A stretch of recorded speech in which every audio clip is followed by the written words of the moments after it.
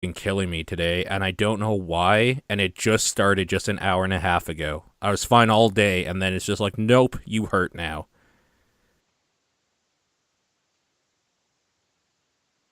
Or What's I that? started I started getting a sore throat like right before Are you you sent your sick? last message. No, I don't know why. It's probably just because I'm upset about baseball. I'm pretty upset that baseball exists as well. Don't worry about it. I'm so mad that you follow baseball when you could be following the Devils. You're in Jersey. Have some pride. Look, I follow sports. I mostly became interested in sports so I'd have something to talk with my dad about, and he wasn't into hockey because he was into hockey when it was about fighting. Look, if they were still fighting in hockey, then maybe I would be into it. Yeah, okay. They pussied it out though. I mean, yeah, they really, really did.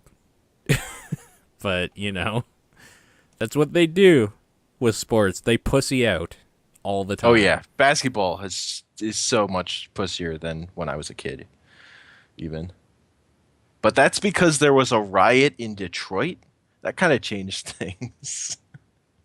Yo, When fuck Detroit. I'm calling Eminem and ICP out. That's not true. Like Eminem and ICP would even fucking care. A nobody on the look, internet is calling them out when they are actually making money. Eminem has notoriously thin skin, though. I know, but he doesn't have skin thin enough to care about what some random, like, dopey ass podcaster has to say when he is literally selling out stadiums. At least, like, the people he gets upset with are people that are as probably wealthy as him. Yeah, that's just because those are the only people he actually interacts with. Like, Yeah, if he actually exactly. heard you, then he probably would get pretty mad. The thing is, I don't even, like, I actually really like Eminem. So, like, I don't Yeah. even want to make him mad, but, can you think about how infamous our podcast would be if he called it out? Dude, that would make it. Like, it's crazy that, like, I like this guy, but, like, if I could somehow make sure he, like, I got under his skin enough for him to call us out in, like, a rap or something, we would Mhm. actually be famous. Yes, that is how that works. That guy is huge.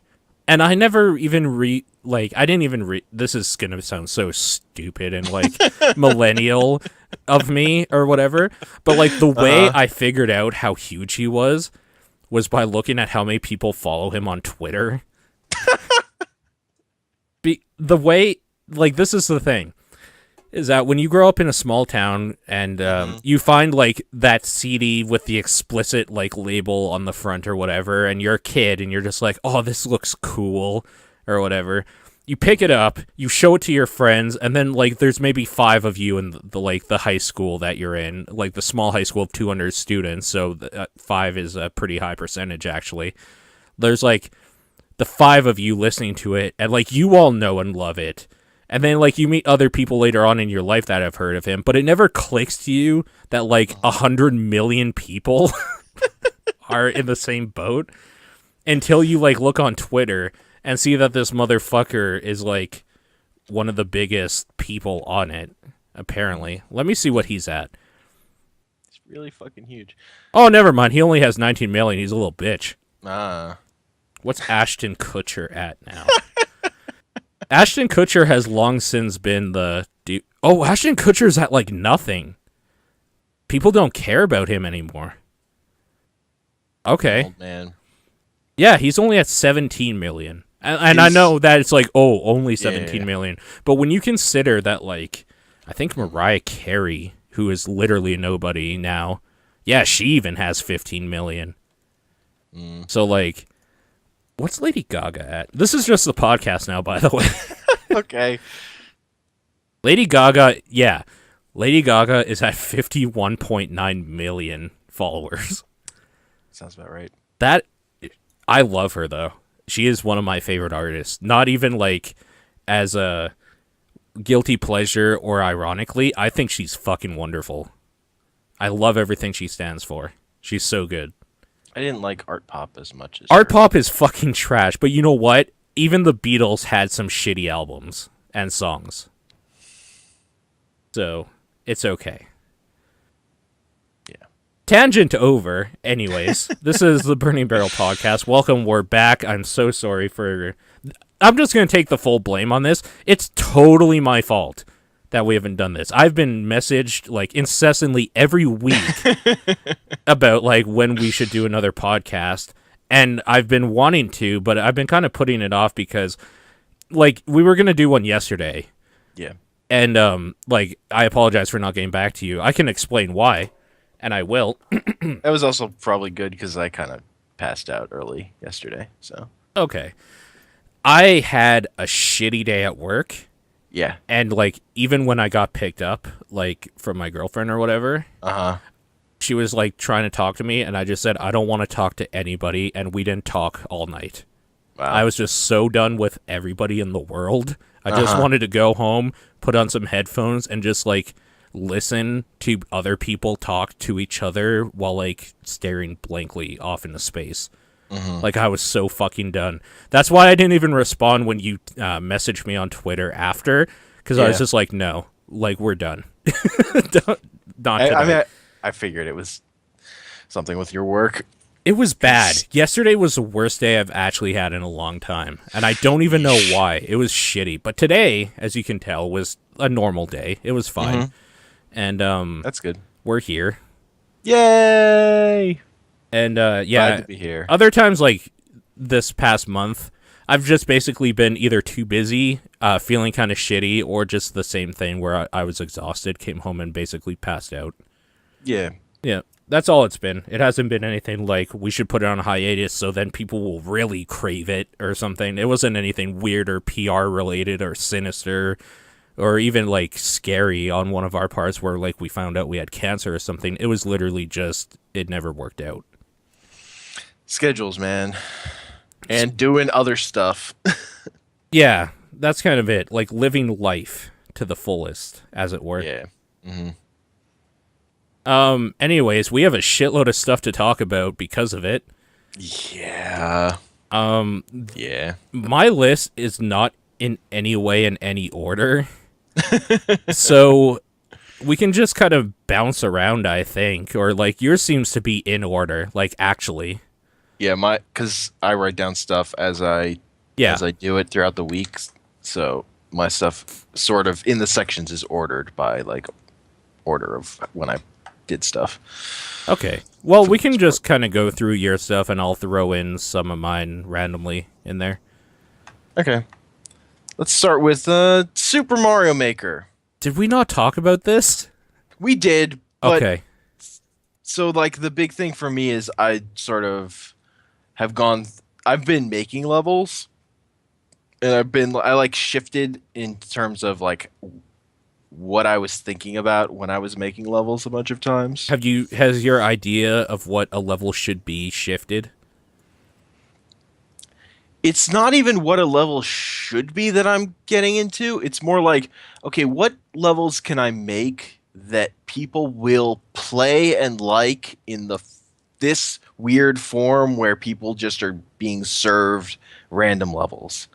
Yeah. It's like that, or then I got tired of doing that and then tried to make weird mazy levels where there were like multiple ways to get through stuff. Like puzzle levels sort of thing. Yeah, but like not, you have to solve this puzzle, you can't move forward to the next one.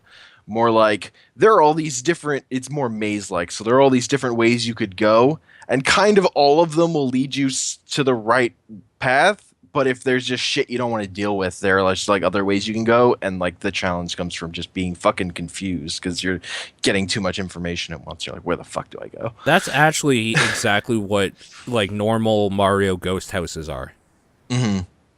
Yeah. For the most part. I mean, toned Yes. down to a playable Yeah. level, but like that's what they are. They are like you can basically take any path you want and finally find your way out. Yes. But like They one have the path advantage might just be of, faster. Yeah, they have the advantage of multiple exits. So Yeah. feels like stuff. Also, I'm super excited. They're gonna release update free DLC for Mario Maker that's going to include checkpoints. They're putting checkpoints into the game. That is actually a game changer and will make me play that again a lot.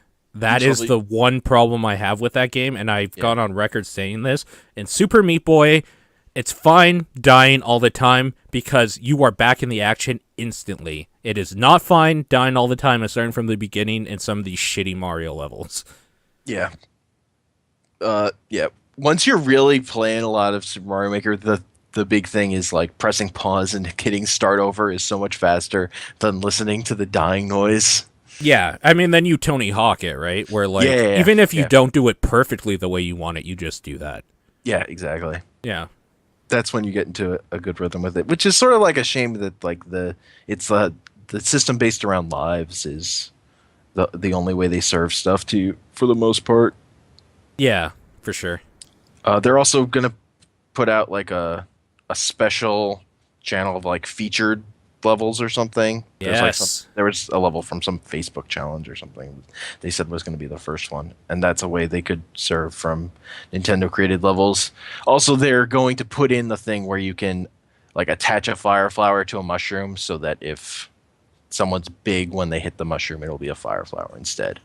Are they doing anything to fix the, like, level leaderboards, as it were, so that, like, people with 1 million followers like Ross and Gerard don't just have top slots all the time? I don't think so. And I don't know how you fix that. I mean, you do it the way you were saying, like, put a featured thing on it, and, like, maybe you like this level, this has kind of the same elements in it, like an algorithm to kind of detect what, like, you might have liked about a level. Mm-hmm.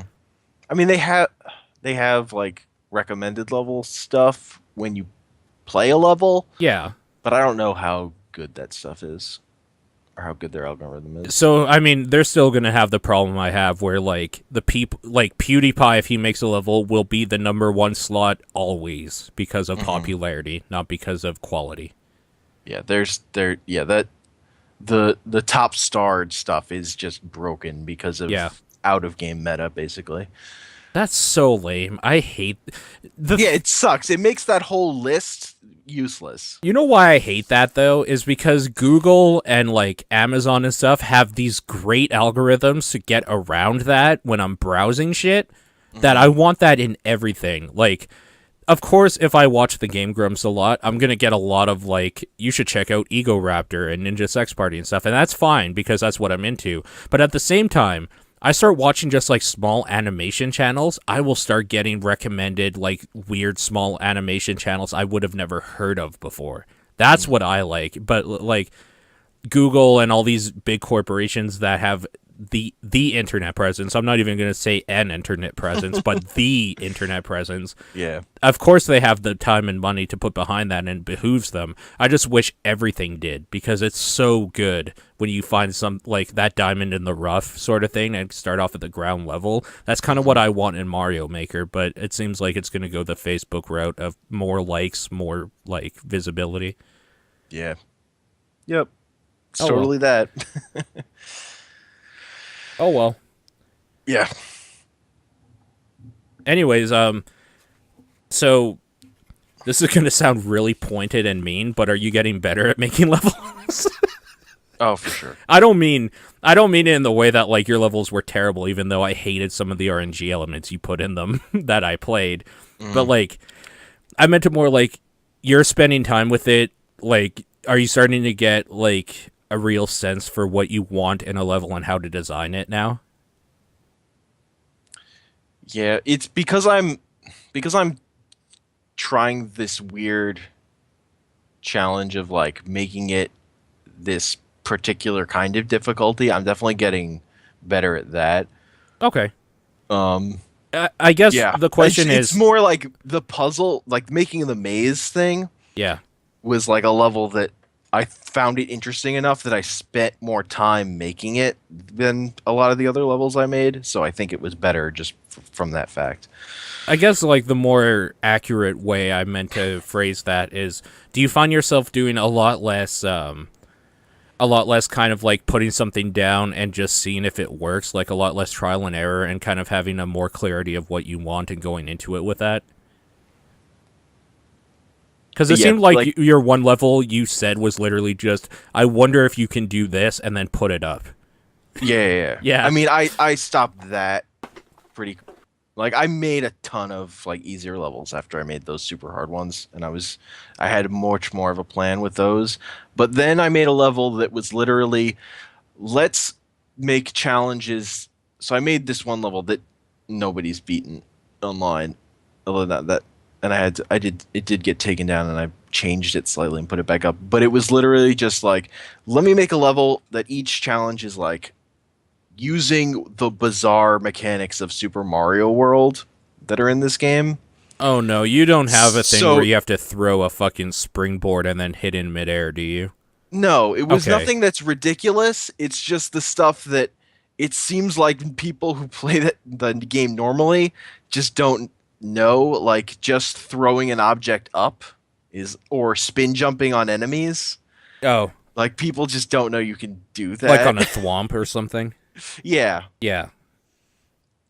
So that level just doesn't get beaten, but it's not actually ridiculous. It was a little ridiculous, but I made it simpler and easier, but it's just interesting that like there are people who just there's part of Mario that people are fluent in, and then there's Super Mario World. Maybe give me the code for that. I'd like to try it, and then like I can put in the show notes if people are interested in it too. Okay. Yeah, later on though, obviously. Yeah, but Super Mario Maker is still a thing. People are still playing it. I like it. I just like, dude, shit has been coming out.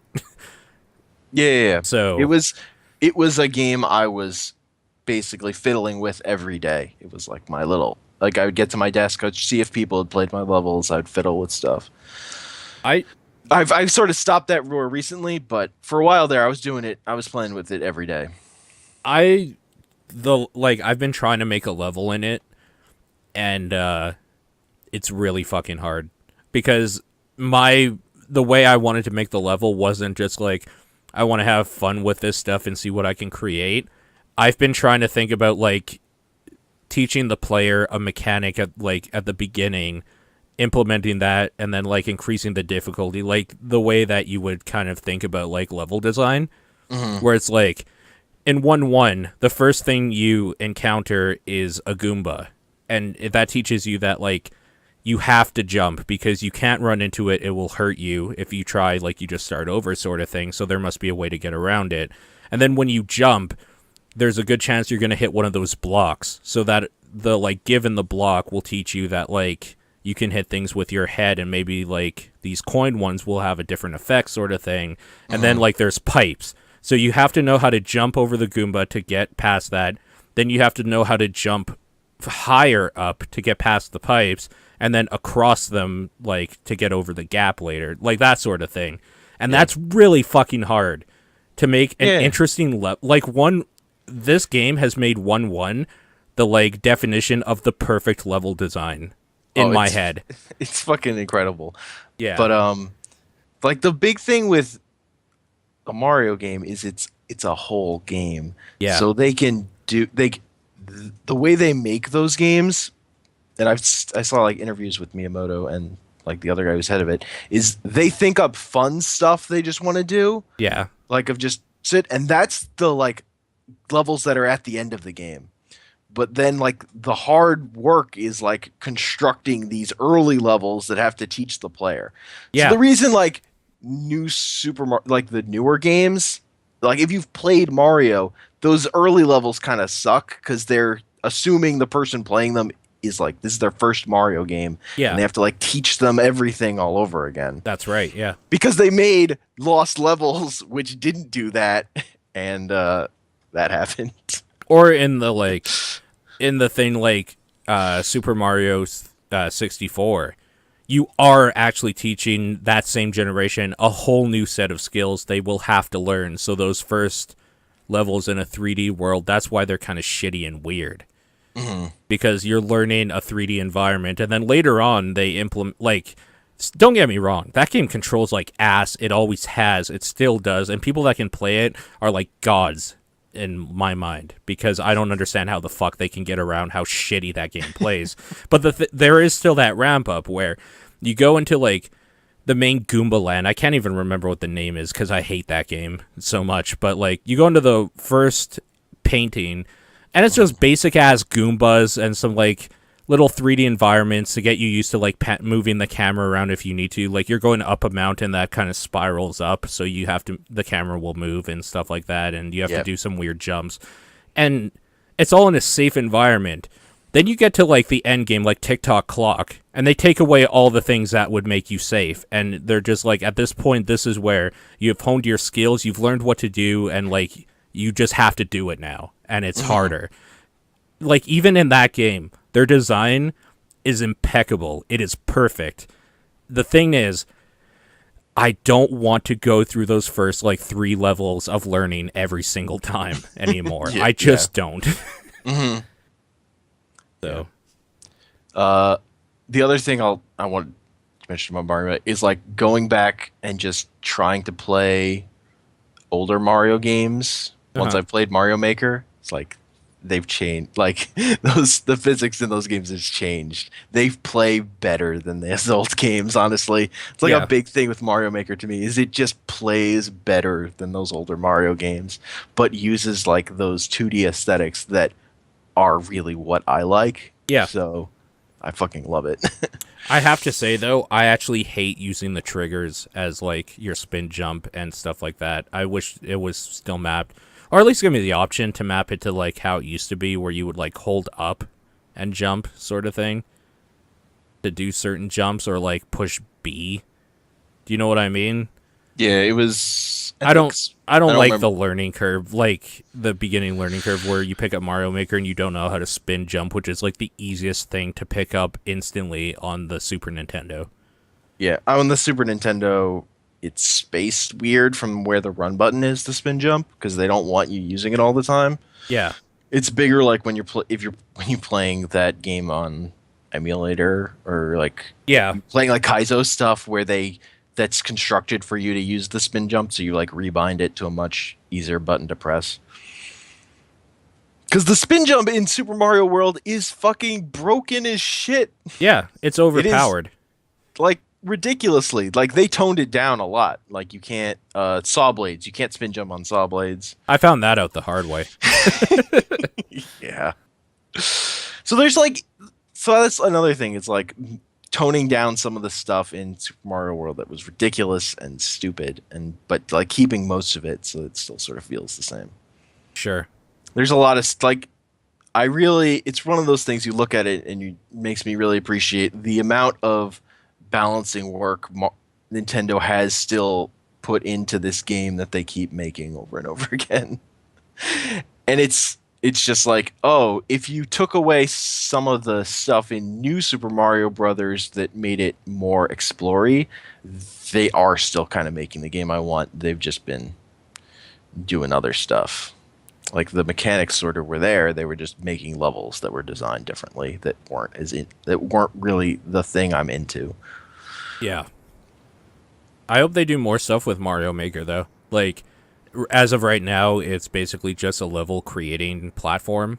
Yeah. But I hope they kind of go like how 3D Mario, like Mario Galaxy games sort of thing, like they can release a bunch of them if they wanted to with the same mechanics or in it, or like the new Super Mario Brothers stuff, they can release multiple versions of that game in different platforms and different levels and stuff. I kind of hope they use Mario Maker like a platform for releasing their own shit as well, where it'd be really cool to play through a game where in one level you're going from like NES Mario to like Mario World Mario if you go through one pipe, or Super Mario Brothers 3 Mario in another pipe, and different mechanics to reflect that. Like, I think they could do some really cool things using just nostalgia as the button they push for the level design that I would really be into.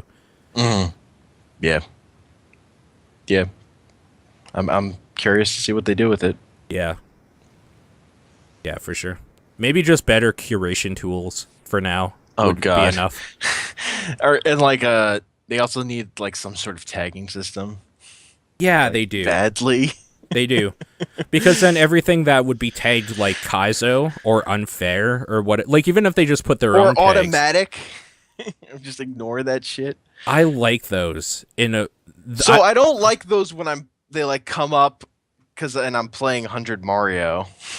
Or like I'm Yeah, playing on normal and a fucking automatic level comes up because people suck and like die on those things. And I'm like, oh, well. yeah. Now I just sit here for a while. Nah, like, yeah, I can see from that because you actually want to play a game. Yes. But every now and then, like at the end of a session, if I've been playing a few levels, I'll just put one of those on and just kind of admire the fucking Rune Goldberg machine that Yeah. they made.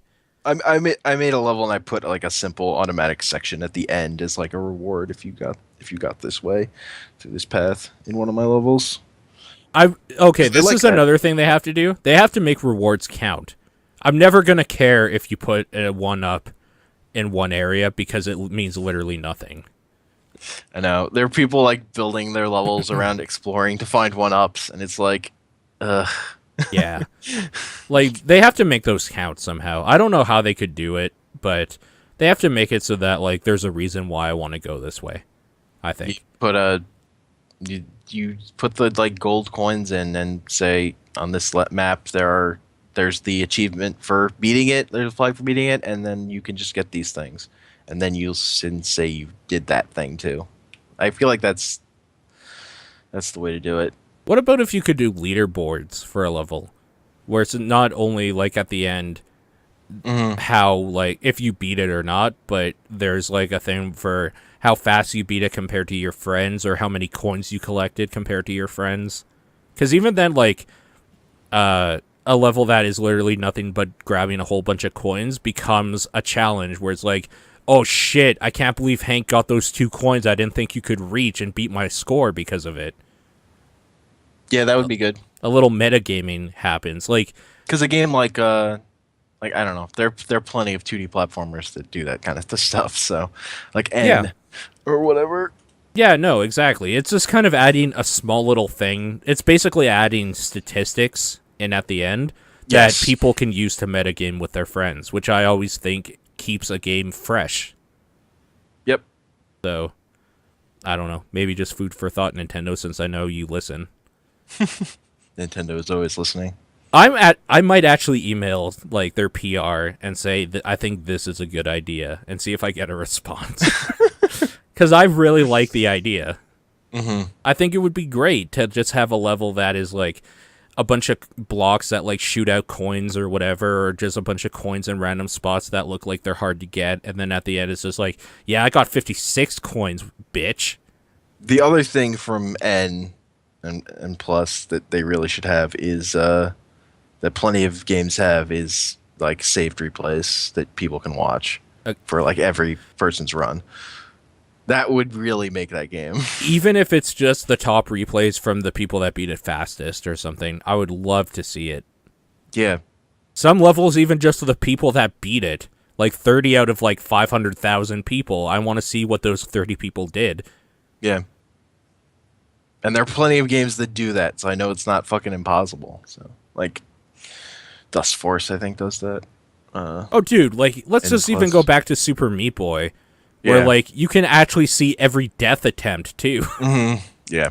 So, Oh, they totally could do that. And they're should do Nintendo, that. for Christ's sake. They have, like, they could probably rent out a full Google warehouse of servers if they wanted to yeah. for that. They should totally do it. They should do that. The replay stuff is huge because if you made a level and could see the people who played it, like their runs, that like makes it. That also makes like even if you're just gonna be a dick, like that it gives value to that at least. Yeah. At least see people suffering. Yeah, exactly. And then you can see all this stupid dev doors people put in to just upload a level, and I'm Yes, like if you can always watch the winning run of the creator. that okay. Like, what, we're gonna move on. I swear, this isn't the Mario Maker podcast. It is still Burning Barrel. The one thing, like, if you're listening to this and you make levels, don't do this. Don't put in an easy way out for yourself and then like make it actually impossible, basically, for other people. That's shitty and stupid, and you're a stupid ass if you do that. Dev doors are like the worst idea. I mean, I like putting in easier paths for people if they can find them, but I always make That sure I can fucking beat the main way. that is a whole different story, Yeah, though. exactly. Yeah. It's similar, but it's also completely different because if you're just creating fucking garbage that you don't even bother playtesting and then make a door around it, you're just an asshole. I think that's what, like, I don't watch Giant Bomb a lot anymore, but I do watch anytime they do a Mario Maker thing, Yeah. which has been only twice now, as far as I know, anyway. Yeah. That's what I do like about watching that process, is they put a bunch of stupid random shit together that their chat will say, and Yeah. kind of, like, make it work somehow. But then they will playtest it live, and you can see it get uploaded. You can see that it is beatable. Yeah. Yeah, no, those streams have been really good. Yeah. And then seeing Patrick go through them and just, Yeah. like, getting the whole wrong idea. Oh, It's it's so good. It's He, frustrating, but he at the just- same time, like, it's frustrating because I would be the same way. I would totally miss, like, the obvious way to do it, like he does. The best was like they were periscoping themselves in, like watching the stream of Patrick playing it. That And was just, the like, best. laughing at him. Yes, Amazing. I have to find that. I'm sure there's a video of it. that was actually the best. Was watching them watch Patrick play it on stream. Did he ever beat the Raikkonen? He did. Okay, I need to see that VOD for sure. Yeah. That level actually looked like the best designed hardest level I've ever seen. I love that Dan was just like specifically making it to fuck with Patrick. Like he picked up on things of like ways Patrick thought about levels and parts of like playing the game that he was bad at, which is why music blocks are everywhere in it. Okay, to be fair, nobody's good at bouncing blocks. Yeah, music blocks suck. Because even if you think you know how to do them, you will still fuck up. Yeah. I hate them. They are... Oh my god. I wish I could talk to Miyamoto and just be like, you need to fire whoever thought of this idea. Oh, you did? You need to get out. I hate them so much. Okay, I need to know one thing, but like don't ruin the run for me where he beats it. Yeah. Watching it the first time through, I saw the coins in a specific pattern that looks like you need to hit a P switch to go back up on. Yeah. Okay. I don't remember. So I haven't actually watched the end of it. Okay, So but you know he beat it. I know he beat it, and I know there are a ton of red herrings in the level. So that could be a red herring. Interesting. Because Okay. that was one of Dan's things, was like creating a thing that looked like you had to go up it, only for it to be a dead end, just to fuck with Patrick. Because he would get like super into figuring out how to get up to a place, and then it would be super hard, and then he would die. It would all be for nothing. I like this. I really like from what I saw of it, there's like one point where there's just a bunch of lava and like a pipe in the middle of nowhere. Mm-hmm. And like he sees it accidentally while like falling once, and then he's like, ooh, or whatever. So he gets back to it, and then it's like literally nothing.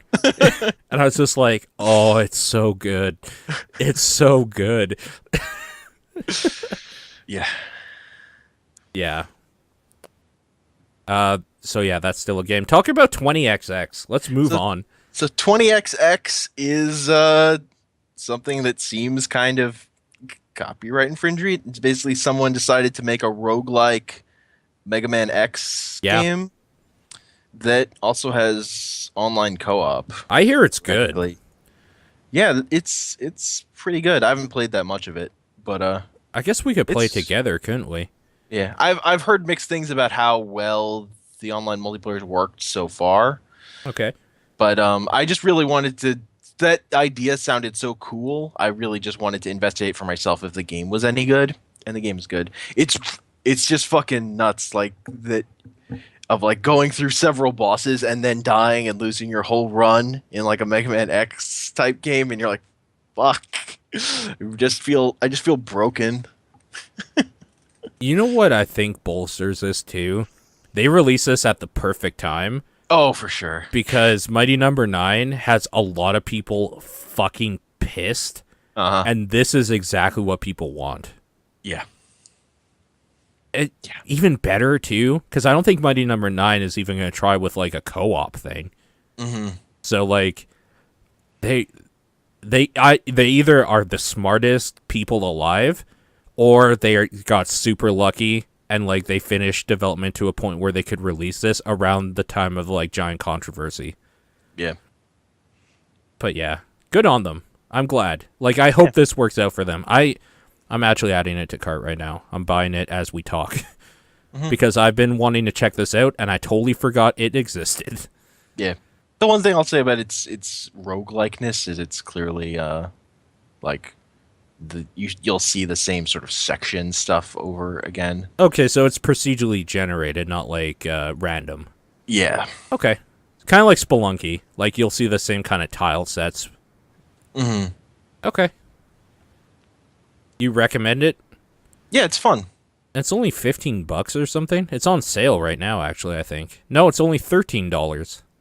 The full price will be $15. Okay. Okay, let's be honest, $2 isn't much of an incentive for like buying it early. But I mean, I want to play it.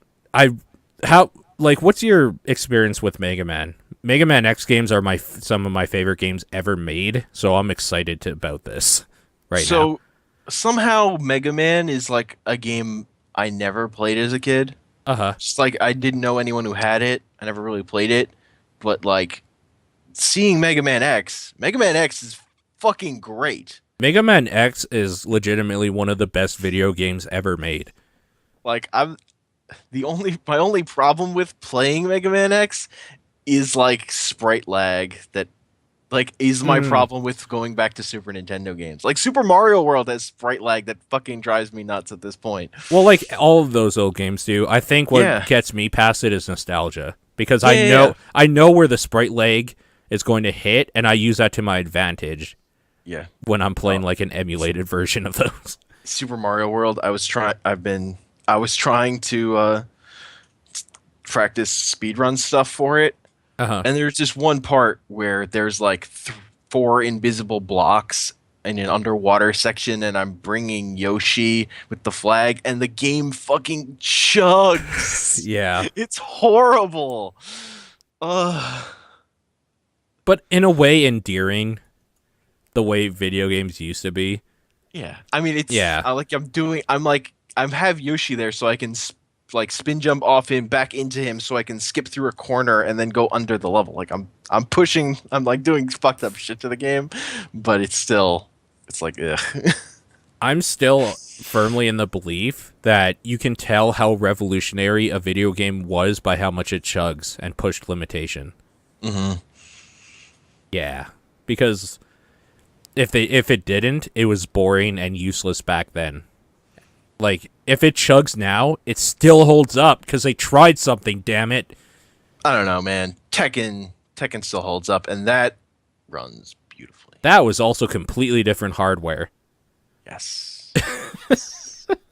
But, like, things like Tekken and Tony Hawk on PlayStation, those games worked because, like, in an era where load times were garbage, they were fast. Like, you would get back into the action really quick. In an era where that was not the case. Kodiak G Pro's asking, Paul, do you play War Thunder? I do not, but I know you do. How's War Thunder?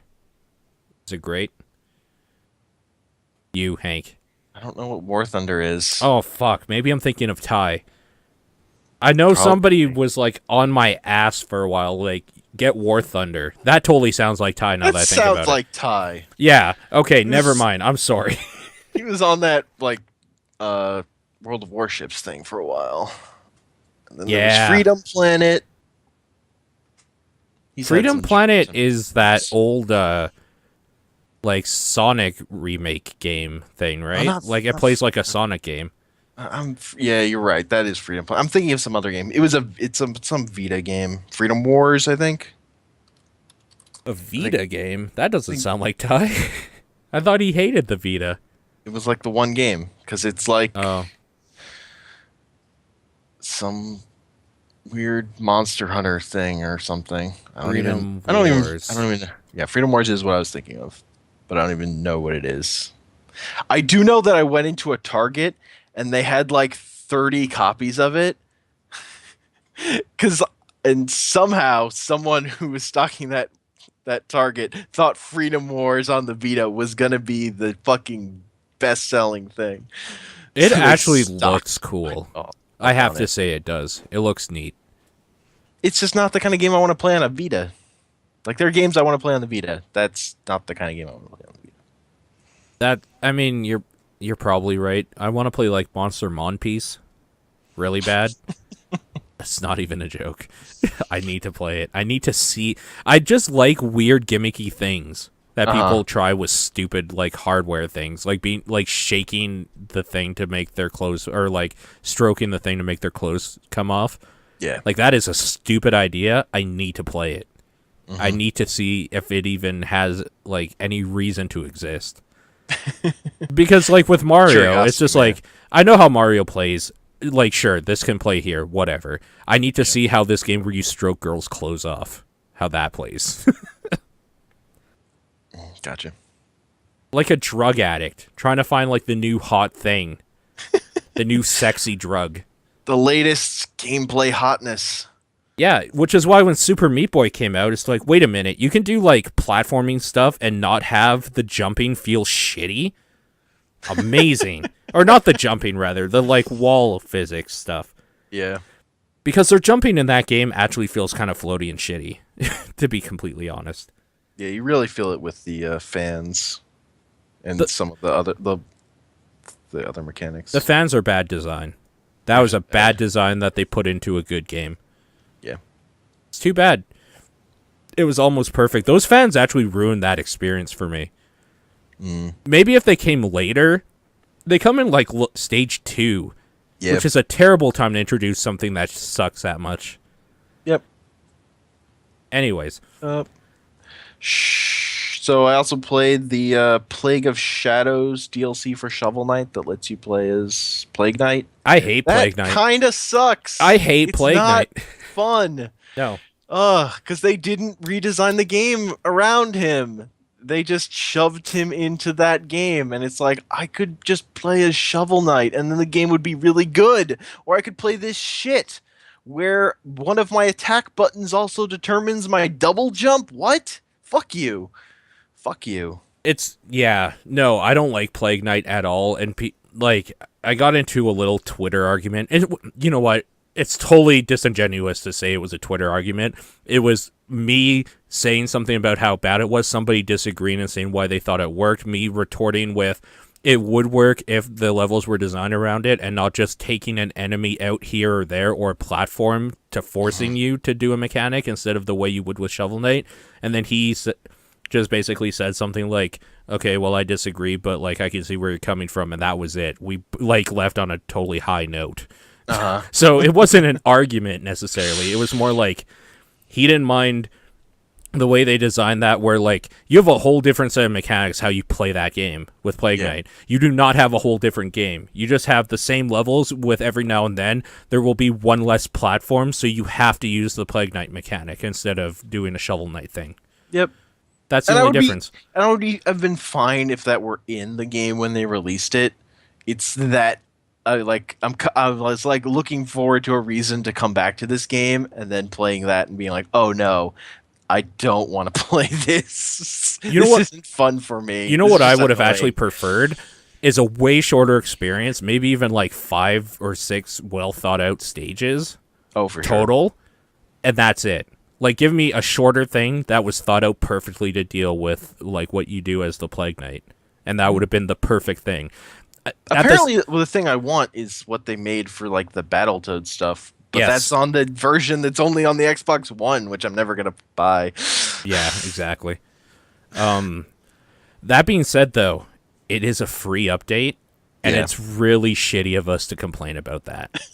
Like, that's kind of what like stopped me from complaining about it on Twitter is Yeah, literally yeah. that I did not pay a single thing for it. It is a different thing that people can try if they want. I tried it. I didn't like it. I lost absolutely nothing but maybe 20 minutes. Mm-hmm. So, like, we're Yeah, assholes for even getting angry about it.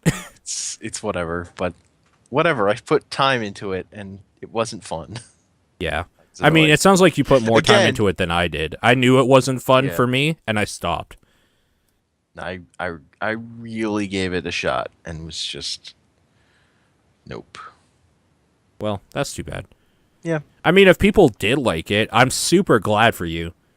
Yeah, that's great. If you Yeah. liked it, cool. Yeah, you Like- got a free great thing for you. For me, I just got a thing that I will never play. Yeah. But I mean, how's that any different than any Humble Bundle, right? Hey-yo. Oh. We should talk about that a little bit later, but right now we should talk about Rainbow Six a bit, because we played that together. Yeah. That is a fun game, actually. Yeah. That game is pretty good. That being said, it has the Evolve syndrome, where I had a fun weekend playing it. I don't care if I play it for a while. Uh-huh. Like, to the point where I don't know if I'll buy it, but I had fun with it. Oh, you'll buy it Thanks when for it's the on a free sale bundle. for like $20, maybe. I mean, I thought I would do that with Evolve too, and I'm not sure I'm ever going to do that with Evolve, so... Because nobody plays that game. I've said it multiple times, and I will state it again. Yeah. Evolve, if it goes down to $30 or less for a full 4 or 5 pack, I will buy it and hand out copies. I'm okay with that, because then it's $30 for a fun weekend, maybe 2. Yeah. Exactly. And I'm okay with that. Like how much do you spend to go to a movie? Like maybe $15, all things considered. Yeah. So $30 for 2 weekends worth of fun with some friends, worth it. Yep. Yeah. Not a single penny more. I guess for me though, it's actually more like if it's like $20 because of the exchange rate. Yeah. $30 American is my maximum. Mm-hmm. But Rainbow Six Siege, that game is one of those things where it feels in a weird way very one-sided with the multiplayer, where it feels way easier to attack and just shoot things on sight than try to like strategically place things up, to me. Yeah. Like it's just easier to bust a wall down and shoot. Yeah, I never feel like I know what I'm doing on defense in terms Right. of where I should put stuff or what I'm doing. Like I didn't get a handle on that really. It's easy to make random, like if you're playing with randoms, it's easy to make them hate you instantly for not doing exactly what they want. Yes. Like yes, I remember one of the first really, games we played. It was like put up a barrier here, like Spartan. He's like, okay, I guess we fucking lose. And it's like, what is this, Dota? Like, calm down. I know. That's one of those games where it's like if I wasn't playing with friends, then I don't want to play it. That's kind of actually what every MOBA has become for me now, which is too bad because I used to love playing MOBAs alone. But Yeah. I guess I don't have the it's one of those things. I spend my whole life, like every day, having to put on a polite face, deal with stupid customers and stupid coworkers, and be cordial. I don't want to put up with that shit I don't want to put up with bullshit when I'm home and doing my hobby. Mm-hmm. Like it's a one thing to have somebody like respectfully say why like what you're doing is bad and how you can fix it to be better at a game, but everybody that is a random is an asshole, and they never do that. Yeah. Yeah. There are ways to find slightly less than random if you find like a community place to just team up with people you don't know. That's the way I play Dota. Stuff. That's actually, how I play Dota, yeah. With Giant Bomb. Yep, that's what I did. .com. It's a video game website about video games. Or it's a chat room name within Dota. Yeah, it is that too.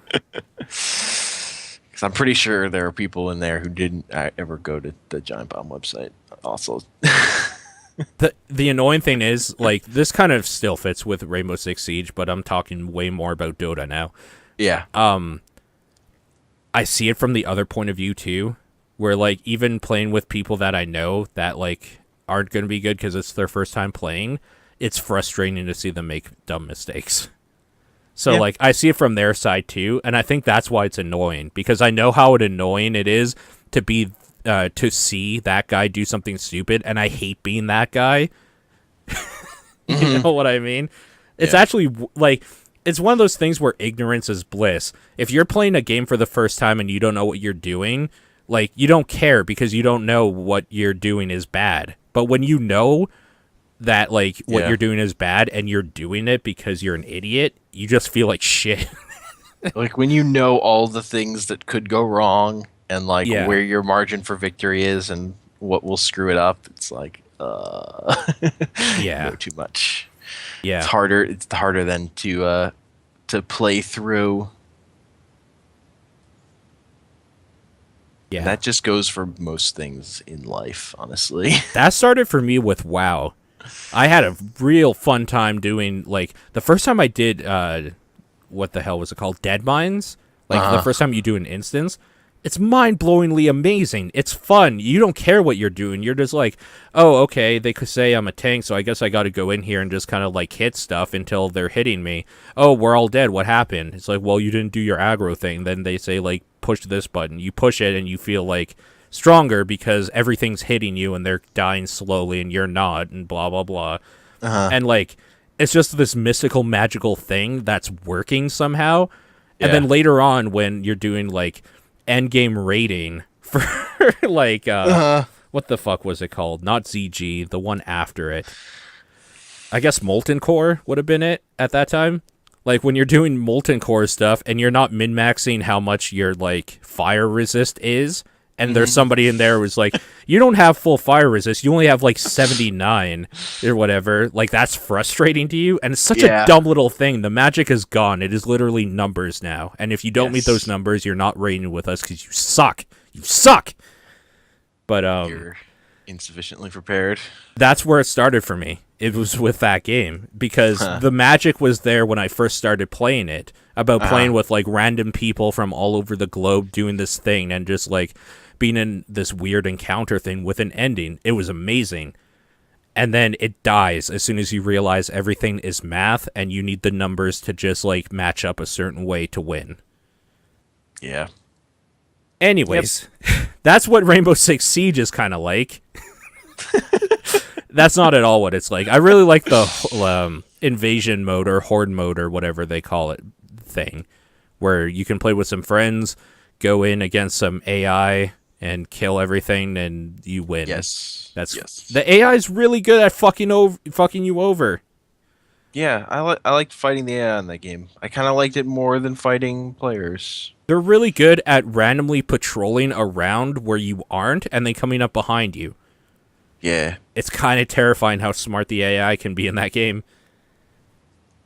It doesn't take that much for AI to be good, but I'm sure it's a lot of work to get AI to do even a little.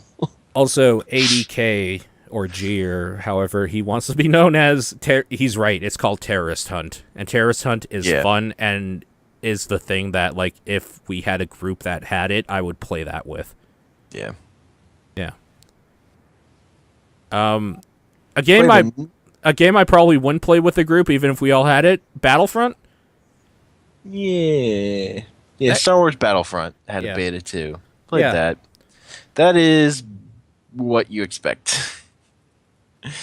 It is Battlefield, but with a Star Wars skin. If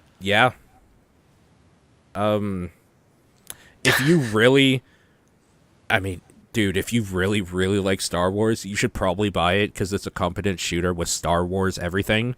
Yes, that's why I pre-ordered it, because there were plenty of places where it was on sale for like $45. Okay. And that was like, yeah, I'm gonna do that. It's like 130 for us. That's ridiculous. That is ridiculous. Because it's actually 110 for the full thing. There's like the $60 thing and the $50 thing to add on. Yeah, the $50 season pass, which I don't think I'll care enough about the game to ever play that stuff. Also, no single player mode. Yeah, whatever. come on now. It's fucking what I know what video games are, man. I know what shooters are in this day. Come on. It sucks. Whatever. It sucks. Are you really saying whatever? No, this is okay. This is a thing we have to get into. Everybody should always raise a stink about anything they love doing some gross practices. There should this be game no is gross. There should be EA. no whatever. You should be contacting EA and saying, "What the fuck? You love Star Wars. You like this game. You pre-ordered it. Hearing that they're not doing everything they can to make your experience an enjoyable one or even a normal one, you should be pissed right now." I just Or not. my expectations for EA games that aren't BioWare, Dude, pretty fucking like, low, honestly. I'm gonna throw this out there. Even ones that are BioWare at this point, EA has infected BioWare's standards. Oh, EA has totally infected BioWare. You're right, but I at least am like invested enough emotionally in. There's enough that those games do right that when they fuck it up, like I think I blame a lot of what happened to Mass Effect 3 and its problems specifically on EA. Not all of them, but a lot of them. I was fucking pissed. I'm still pissed. I don't. When I play Battlefront, I might get pissed about there not being a single player. Dude, you're going to, because you're gonna have that itch to be like, I want some good shooting in this universe, and I want to just like explore a wing of the Death Star or something. Like, I just want to go to Dagobah and not have to worry about fighting 40 other guys. I kind of just want to like fight some AI and do a story thing. And they're not going to give that to you, and then they maybe will a year from now for like another $60, and you're going to be pissed. Like, it's the way they operate. It's gross. Let's keep talking about gross practices. Payday 2 having skins you can buy is disgusting.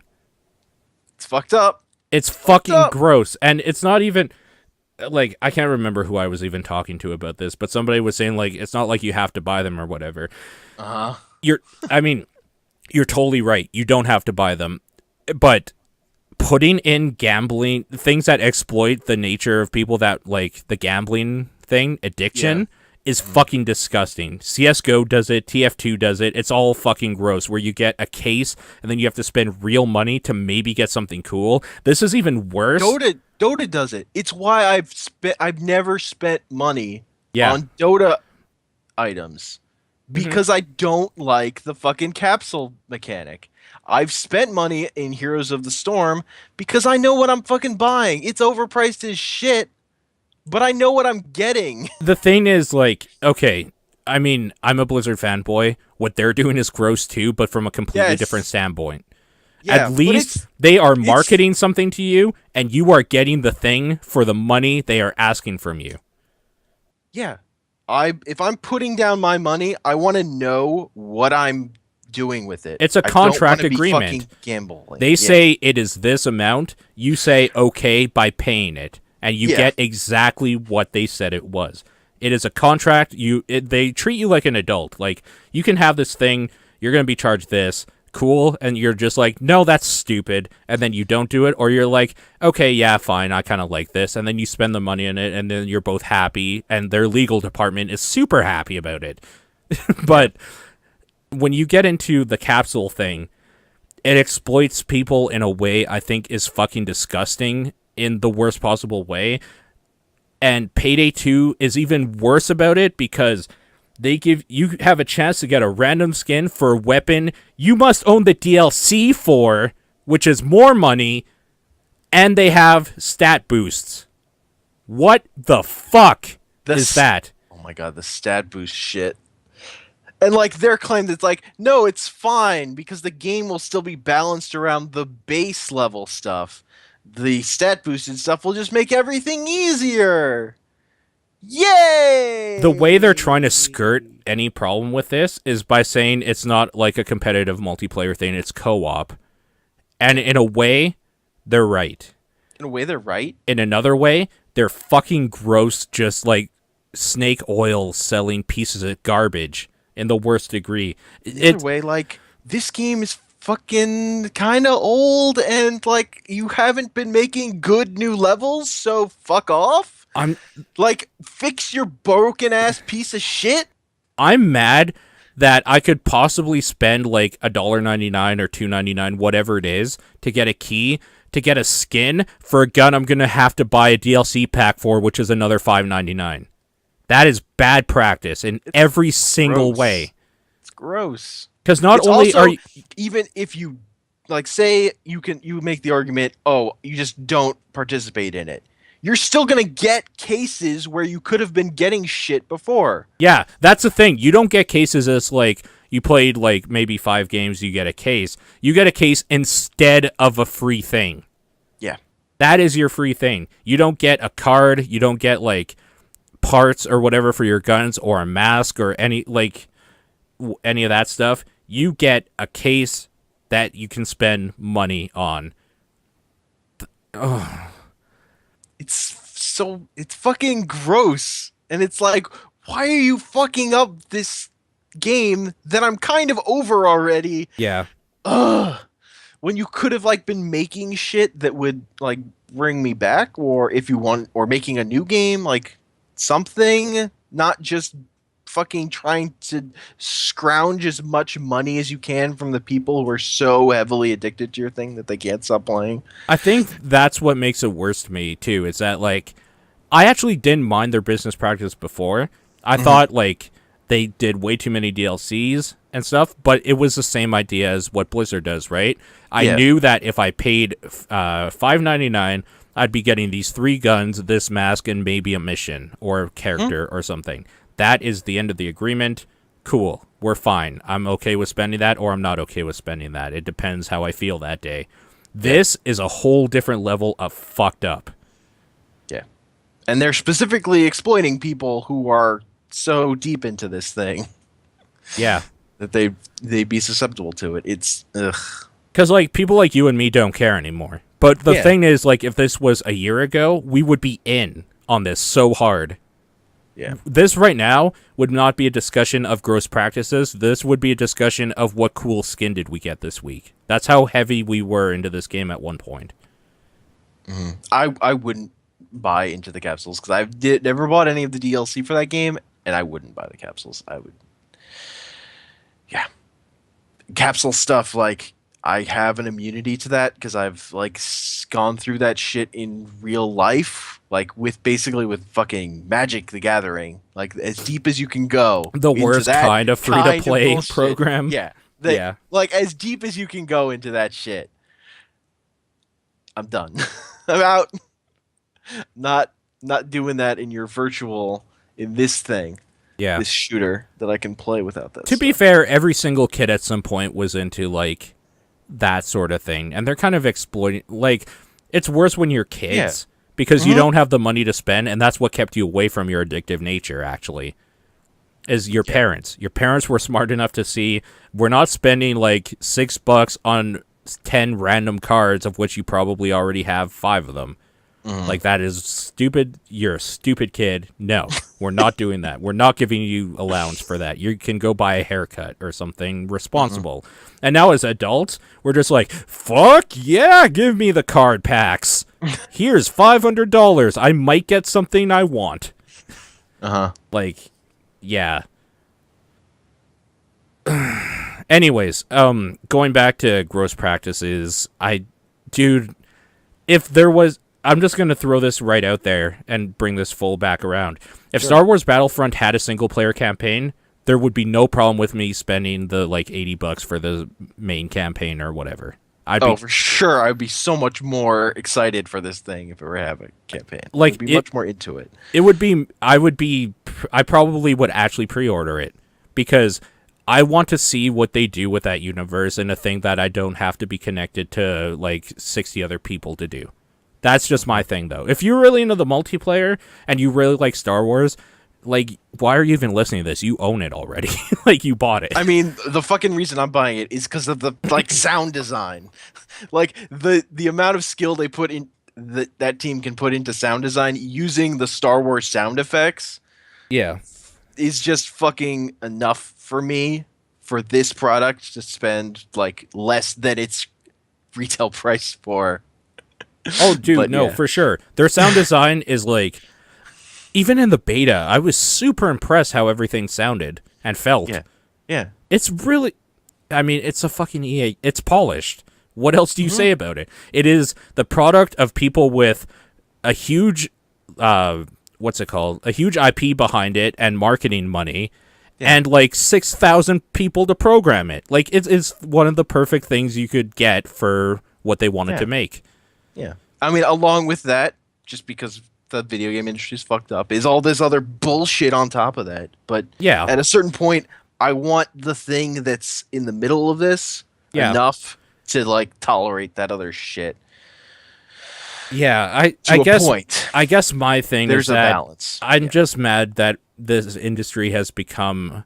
This isn't a new thing, by the way. Like, I can talk about when it's probably became it. I'm just mad at the industry I love has become a thing of, like, what can I tolerate for the price point? And not just, like, how, like, good is the thing at the price point. If that makes any sense. Like, Yeah. the big thing before all this, by the way, do you remember when used games were like becoming a thing for GameStop and like EB, and that's how they were making their money because people were buying games at like $20 off from EB, and the companies behind them got pissed off because they weren't making any money off of it anymore, so they would put in like the one-time use code that like in the case that you would have to input, or then like if you bought it secondhand you would have to pay like $20 for online.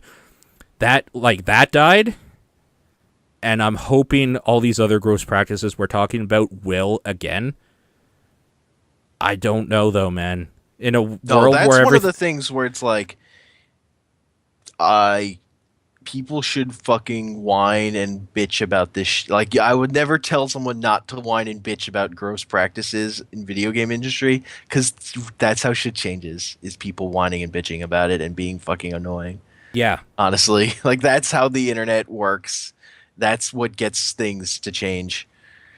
People being loud as shit. when you hurt their bottom line with bad PR. Basically, when you get it, like, it's not even necessarily anymore about, like, if they're making their bottom line. It's how much do they have to pay their PR staff to, like, deal with complaints 24/7. Yeah. Like, if this is the thing, if you think for anybody listening, if you think any practice is gross, even one I don't agree with that I'm okay with, I want you to tweet at these companies, send emails, send letters, like, and just say like why it's gross. Don't threaten, don't do any of that stuff. Just make a fucking stink about it. Retweet things that you agree with, like fucking comment on articles, share articles on Facebook of like gross practices. If you think something is gross, you need to spread that shit like the fucking plague to get these companies to shut up about it. Yeah. Because I think actually Jim Sterling on a Jimquisition, I think he did an episode about like these practices and how the only way, like, as soon as we're okay with something or for like kind of don't care, apathetic about something, that's when they win. And I never want PR companies to win. I never want game companies to win. I want them to be uncomfortable. They work for us. It's not the other way around. We are giving them their fucking salaries. Yeah, that's one of the things for sure. I like was super stoked to see someone on the internet like talking about was Jim when he was saying like, yes, people should be complaining, like fucking all the video time. game industries are gross. Like you have to be loud and obnoxious about all this shit because that's the only way. It's sad though that it's Like, sad. It's it gets kind that of way. annoying if like to listen to it if it's not something you care about, but you know. But if it's not You have to something you respect care it. about, then you don't care about what happens either way because you're not into the.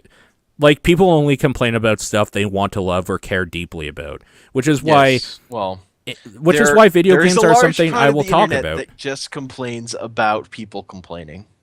That is a thing. I mean, yeah, but you have that anywhere Yeah. because people don't like change. Mm-hmm. So It's just like for on Twitter for me, I actually never see big Twitter trend stuff because of how I've curated my Twitter list. I follow like the people I follow. I only ever see people complaining about like I get everything secondhand. I feel like I see people like complaining about trends, and then I have to like fucking decipher what they're even talking about. It's just weird. yeah. I mean, Star Wars Battlefront is a thing. If you like Star Wars, I still think you should probably check it out at some point. Honestly, that is a Star Wars ass game that plays well. Yeah, you shouldn't pre-order games ever. No, Don't do that. I did it because sale price, sure. and I didn't feel great about it. But I fucking love Star Wars, so I made a choice. I don't mind Star Wars. I am Yeah. nowhere near in like love with that series or like any of that That's stuff as totally much. fair. So, because of that, like Also, Battlefront you're is in Canada, where that game costs $1 billion. there's also that. Yeah, it's kind of weird, but like it's good that our dollar has like it's really put into perspective what people like in like say Australia and other parts of the world that aren't like quote unquote rich countries or whatever or have bad exchange with the US always have had to deal Yeah. with, where they have to be super selective about their games. Like for my salary right now, if I bought every big game that I wanted to try, I would actually not have enough for rent every week. That's how bad it's gotten. Like the big games here at a $60 price point for most people are like 80 for us. So it doesn't sound like a huge jump, but like 3 games are what is that $200? Like $240. It's ridiculous. Yeah. 200 that's half of a console for 3 games. That's actually why I haven't purchased a PlayStation 4 or an Xbox One now.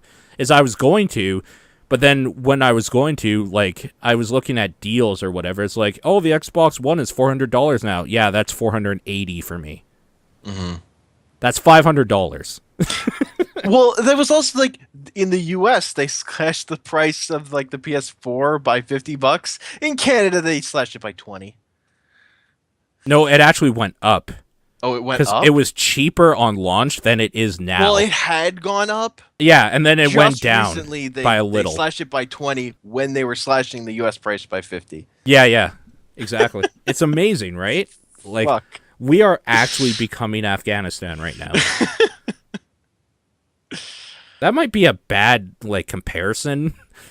now that I say it, It's kind of a bad comparison.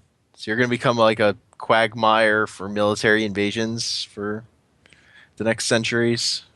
and like wrongfully so. We're just gonna have like this stigma about us that doesn't make any sense because like a few people are just Twitter like, Twitter rumors, man.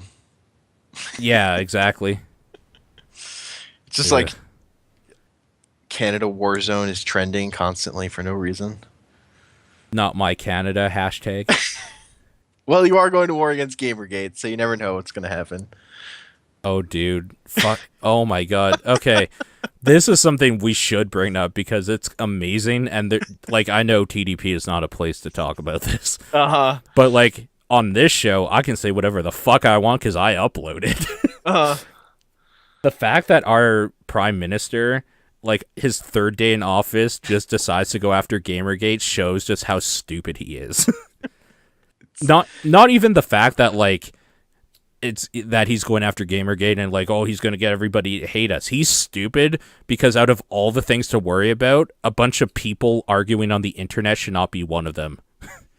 Like, if that's what you actually care about, it's you talk about internet harassment and threatening. Yeah. You don't just specifically say Gamergate. Like, fuck.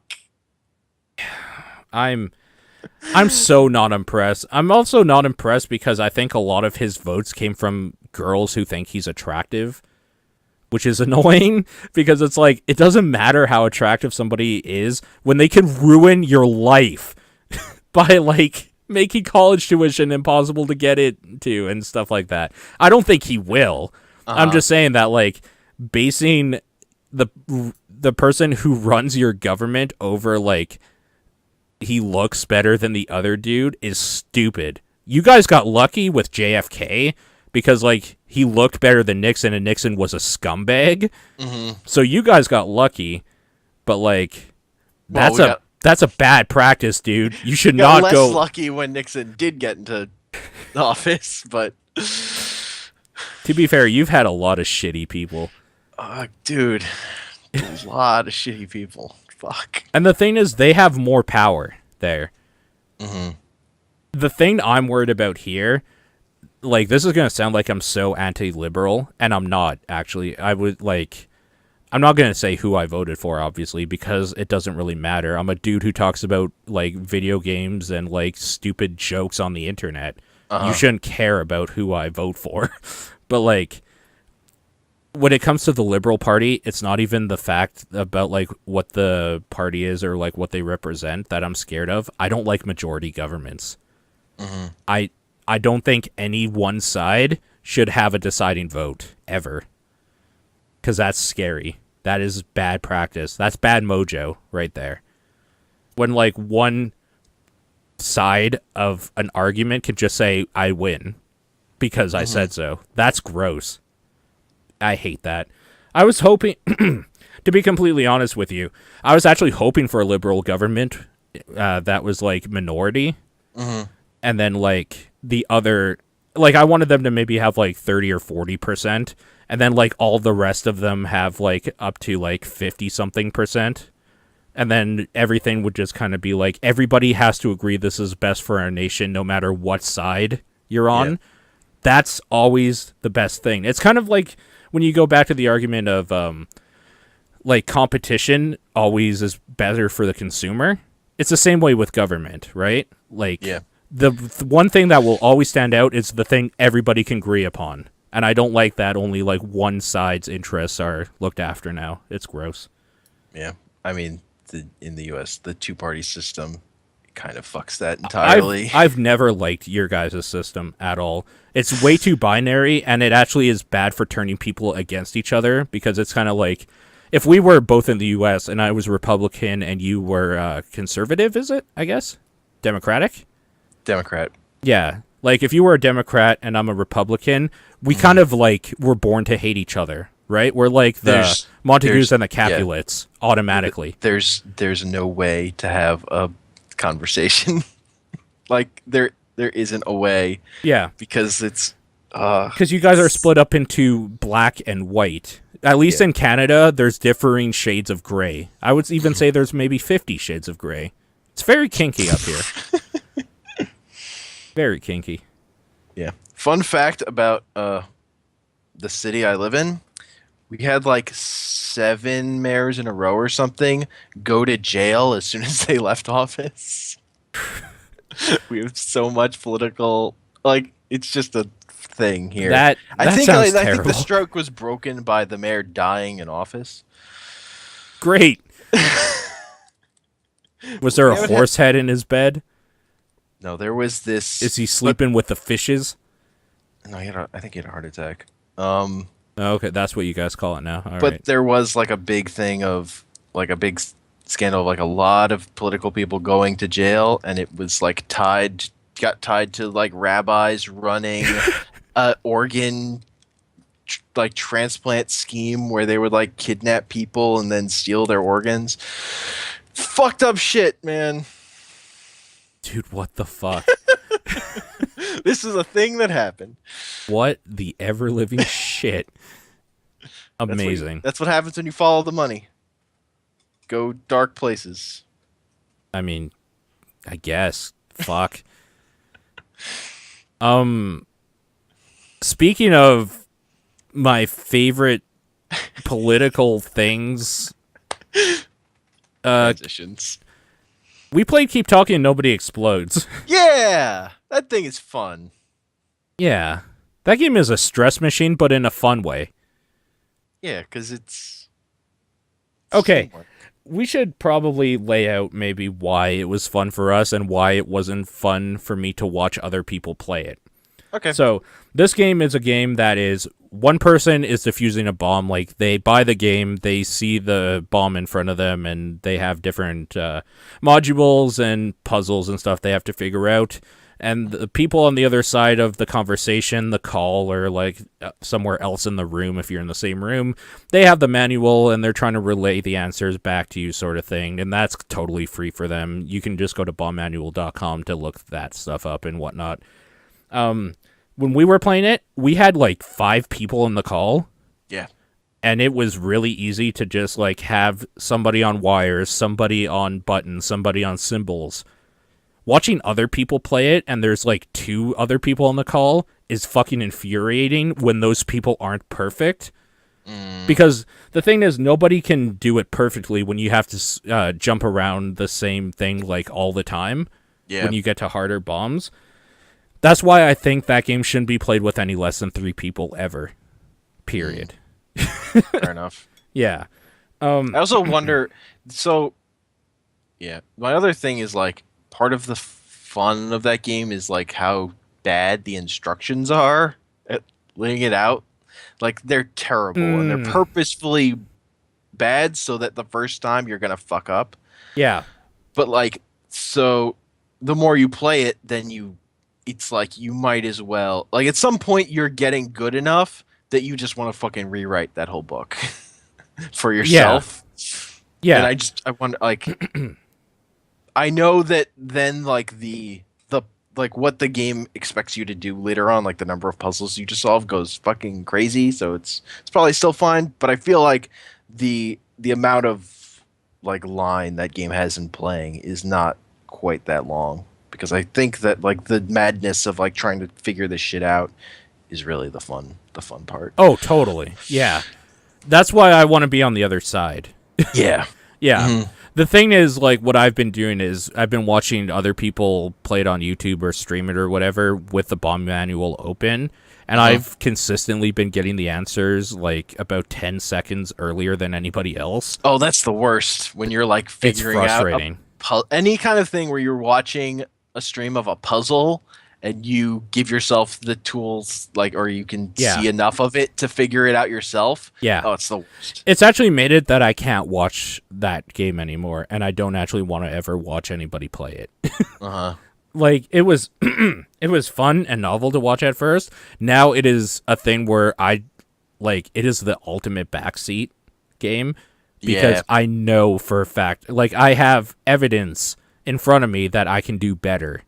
Mm-hmm. And I should be in that call instead of this other person who's just doing it to have fun. It's like, no, there was a time to have fun with it. That's when it released.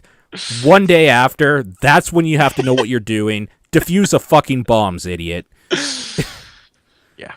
But that game is, it's strangely intense, and it's not even intense in a way where, like, you're scared for your life or anything dumb like that. It's just that there's a lot of things to do in a short amount of time and a lot of multitasking. Mm-hmm. And particularly when you have, like, it's like multiple people, like, the stress comes from, like, you don't want to let people down. You don't want to be the one that fucked up. Right. Like, the thing is, when we were doing that, there was a few people in the call that, like, I was thinking might fuck with me or whatever. But, like, I put my trust in them, and I found out that, like, they weren't trying to fuck with me, because I think there is this unwritten agreement when when you're a cog in a machine, you want to be the best one. So you actually put yourself into, like, you actually get mad at yourself if you fucked up the answer. Like, that's why, like, every time we died or whatever, I didn't get mad at anybody, because I figured they were probably beating themselves up. I thought it was kind of funny when they would give me the wrong answer, and then, like, we would blow up, and I would just laugh about it, and they would be like, "What? No, it's like, I could tell they were angry with themselves." Yeah, it's kind of, like, so ridiculous that there aren't, like, jokes you can come up with to fuck with someone to say something more ridiculous. Like, there isn't that room for creative fucking with your friends of, like, I don't know, Left 4 Dead or something. It's just like, I don't know. Yeah. There are plenty of games that are cooperative and you really need to be working together, but somehow they do sort of encourage you to fuck with people and be an asshole Yeah. that game just doesn't have the room for. Right. Yeah, and I don't know. That game is weird though because it's exactly fun to watch once. Yeah. And it is never fun to watch again once you know what's going on because I kind of just know now, like, for example, the needy module where you have to turn the knob, Yeah. I know that it's always left of up if it's blank blank one blank or one blank one on the top row. It's always going to be that. And I know that for complicated wires, if it's a white wire with no light and no start, it's always a cut. Yeah. Like, it's weird, right? Like you gain these patterns in your head. Or like if it's a 2 or no, sorry, is it a 2 or a 3? It's either a 2 or 3. If it's like a 2 or a 3 in the memory panel and it's the first sequence, it's always going to be the number 2 spot, whatever label that is. It's weird because you get to a point where you just can almost do it yourself. You don't need another person reading the manual, some stuff. Yeah. And that's why there's like things you can solve 11 puzzles in 3 minutes or whatever, like the harder challenges. Yeah. But that's also, it's just like, that's less fun. Yeah. Not, that's like, oh, you've gotten to the point where the game is about doing these skill challenges. It's not about being silly and ridiculous and like communicating stuff to people. It's just, and like reading this ridiculous manual. The actual best thing about that whole game is that every time you play it with new people, you create a whole new language to speak to each other with, so you're both on the same page. I found. For sure. Like the way it's designed would really work well for like you just have, like you say you had it at a computer and you had like a printed out version of the fucking manual and you had people over and you're just like, hey, let's do this. Yeah. It's an activity to do. Like Yeah. it works well for that. Just like, for example, like the symbol pad or whatever, the symbols, the keypad. Like, you could call one of the symbols the lambda with the X. You could call it the upside down Y. You could call it Half-Life. Like, Yeah. whatever you do, it doesn't matter what you say that you're looking at. This is kind of where the fun part is being on this side of it, as like not the person reading the manual, is that your whole skill set isn't memorizing the manual. It isn't even clicking on things properly. Like, it is about like cutting the right wire when they tell you to. Yeah. It's about trusting the person that you are talking to and learning how to communicate with that specific personality so you are both on the same wavelength, which is why Maze always fucked us up when it wasn't the same person doing it, because everybody wants to do it differently. Yeah. And I think like next time I play it, I'm just going to come up with a rule. We're doing coordinates from the top left. I don't care about your battleship stuff. This is how we do it. Because like I need to be able to give you like if we have 11 modules and 5 minutes, I'm going to give you the information. You're going to figure it out and then get back to me as soon as like we do other stuff. Yeah. Like I can't be waiting around and just like arguing with you. This is how it's going to be. If you can't do it, move on to something else. Like, it's one of those things where if you can't communicate how you want to like the person, or you don't understand what they want, you're fucked. Yeah. You are so fucked. Yep. That's like a cool thing of like figuring out, particularly when you're playing with like different people. It's like figuring out how you like communicate with this specific human being, this tiny specific detail, like very quickly. You know what it actually is you know how for like team building exercises they would do like the workshops or whatever where you would be like with your coworkers and then you might just like close your eyes and like fall backwards and they're supposed to catch you. Yeah. This is a way better exercise. Like if you have a coworker that you're doing a lot of stuff with, like put them on the other side with the manual and do a bomb. You'll find out the true like how you can communicate with them instantly. Yeah. And you will never have a problem again, because as soon as you've done like maybe 5 bombs or something with one other person, even if they're easy, you will learn how that person thinks and you will learn how to communicate with them the most efficiently. Yep. It's actually amazing. You can actually make like your work ethic with somebody perfect using this type of tool set. It's kind of amazing. If I actually liked anybody I worked with, wrong and devolve into some nightmare. To be fair though, if like it devolves into some nightmare, you probably shouldn't be working where you're working, which is why I would never do it with my coworkers, because it would be my like supervisor is like dyslexic, and we would die every time, and I would yell at her.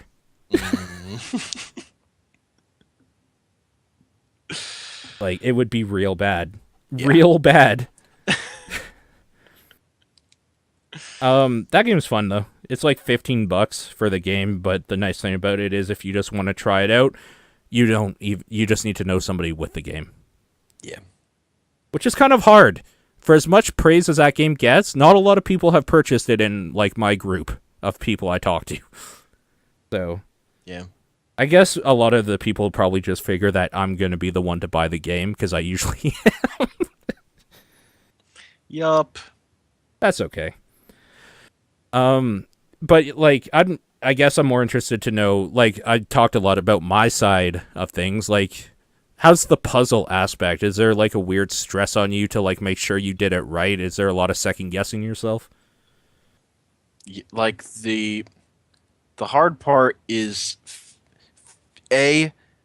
figuring out like what information do I actually need from the person with the bomb? Uh-huh.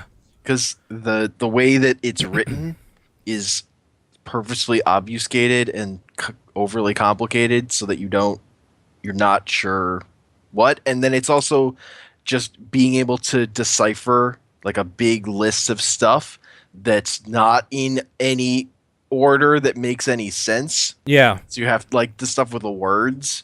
So you have to like be able to search through that like very quickly and figure out where stuff is. That's more of the stress. And then just like figuring it. It's just like just reading purposely bad directions, but like they're not actually wrong. Right. They're just all mixed up. It's kind of weird too because it starts off that way. In the manual, the first thing you encounter is simple wires. Yeah. And some of the instructions for simple wires are like, if there is more than one red on the bomb, but not more than two, then cut the fourth wire. Yeah. It's like, okay, well, there's not more than two, but there's like one. Does that count? It's like, no. It's kind of one of those things where like, if what you see on the bomb does not match exactly what that line says, you move on to the next step. Yeah. But so you have to learn that. You can't. There's no gray area of like, well, there's a wire, but there's not more. Like, there's two wires, but there's not more than two. Okay, there's not more than two. Move on. That's how you have to do it. It's cut and dry. Yeah, and it's like getting over the thing of you don't really just want the person who has the bomb to tell you everything. You want to be getting the very specific information you need at this moment from them. Yeah. You don't want everything because that's like too much to process in your head. I feel really bad for the way we did that when like we were doing it that one day after doing a few like on my own with like YouTube videos and people streaming it as like the background noise. I figured that like for complicated wires, the literal things I only need to say are just like light red star, light blue no star, blue red no star, blue like that's all you have to say, and then like they can figure it out. You don't need to say that there's like a white interlining with the red, because that doesn't matter. Yeah. Yeah, or like it's at the point now where like reading the instructions, I realize why you need to know if there's batteries, if the thing ends in a odd number and there's a parallel port, because it determines if there's a P, B, or S to cut. So, like, next time we do that, if we ever do it again, I'm just going to say, okay, it is a P, B, not an S bomb, and these are the things, and then you can go. Like, it's weird because being on the other side actually made me much more efficient at my communication that we will probably beat that game no problem next time we do it. Because it's like, well, I know what he doesn't need. Or like the simple wires. I'm not going to tell you what the wires are anymore. I'm going to say 6 wires ends in this, and then you can read out the things. It's like, no, okay, this one. Like, that's all you need. I don't need to say, like, red, blue, yellow. Mm-hmm. But it is, like, an interesting challenge of when you first start. Of, like, the person's giving you information and is, like, not giving it to you in the way you need it. Because the way you would give it normally is, like, different from the way that this manual wants you to have it. Right. Also the stuff of, like, where it's... like with the words where it's purposely putting in like you, who's on first, you, yeah, who's on first. Yeah, that stuff was great. Yeah, it is. God, that's annoying though. Your, you are, your, and you are letters. Yeah. You are in letters. You space R I think is also one. Yeah, like written out, you space R is one. U apostrophe RE is one, YOUR is one, UR is one, like letters. Yeah. They really went full out with that who's on first, and every time I see it, I hate it, because it's just annoying. That one's my favorite. It's the most annoying to me, because there's like 3 different steps, and you have to redo it every time, and I hate that. Yeah. Wire sequences is easy as fuck. Yeah. Now that, like, when I saw it, when I was on the other side, I didn't understand how you guys knew what to cut and not, or whatnot. And then, like, when I looked at the instructions, kind of read them, and then saw somebody do it, I was just like, this is the easiest wire thing. Easy, like... Yeah. And I can see... It's hard if you're bad at reading a Venn diagram quickly. Oh, no, that's complicated wires. Oh, yeah, complicated wires. Right. I'm talking the sequence where you just have to, like, for example, next time we do sequence, I'm just going to say, like, first black, first blue, second black. Like, I'm going to tell you what the thing is so you can tell me cut or no. Mm-hmm. Like, it'll be instant, basically. Yeah. Yeah. That's Keep Talking, Nobody Explodes. Yeah. I'm going to talk about some random shit I've been playing, I guess, because I think right around that time I was playing Secret Ponchos. Okay. Secret Ponchos is okay. It is a sped up, more action-filled MOBA, and I am liking that. Okay. Yeah. I had the best kind of, like, situation to play it the first time, though. Yeah. I played it with a friend and with the developers of the game to explain how things work at the same time. So, yeah. I don't think that game is going to hold up to people that don't have the option to play with friends at all. Because there is a lot of skill shots in that, like a lot of kind of hard mechanical things to get your head around. If you like that sort of things, this is probably a game for you, by the way. Like, there's a lot of skill shots and setups and stuff, and communication with your partner would be amazingly beneficial to help you. And, the skill ceiling is so high right now that people that have been playing it are really good, and the matchmaking is broken. So you play against people that are really good, and you are just starting if you're playing ranked. The player base, I think, is also really small. That's why it's borked. They've actually stated that the reason it's like that is because they were anticipating, like, this is how, like, it would work better with a higher player base. Otherwise, it just kind of grabs whoever's available. And the people that are available, obviously, are going to be the people that play it a lot. Yep. That makes sense. So, they have problems with the game. The actual game structure itself, the aesthetic, the music, all that stuff, is fine. It works perfectly fine. It sounds great. I love the music. Like, the soundtrack is great. I love the design, like the spaghetti western, Old West theme is great. And I like that if you buy it, you get a copy to give to a friend. That's good. Because, of course, they're trying to build a player base here. Yeah. I hope they get that player base. I really do. Because, for one thing, like, this is going to get into, like, I'm friends with, like, one of the developers' territory. Yeah. I like them, and I want them to succeed.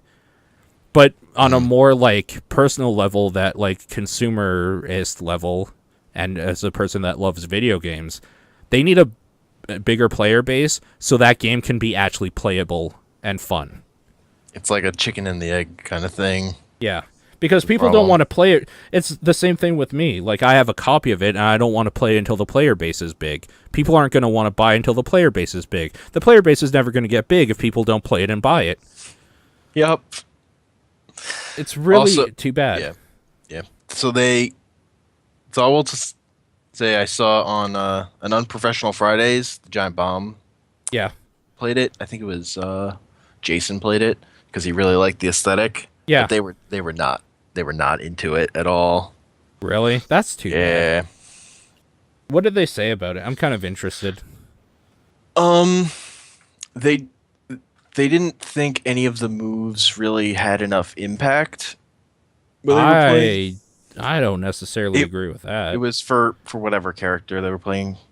I mean, that was part of it. I'm trying to remember. So like, don't take me just at my word Uh-huh. because I watched this a while ago. But yeah, they just weren't. They weren't feeling it for whatever reason, and also they like weren't getting full matches because not that many Well, people play that yeah. game. Oh, that reminds me. I saw Total Biscuit did a WTF is on it. I'm wondering if that helped at all. I should Yeah, I watch wonder. that too. I'd be interested to see what his opinion on it is, because I know he likes MOBAs and like the kind of more like you can hone your skill type video games. Yeah, So I think he probably liked it, but I'm I interested wonder. to see what his opinion on that is. I'm more interested to see if his opinion bumped it up at all. But yeah. Because Mike, yeah. the issue with that kind of game is when you're playing a game that's not super popular, that has a super high skill ceiling. Yeah. It's like there's going to be like some very small number of people that will put a lot of time into it, and they'll kind of make it miserable for anyone else, and then no one else will play it. So it's Yeah. like a brutal space because people who are into the skill shot stuff, they have their game. They're probably playing a fucking shit ton of it. Yep. It's just like, it's just brutal. I really like their game modes too, though. Like taking it just back into the how the game plays. Yeah, I really like their posse leader mode, where like out of the three of you, the only person whose death counts for the other team is one person, and the other two are just bodyguards that will respawn infinitely. I like that because it's kind of like a capture the flag, where like two people don't have to really worry about giving up a point. They can just go in and like try to kill the posse leader or like kill the other two, so the three of you can overwhelm the posse leader while the other two are spawning. Or like you're playing it. It's weird because you're playing really hard when you're that side, but then when you are the posse leader, you're playing way more carefully, and it's usually alternating back and forth. yeah, So in like a full round, you're going to be going balls to the wall and then having to stop and be like really methodical and then going balls to the wall again, maybe. It's kind of cool. I like it. Also, I just like how the characters play. They have some neat moves. That knife move is bullshit, though, and I'm so mad that I can't remember who does it, but there's a move where they just like toss a dagger into your back and you're just like stunned for a second to pull it out, and then they can just like destroy you. I hate it so much. weird. Yeah.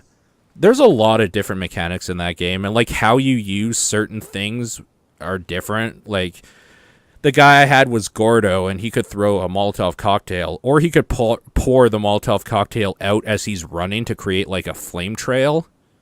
Huh? There's mechanics in there, dude.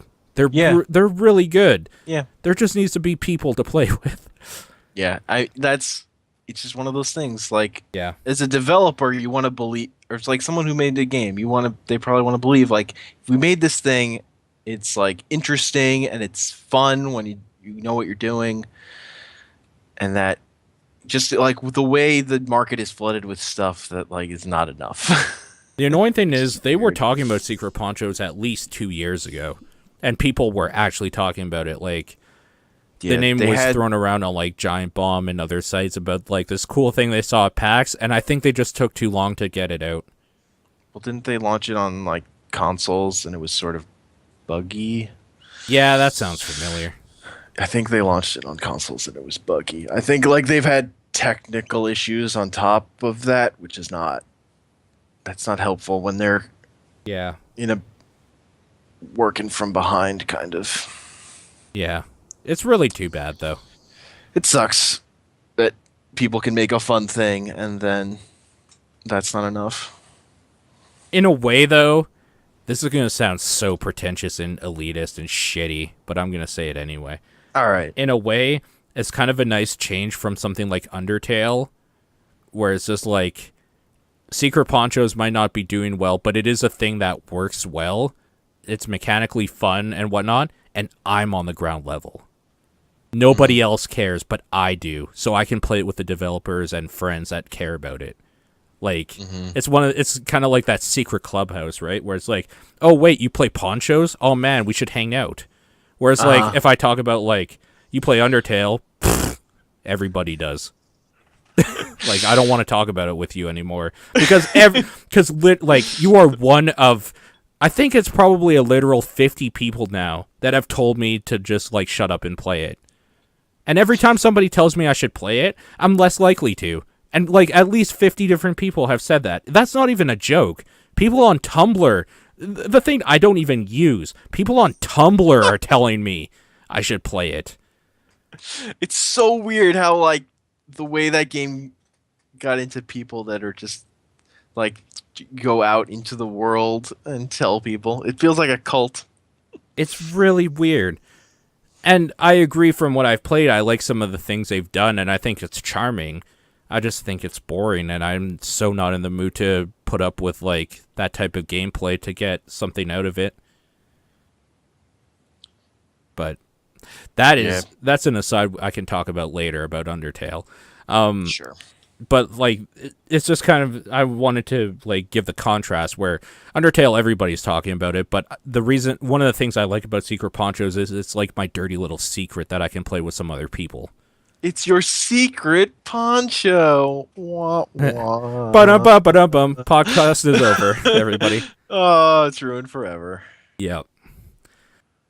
Speaking of Secret Ponchos, I played Jotun. Has nothing to do with it. But that's the joke, people. Vikings. Yeah. Gods. That's the same as secrets and ponchos. So I played that I played that live, like my first impression sort of play of it on stream. And were you there for that? Like, did you watch it? I watched the beginning of it, and then I think Okay. That game the end. is beautiful looking. Yeah. That game plays like trash. That's a shame. Your dodge is not very good because there is like an animation priority of when you're getting out of it and going into it sort of thing. It's not just like an instant dodge. Yeah. Your movement is slow and shitty to the point where like when you get a speed up upgrade, like a boost or a power up or whatever, that just feels like how you should be moving all the time. So it's disappointing when you don't. There's some cool like boss fights and puzzly things in there that I really like. I really like the background stuff though. All this hand-drawn art and animation and stuff, it's really cool looking. It's just too bad that the game is kind of shitty. The actual game part. It feels like one of those things of like people learning the wrong lesson from Dark Souls. Like, oh, we make a game that's slow and hard. That's the good design part, right? Honestly, it would be if the mechanics to get out of harm's way were good. Like, if you could run faster and your dodge felt better, I would love that game to actually be harder. So, Yeah, but like thinking that like Dark Souls I feel like people assume Dark Souls is like bad game feel, so they they build that into the difficulty or something.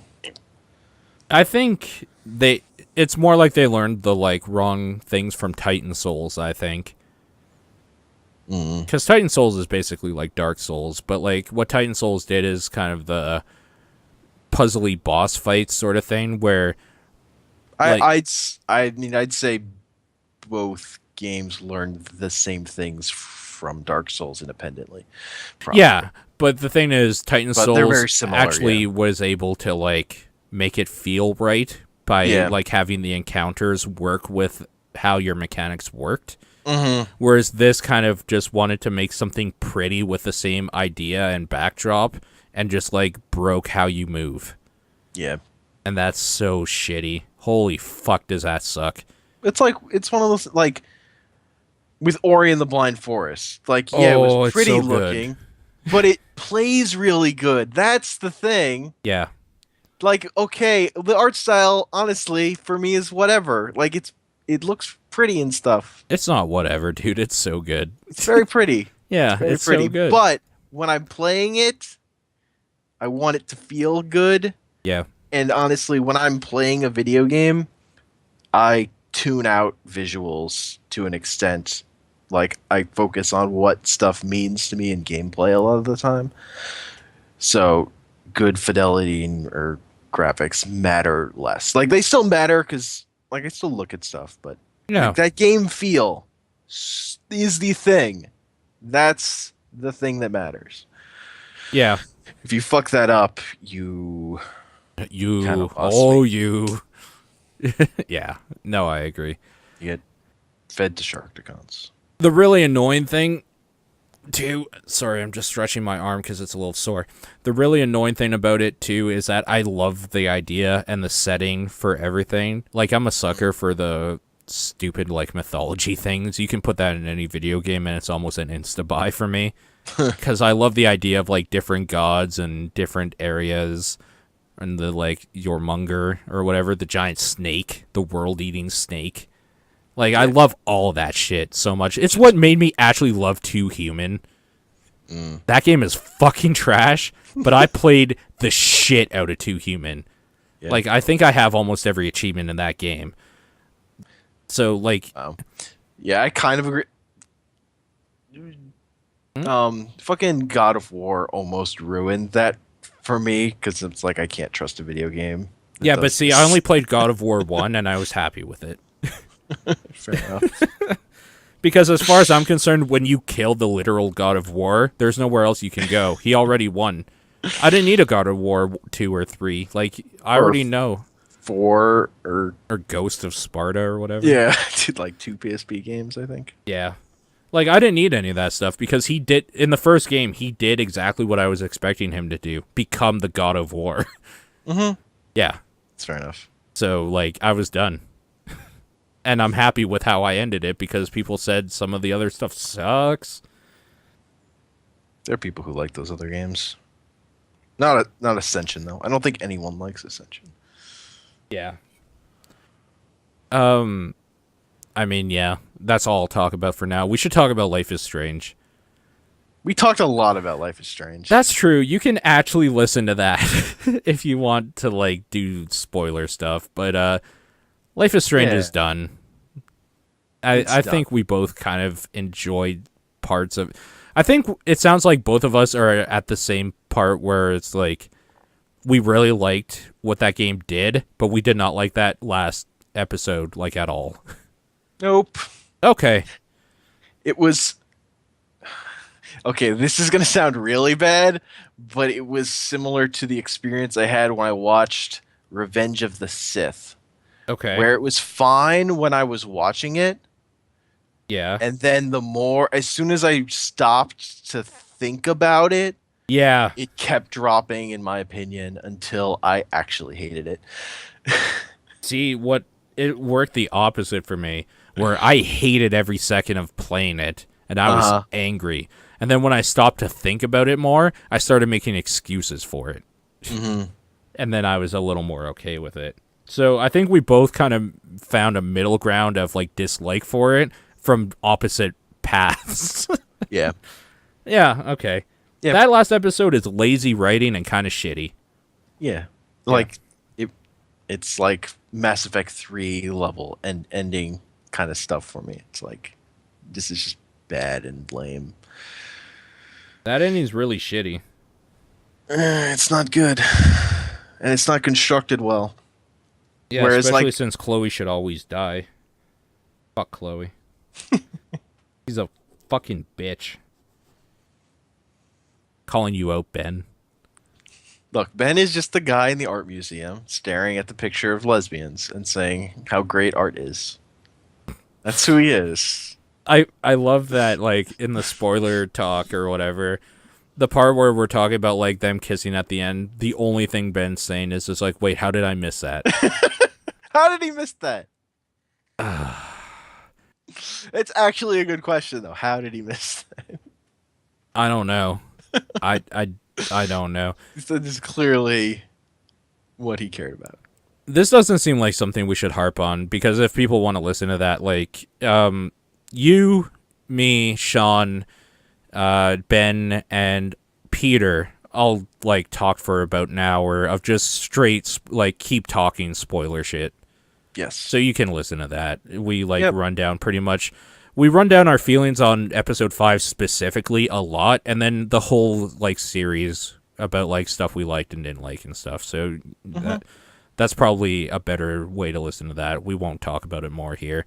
Tell me about Tales from the Borderlands, though, because I would, like, every time people have told me, like, it's really good and I've been interested in playing it, and then I got a review code for it randomly. Nice. So it's just like, oh, it's free? Yeah, okay, now I will play it. So I've really liked Tales from the Borderlands 1 through 4. I really like the writing and the storytelling. I like that it's focused a lot on jokes, and a lot of your choices are like, do you want to see this joke or do you want to see this joke? Yeah. It's not like, who will die in this moment? Like, it's still it still has, like, emotional stories. There are characters who die, but it's not, like, constantly hitting you over the head with, like, choose who lives, who dies. There's, like, the deaths that happen are basically built into the story for the most part. Okay. And the thing there are decisions you make that sort of shape how characters think about you. Like, did you dick this person over? Were you fine with them dying, or did you kind of show an interest? And that actually plays into the final episode. Like, they did it. They did a simple design choice. They put in the extra work to make the choices matter a bit. Fucking great. They did it. I was so fucking happy when that happened. That sounds cool. And it's just like, at the end, there's the heist mission. So who are you going to bring on the heist with you? The people you can choose to bring on the heist with you is determined by, like, what you've done. So if you thought you, like, were, like, okay with this person dying, they're not going to come to help you. That's not going to happen. And then you get to bring those characters on, which are obviously the characters you care about because you made the choices to, like, befriend them, basically. Yeah. And then you get extra scenes with them interacting with people. Great. It's simple. It's not that fucking, I'm like, complicated, but not enough fucking games that build around choices do this. So, touchdown. Like, you did it.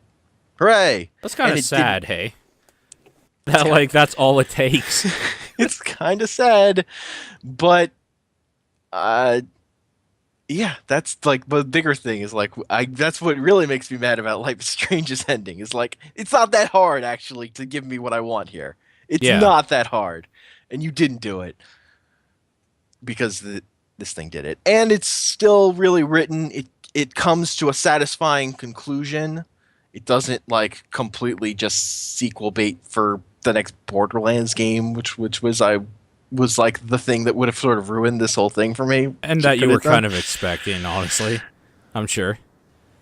Because, like, why wouldn't they, right? It would be so easy. Yep. It would be so easy. And, I mean, one of these playable characters could end up being a playable character in the next Borderlands. But whatever. They finished the story they were telling. So I'm fine. I'm out. They finished the fight. They finished the fight, man. That's important. They did it. It was a good thing. This is the best game Telltale has made easily. And I really liked Wolf Among Us. That was on my top 10 last year. This is much better. What about Minecraft?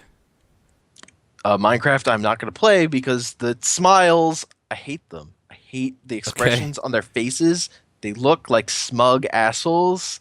They're like, yeah! I kind of want to watch, like, maybe 10 minutes of an LP or something. I just want to see what that game looks like. I have no idea. I watched, like, a 30-minute Giant Bomb quick look.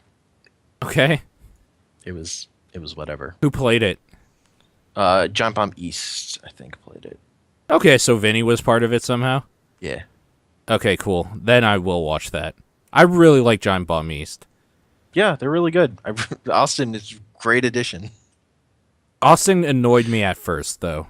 I think he finally he found his way to fit in. Mm-hmm. But yeah. No, I do like him, for sure.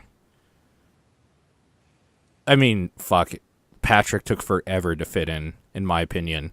And when he did, he left. Basically. So, like, the fact that Austin only took, like, maybe a month to fit in, it's pretty good. That's actually pretty good, so. Yeah. Oh, man, they were playing fucking... they were streaming Phantasmagoria 2 today. I was so happy. Oh, really? Oh, that's probably going to be premium content now, right? It's their choose our own adventure thing where they put in the forums to have people suggest. Well, because Vinny did Phantasmagoria 1 already. Yeah. Yeah, so I want to watch 2 now. So the idea with that feature was just to have people choose what they would play because they wouldn't know. Okay.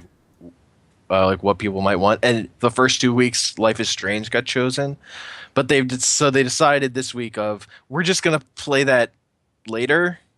We want to keep this feature as playing new stuff, so they just vetoed that because Life is Strange would have won again. So this time, Phantasmagoria 2 won.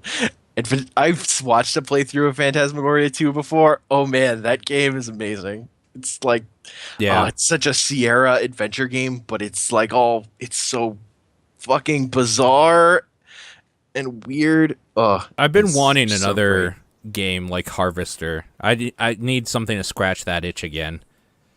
Mm-hmm. Do you have any suggestions off the top of your head? I was thinking that like 7th hour or 11th hour, whatever the hell that is. Can't remember what it's called. I have it on Steam, I think. I don't know. I need more like just stupid horror FMV sequence garbage from the 90s. Phantasmagoria 2 is fucking primo for that. But the thing is, you just said Giant Bomb did it. Like, so... Yeah, I don't know. The Seventh Guest is the one I was thinking of. Guest is the one. Like, yeah, I don't know.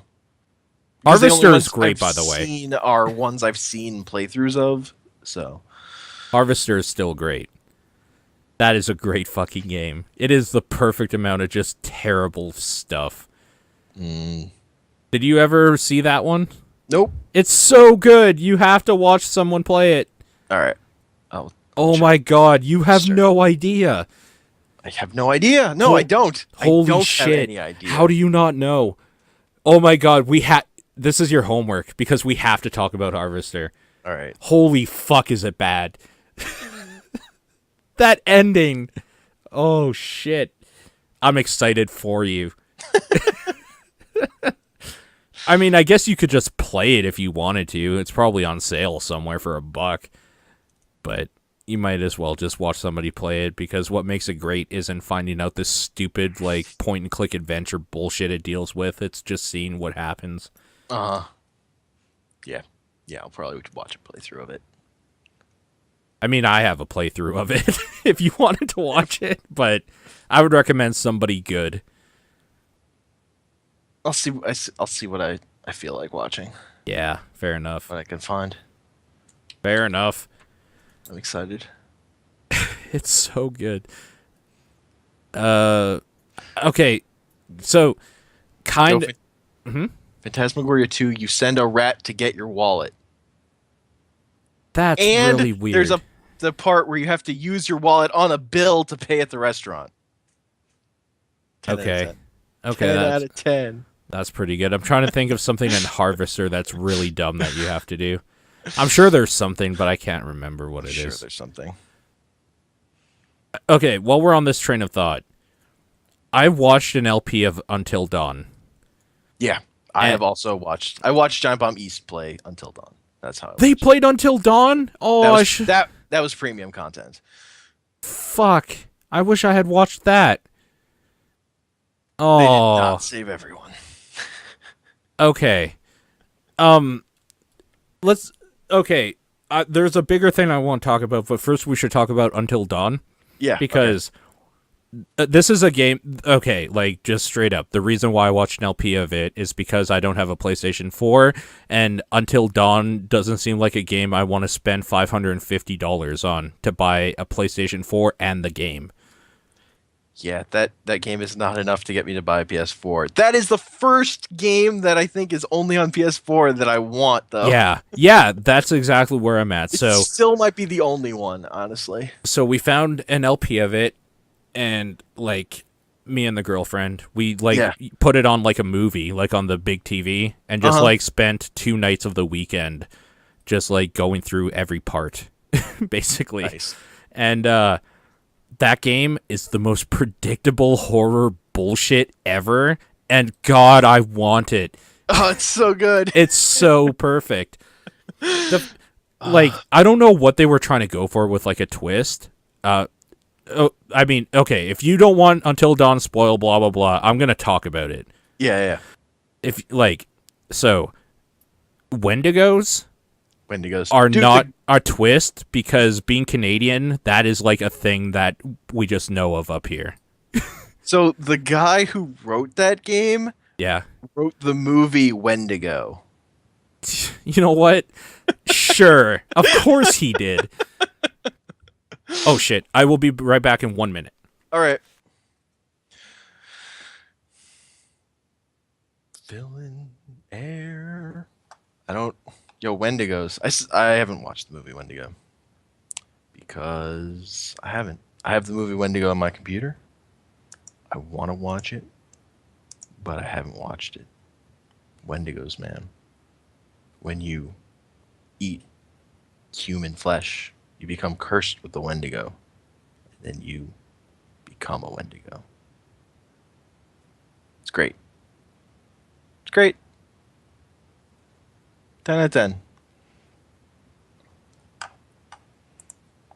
I don't know what to talk about. I don't want to burn podcast stuff. Just ramble. Okay. So, Hello. Wendigos are like not a thing that is weird because Uh-huh. like we've heard stories of that stuff since we were kids. That is not Yeah. like a weird thing to come out of nowhere. I read It a was- comic. There's a X-Men comic book where all of Canada gets fed meat secretly and becomes Wendigos. All of Yeah. Canada. The weird thing is that Wendigos are not usually portrayed as just like jaunty humans. Uh-huh. They are much more terrifying, honestly. Uh-huh. So, the fact that like it was just humans basically, but that like they're being deformed, kind of weird. Like they didn't even have like antlers or anything. It was a weird thing, but it was just kind of like, oh, they're Wendigos, okay, and like. Who didn't know that Josh is the, like, quote-unquote killer? Instantly. It's always the weird, creepy guy who has, like, an axe to grind with somebody, right? Who's also the main character of a TV show that premiered this year. Yeah, I mean, that fair guy enough. is the main character on Mr. Robot. Okay, fair enough.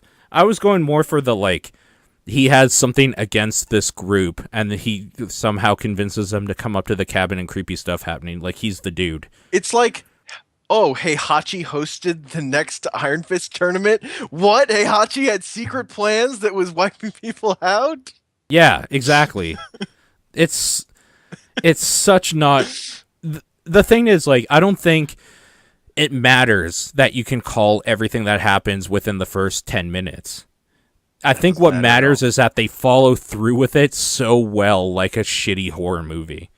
You're playing a shitty horror movie. And that's what I want, though. Yeah. I want to know what's going to happen, and I want them to try to convince me otherwise and fail at it. And, like, just do tropey dumb shit. So I loved every second of it. Yeah, no. It was exactly what it needed to be. It has an asylum. It has crazy people that you don't know the origin of that turn out to be good guys. It has, like, animals and wolves fucking with you randomly. It has a fucking Evil Dead reference. It has a crazy old man who knows the right things. Well, that's what I'm talking about. It's like, it has the dude who's like, a lot of history up in these mountains. It has that dude in it. Yeah. Yeah. It's so good. Holy shit, is it good. But holy shit, are they just like butterfly effect in your face all the time. Butterfly effect. To the point where, like, everything you do, a butterfly flaps its wings. Yeah, man. Choices. You're making choices. Yeah. You get to choose whether you're afraid of clowns or spiders. Ooh. I was looking into the back end a little bit after all that Yeah. stuff. Apparently that stuff just, like, adds one scene with that stuff in it. That's all it does. Which is great. It doesn't have an effect at all on the storytelling or anything. It's just like, there's a mask at one point, and if you chose that you're afraid of scarecrows, it will be the scarecrow mask instead of the clown one. Yep. Or, like, are you more afraid of spiders? There will be spiders in this one part. It's so weird. It's hilarious, actually. Yeah, it's like, it's super dumb, but it's like, yes, you did it. You went super dumb with it. And every time there's a jump scare, it's not from something scary. It's from, like, something coming up at the camera quickly, and it turns out to be... It's like the scene in Alien where the cat is the thing making the noise and jumps out. Yeah. Yeah, every time. His, like, favorite thing was getting monked. That is, like, a thing for them now. Getting monked? Yeah, where the guy, he, like, runs up them with, like, he's dressed like a monk, where he has, like, a hood over him, and he goes, "Wah!"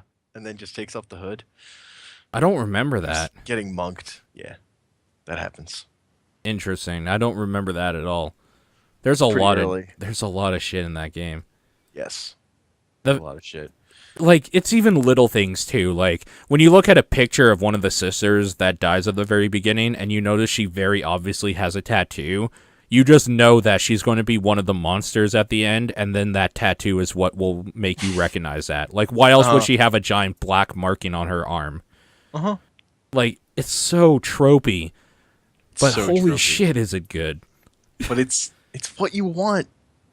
It's like, yeah, video games, you can't handle good stories. But do bad stories right. Yeah. So, what I wanted to talk about more about, like, we could talk about this off air for as long as we want, just the dumb shit about it. The more important thing I wanted to talk about is, like, I want to include this on, like, a Game of the Year discussion. The problem is, I didn't play it in the sense that of playing a video game. I watched an LP of it, but I experienced it with the people playing it. Yeah. Does this constitute, like, am I able to put this on a Game of the Year list, or do I have to spend $500 to $600 to be able to do that, just so I can own it and do it myself? I mean, to me, if you like the story enough that you want to put it on your Game of the Year, even though you experienced it in a limited fashion, you should be able to do that. Like, I don't see a problem with that. Okay. Because the thing that makes that game great is the dumb story. It's not like the choices stuff is all trivial. Yeah. So, like, that you could have done that, fine. But the reason it would get on your Game of the Year list is because of the way you experienced it. And it's not like you know how that kind of game plays. You've played a David Cage game. I've played, like, I think all of David Cage's games at some point.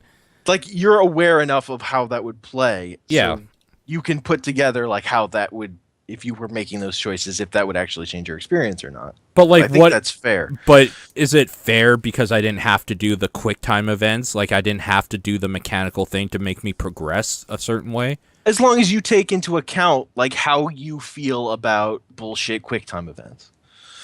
Like, Yeah. do think about like that's part of the game, and how much do you think that hurts it, or how much do you think that doesn't matter because you like the story. Like, those are story based games. Like, to an extent you're judging them on the story. Like, to an extent that the gameplay is bad matters. It's like obviously not going to get number one maybe because fucking it has like trivial gameplay, but I don't know. I don't see the problem with it if it means that much to you. Okay. This is where we're going to move on, kind of sidestepping this, but like under the same umbrella here. SOMA had this problem. Now, I wanted to just watch SOMA because, quite frankly, like, I don't like scare tactics in video games. I don't like to feel stressed out or like nervous or anything during like my hobby time sort of thing. I don't like horror games and I don't like jump scares and stuff. Yeah. So frictional games making another thing, like I played Amnesia and I didn't want to do that again sort of thing. And I kind of put out on Twitter, like, does it count as playing a game if I like watch somebody play SOMA because I hear like the story beats and stuff are great? And like everybody basically said, no, fuck you, you have to play it. So I was like, fine, whatever. I buy the game, I play it, and I like instantly fall in love with what it's doing. It does some amazing stuff. But it's not, what I love about that game is not anything I would not have gotten from watching somebody play it at all. I know how frictional games like Amnesia and stuff control. I know how like the physics feel on like moving a chair around or like picking up a cup and like spinning it around in my hand or something.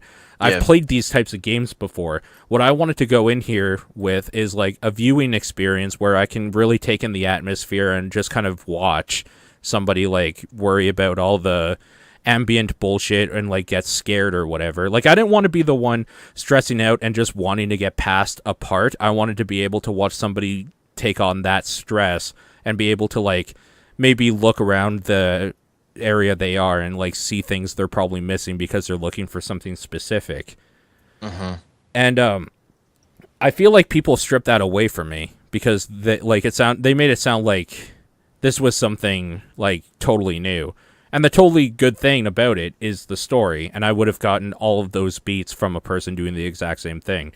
Anyways, long story short, I didn't beat SOMA because I got to a part where I was like paralyzed with fear. I didn't want to go past it because of some like phobias I have, and I just wasn't going to. Like, this is my video game time. I'm not going to stress myself out like in this underwater cavern area where I feel like I'm suffocating playing this game. I'm not doing that.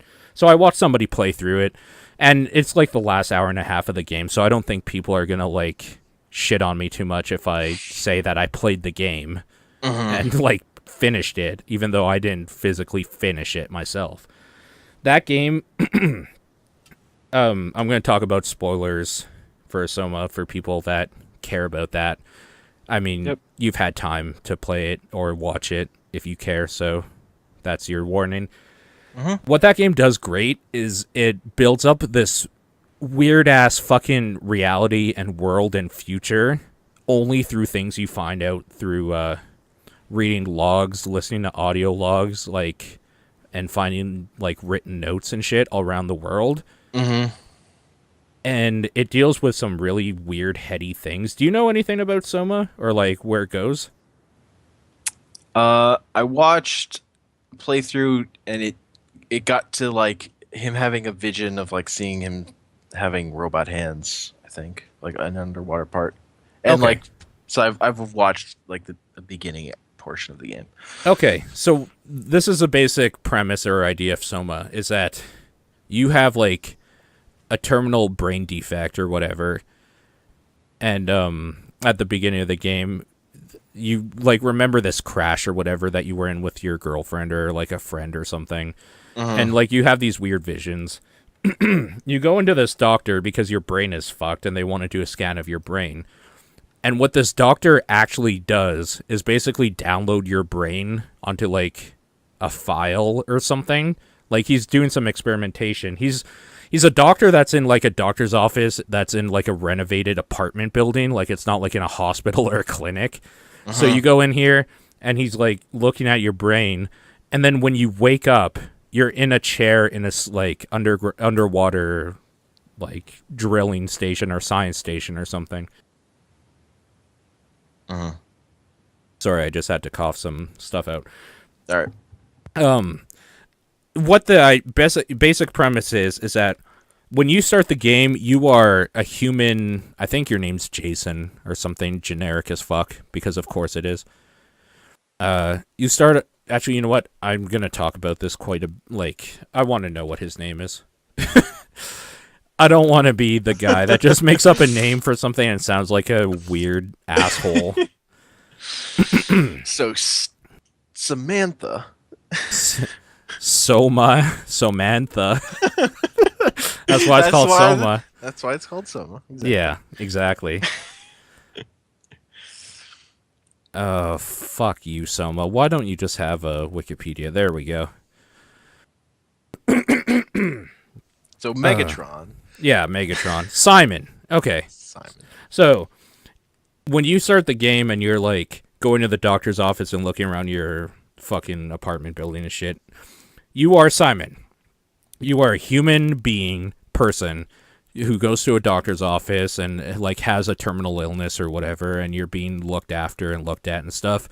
When you wake up, you are actually a downloaded version of Simon's memories and brain into a robot suit in a station about like 200 years later. The reasoning for this is there was a apocalyptic event where like a comet hit the Earth and it's unlivable on the surface. So people in this underground or underwater research facility known as Pathos are kind of trying to, like, they were under there before, but they're the only people left alive because the surface is scorched. And they're trying to find a way to kind of save like the human species. They develop an AI that turns into like a virus and starts spreading itself all over the station. And the AI's prime directive, because it is still a computer essentially, is to maintain human life. So the idea is that this AI is like spreading like a virus and keeping these people's memories and bodies in a stasis in like a Matrix type thing where they're still living, but like they're not, right? Because they're plugged into a computer that's like keeping them alive. So, excuse me, I don't know why my throat's acting up. Okay, so It hates you. it does hate me. So, this thing's keeping people alive. It's this weird horror thing of like, you see people or machines that think they're human, like calling out for help, or like human beings kind of like alienized like into walls with this like weird mechanical, like micro-mechanical goo sort of thing, like little microcomputers wrapping around them and like holding their head in place and stuff like that. So this is a basic world, but what's cool about it is that it really, really hinges on a lot of like philosophical questions about, are you like, what makes you human? Because this robot has Simon's memories and thoughts and stuff. There's just a gap in like his memory from when he was at the doctor to when he woke up 200 years later on a space station sort of thing, right? Yeah. So like, is he still human? Even though he doesn't have a human body, he still feels things. He still has memories of his past, and like he still misses like one of the things he's sad about is that he will never see his friends in Toronto again because it's hundreds of years later. Yeah. It's a whole different time. And like he even says that he feels like lonely because he doesn't know anybody in this time. He doesn't even know this world at all and shit like that. So like the philosophical questions, like, is he still human? Like, is this a human? Even though he's literally just a copy of like a human being's brain that is long since dead. And then later on in the game, you copy yourself onto another machine and you have like this thing like, well, this old version of Simon's gonna stay here while we like get ourselves out of this shitty situation. Like, do we unplug him and erase his memories, essentially killing that version of Simon? Or like, basically one of the things that is saving the human race is that this has become a thing that they've done on this research station is they've downloaded people's brains essentially into a thing called the Ark.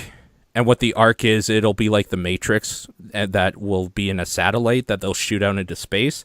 And all these existences of people, these memories and like people's personalities and stuff and everything will live on forever in this mechanical like cyberspace sort of thing that's kind of floating into space. So that maybe one day, like, it's kind of like the remnants of their whole civilization, right? There's only like, because nobody's alive anymore. All the humans are dead, but they're all kind of living in this fucking space thing, like this space satellite.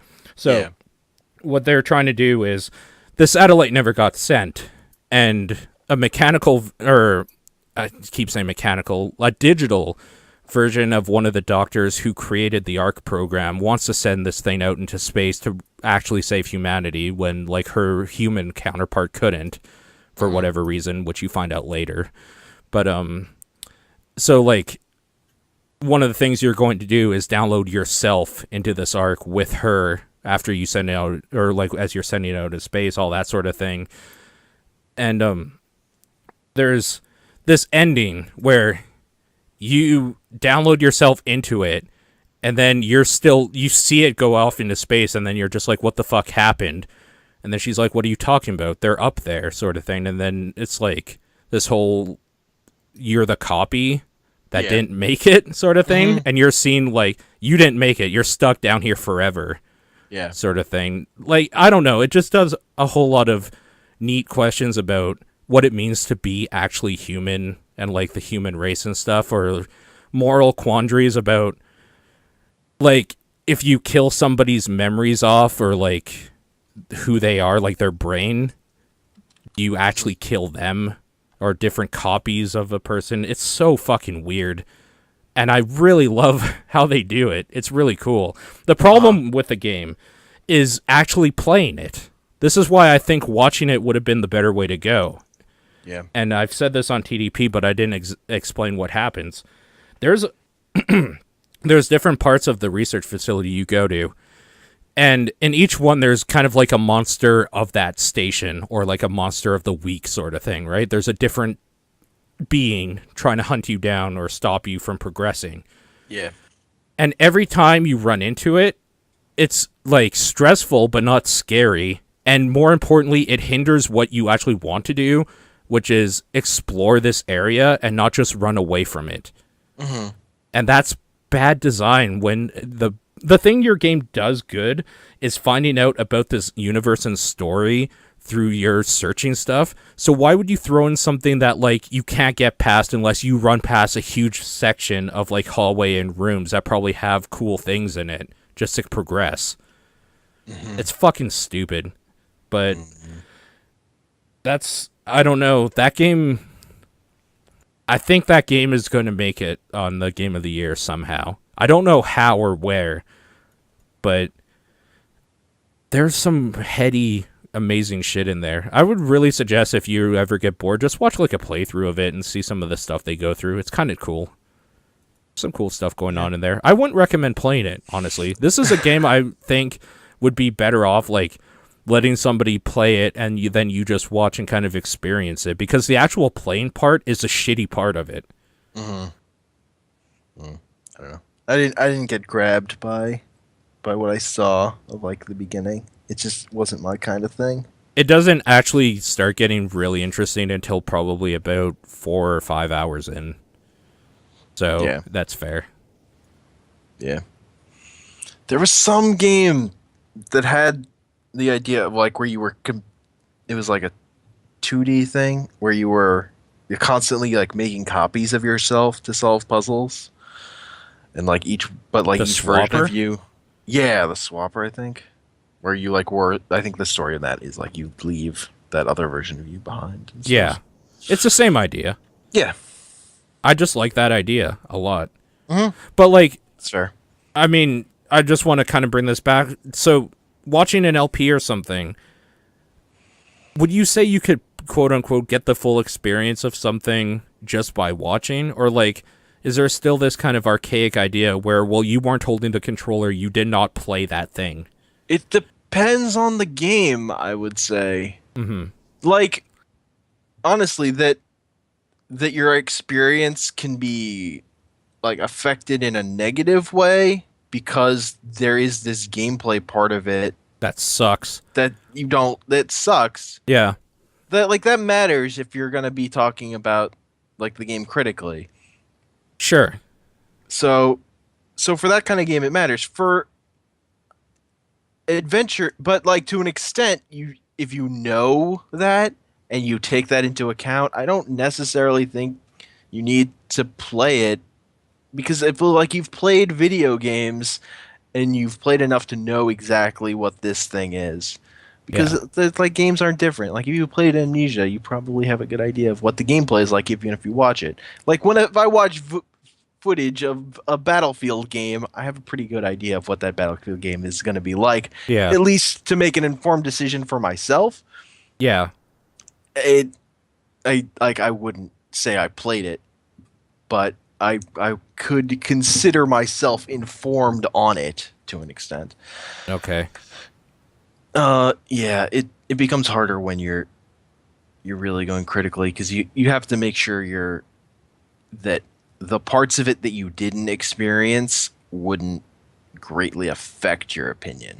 You just have to like be aware of what you're doing, I think, when you're doing so that. maybe it is like it's probably okay that or probably good that I played Soma, because that gave me more of an insight of like what I really liked about that game being kind of hindered by the thing I really didn't, which is the gameplay, which is not something you would get just watching somebody like burst through it, because you wouldn't have the ability to really feel like the tempo switches from being in an area you can just kind of look at everything for as long as you want, and then being thrown down a corridor where you have to get out. Like there's not that back and forth. You're just kind of watching it all. You're not experiencing the like flow of the game fucking up by this mechanic they threw in. Yeah. Whereas like something like Until Dawn, that game is literally a movie with like parts where you push a button and anybody can push that button. Like it wouldn't be a valid criticism. Like, oh, I was mad this character died because the person I was watching fucked up at this one part. Like, yeah. It's like I wish this story had played out slightly differently, but I wasn't the one playing it, so maybe I should. How many people did they kill in Until Dawn? A bunch. Okay. Bunch. Oh, they didn't realize like what triggered the final explosion, so they kind of ended up killing a bunch of people at the end because. Oh, so they just like blew it up right away instead of waiting right around? away, but not. They didn't wait long enough to get everyone out just because they didn't know.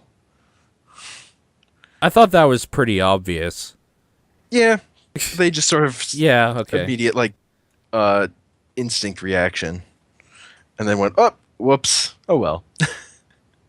Yeah, okay. But I think like they'd done because I think even Alex was playing with the controller, and I think Vinny had played through the whole game before, but wasn't pointing stuff out. Also, while we're on this subject, there's another game that came out this year that those guys played all the way through that I watched that was really enjoyable, which is this FMV adventure game Contradiction. Okay. Which is like you're playing this investigator who comes to investigate a murder. Sure. And it's just like his acting is like feels like, oh, he's like a minor Doctor Who character that wandered out of into this world, sort of. He's like this great overacting, and it's just like if you like FMV conversation stuff, it's silly and dumb in that way that's like super appealing. That sounds cool. Yeah, it was fun to watch. The UI is like complete garbage, and it doesn't seem like it's just the thing of like you're clicking on all the options and like mashing all the things together to get the story to progress. But it was a fun, silly story that had two really hammy actors doing a great job of That's premium Shooting- content, I'm shooting guessing. thing. Yeah, it is premium content. I think the beginning of it isn't, and then the rest of it is. I think during my week off coming up here, I might just like subscribe for a month and get caught up on like all the premium content I wanted to watch. Mm-hmm. Yeah, that was a fun playthrough. That Cool. was weird because they were getting like, they got some like stuff from the people who had made it. Like they sent in stuff to them like in character, talking to them. Oh, weird. So they played on the Beastcast at one point. It's like the main Weird. character. It's like it was like framed as like this was an audition thing, but then they started talking about people who are clearly the Beastcast guys. It was weird. They were sort of conflicted about like, is this too weird? Like, yeah, but that happened. Cool. So that was a thing. All right. I mean, okay. Wanna move- Well, yeah. I was gonna say I played the beginner's guide. Right, and I watched you play the beginner's guide, so I've seen. It's that, kind of right? a weird like way to segue into it, but Yeah, that's the that right is a thing to do. game Thanks. you can watch. You do not have to play because it is one linear thing that no matter what you do will always turn out the same. I guess unless you really can't figure out that puzzle. In which case you're fucked. Like you are so fucked if it just flies over your head. Can't get past the door puzzle. I mean, there's that one part where those dudes are like, "Wait, how did you get past it?" They're talking to you, and you're just like, dude, really?" Anyways, the beginner's guide again. Like this is something I'm gonna talk spoilery. We're gonna talk spoilery about, Yes. and there is a way you can watch that on my YouTube if you care. So go do that and come back if you want to. Otherwise, shut up and listen. So. The Beginner's Guide is one of the most important games I've played this year because it dealt with stuff that are not usually dealt with in games to a point where it felt too real to me, and it made me really uncomfortable in ways I can't even begin to describe. What The Beginner's Guide is it's a video game that is literally a collection of video games that a dude is doing a commentary track over as you're playing it, and they all are from one of his friends. The guy talking is one of the guys who worked on Stanley Parable. He's the writer for the Stanley Parable. Writer for the Stanley Parable named Davey Reedon. And yeah, he's talking about his friend who liked to do little like indie game things and like little experiments with Source Engine and stuff like that called Coda.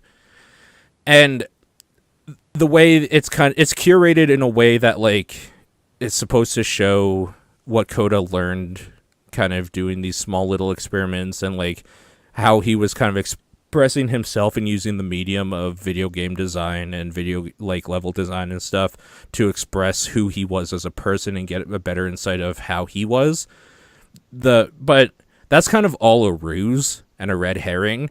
The game is actually about Davey fucking up and like losing contact with this friend because of being kind of a like selfish dickhead and showing like working against his wishes. Coda kind of just did these things and like showed it to his friends. He didn't want them to become public and stuff. And like he showed his games off to people because he wanted like the praise for like what his friend did sort of thing. It's kind of a hard thing to explain unless you're a person who does this sort of thing where you stream video games or you talk about video games. Like you get a sense of enjoyment that like you found this thing and you show it to people or like you talk to people about it and like it's I don't know, that's one of the things that hit hard where it's just like I like doing this thing. I like to play a video game, and I like to show it to as many people as want to watch, right? Like, there's a Twitch channel, things are thrown on YouTube. I talk about it on 2 podcasts, if, like, the podcasts are regular anyway. And, I like to be the dude, like, showing this thing off, showing the world, like, what you're missing by not knowing this thing or this person or whatever.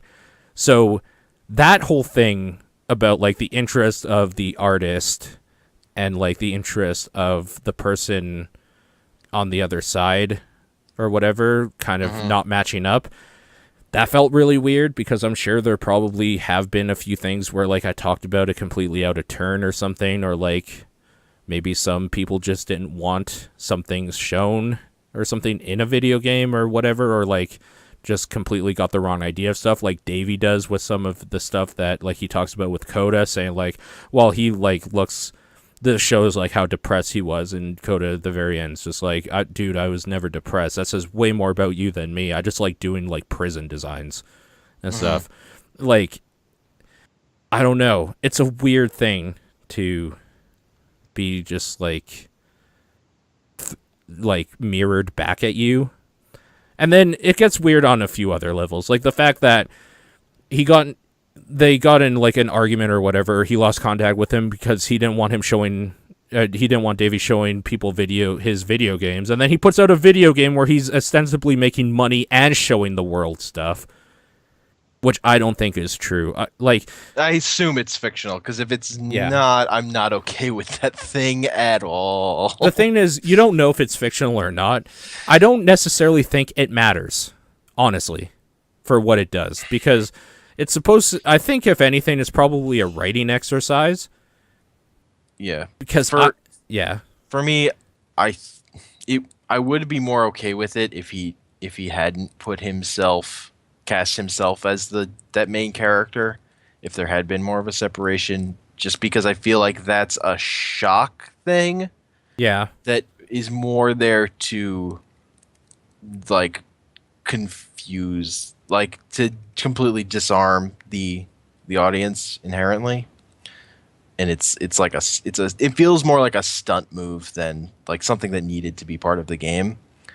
And kind of my bigger problem with the thing is I hate Davey immediately in that thing.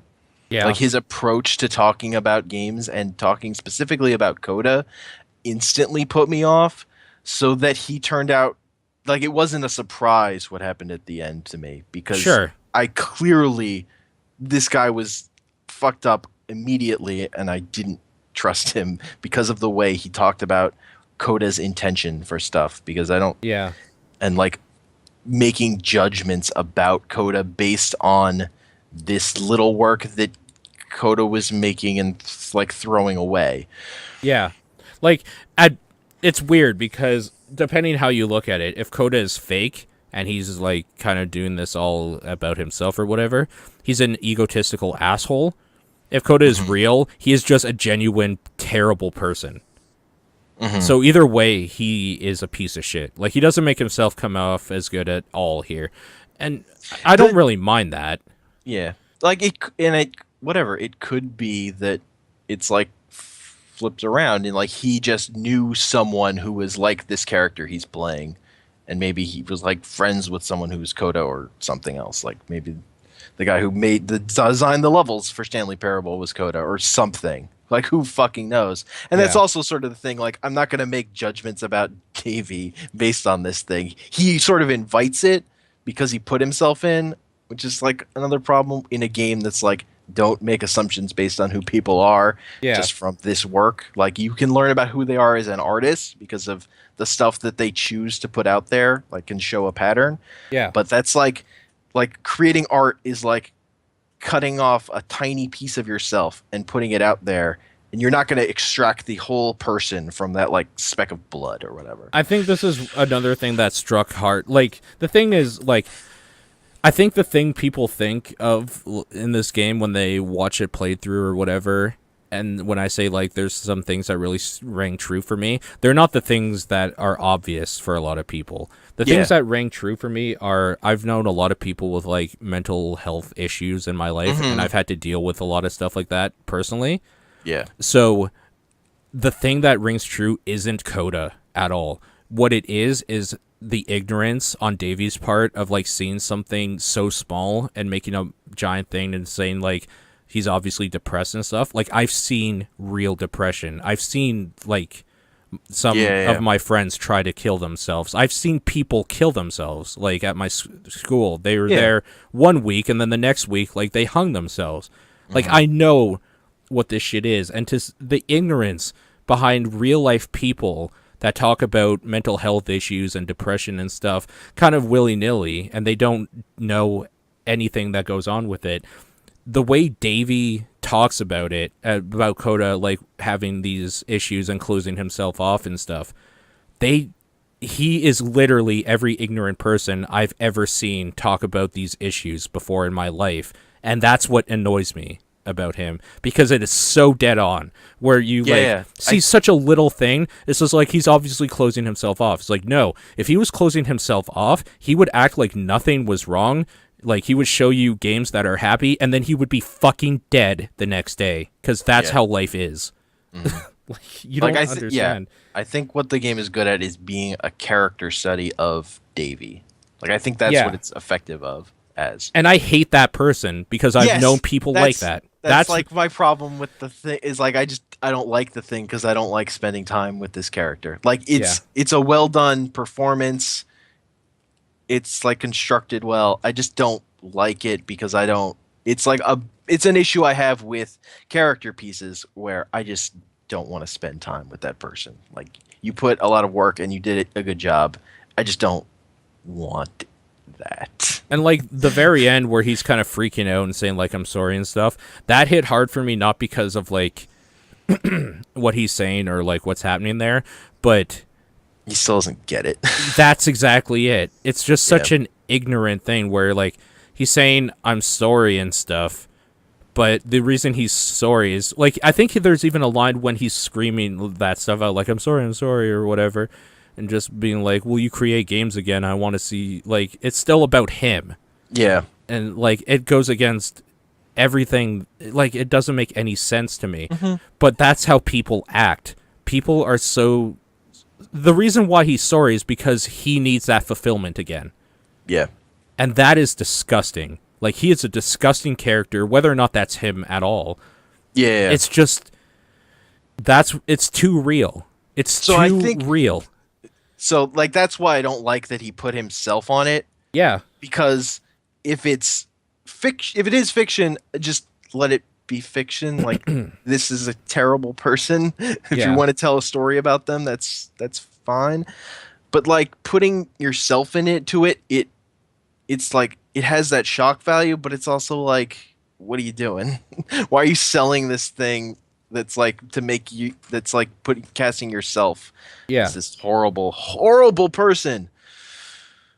Yeah. And I think this game is harmful too, because I think, for one thing, it undermines like what I think the true message should be, and it's not about Coda or like getting people help because you think you're trying to be their friend or something.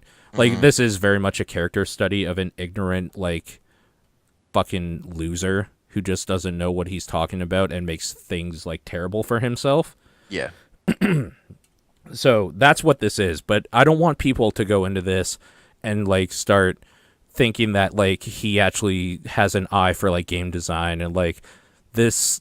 like long climb up like signifies a long journey before you like have an idea or something. Like some of the bullshit he spouts about like what Coda was thinking and stuff, I don't want people to start looking at video games that way. If anything, especially with like Twitter and Facebook and stuff now, just ask the people if you're interested in like what their thoughts and feelings were when they were making a product. Like, send something out there, throw an email out there. I hate when people assume something, but even worse when they assume the worst. Like, well, he was obviously depressed because he was making prisons. It's like, no, he probably was having fun with, like, this thing where... okay, what he actually says is that like he just did like a dozen prisons or whatever with the Yeah. same assets. It's like that's how you do iterative design. That's how you make something amazing, is by failing with the same thing over and over until you find the perfect way to put it together. He was actually like, what have you done, Davey? You wrote a shitty fucking game. I didn't like Stanley Parable very much, honestly. Like, you haven't really done much, especially in game design. So, like, why don't you shut your fucking mouth about stuff when this is how a good game gets made, by doing something and then hating it and doing it again and again. It's not self-destructive. It's actually, like, growth as a human being and as a developer. Yeah. So Like he's such an idiot, and I hope people don't actually think he's smart, because it'll do so much bad for all the YouTube kiddies out there that think they going to be game critics. He's a fucking idiot, and I just hope people don't take it seriously. I mean, I think the way it's structured the way it is to draw in people who might think like that and then shock them out of it. Like, that's bad, though. in I my don't head, like that. and I don't really like that. I don't like that approach to it.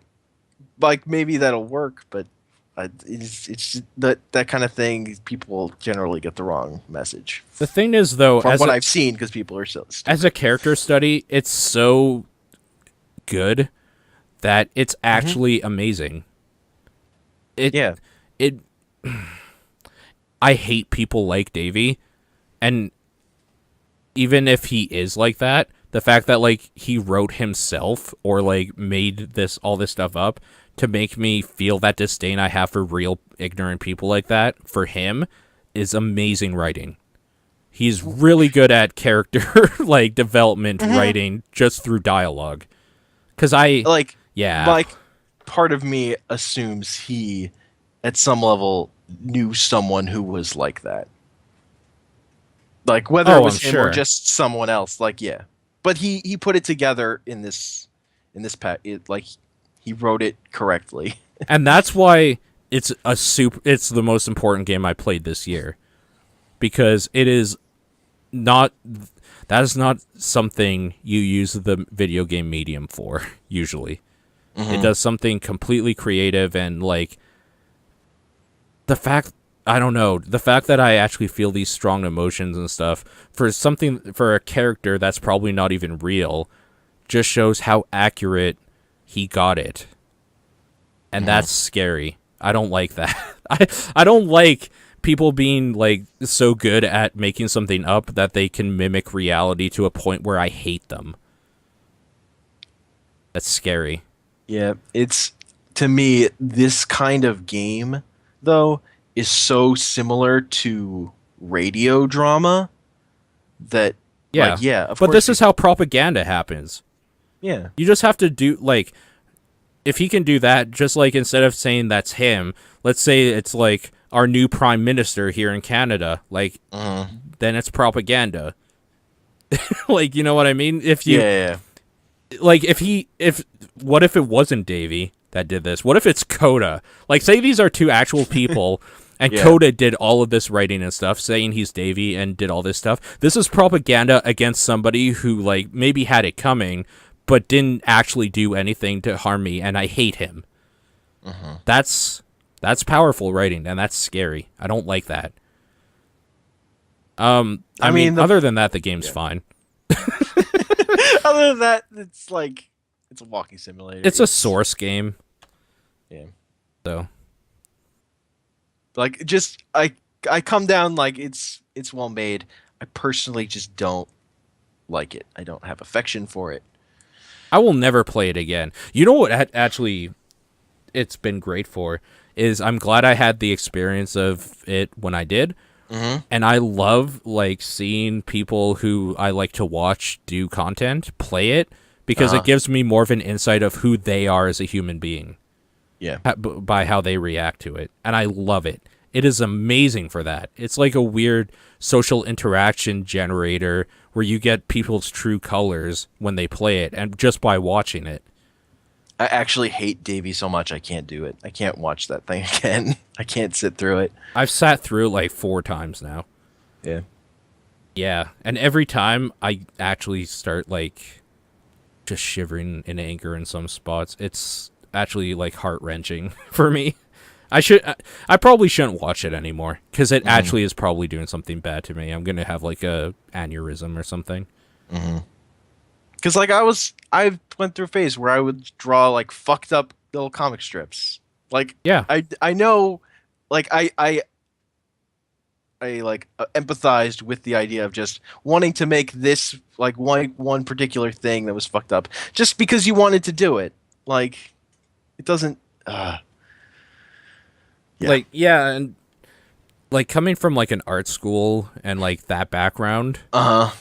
like I didn't understand how any of the like quote unquote weird things he was doing like would have been a call for help at all because I've seen some fucked No. up shit from totally normal smart people. Yeah. And it's the only reason they did it is because I wanted to evoke something. Like I just wanted to have fun. Uh-huh. I wanted to draw like guts, so I did. Yep. That's how it goes. But yeah, I just hate Davey so much. Especially, oh man, when they like talk about how Davey was like changing the levels too to show it to people and like implementing what he thinks is right game design onto someone else's work is like heartbreaking in the cruelest way. It's just terrible. Like the part where you go to the house and you're just doing chores. I really liked playing that part because after all the like prison shit and stuff, it felt relaxing. Like there was a nice song playing, there was a repetitive task, and I'm kind of chilling with this person who's talking and like saying some corny things, and all we're doing is cleaning and I'm having a relaxing time. And then Davey just decides to stop it because you have to keep moving. It's like if I was Coda, that would piss me off because the reason I did that was to be kind of like a way like catharsis, right? I'm gonna calm down. I'm just gonna play this infinitely for like 2 hours while I listen to a podcast or something. Yeah. Oh man, changing people's work is like a crime that I think should be punishable by death. It's terrible. It's almost as bad as pedophilia. Pedophilia is way worse, by the way. I actually hate pedophiles. Look, modding is a thing, but like contextualize it properly. Modding's different. That's a different thing. Yes. Also, that he so early talks about how Kodo was just throwing these games away. It's like you're going through someone else's creative trash pile. Yeah. I'm not, and then like making judgments based on it of like the thing they didn't. It's like Coda didn't show this to anybody, so it must mean he's depressed. It's like no, he probably just tried something out, didn't like it, and threw it away. What right do you have looking through it, you piece of shit? Why don't you go write a shitty game? Oh wait, yeah, that was a thing, dude. Fuck that guy. I don't even care if that's him or not. The fact that he wrote a character that makes me that angry, fuck him. Yeah. Also, fuck Undertale. I'm not even gonna like explain why. Yeah, fun. Fuck that, and fuck you if you liked it. Fuck Moving on. RPGs. Unless I'm in the mood for that. I'm probably gonna start getting messages on Twitter when this goes up.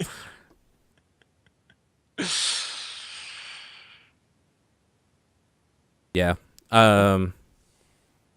Let's talk about Transformers. Let's get out of this like hate spiral I've thrown myself into after having a relatively decent good day. Well, Transformers Devestation. Yo, do you like Transformers? G1. Like, not really. Yo, do you like platinum action games? I mean, yes, but that's only because they're good games that do like that weird is what things. This is. This is a platinum action game. But like, how weird can they go? The reason I like stuff like, say, Bayonetta, right, is because it's a witch who does crazy shit with her hair, and it's like this spectacle. Transformers are just fucking robots in disguise. Yeah, but you get to be Bumblebee and beat the shit out of Megatron. You beat the shit out of him. Okay. That sounds really weird. All right. He's so fast. And then you get to like be Optimus Prime and kick the shit out of Devastator. Because why not? Okay. Like it's Do you have to be a Transformers fan to really get something out of it? Because I think you do. Yeah. Okay. You have to like G1 Transformers. Do you have to like love it? No, because I don't love it. Because like I think Transformers are okay. I have nostalgia for See, it. I don't have nostalgia for it, but I don't hate it. I don't mind it. What I really love, Beast Wars. That was my Transformers shit. I mean, G1 is like terrible. It has that level of like it occasionally was so terrible that I just find it hilarious. Like there's an episode with a kid in a wheelchair who literally says, "No one's truly disabled as long as they have courage." And then later in the episode, Sparkplug tells Spike straight out, "Spike, sometimes nothing you do makes any difference." Just like the writer just couldn't fucking handle the fucking cheesy bullshit he wrote early in the episode and had to fucking bring it down specifically on this one character. That's great. I like that. That's like episode 6 of Transformers.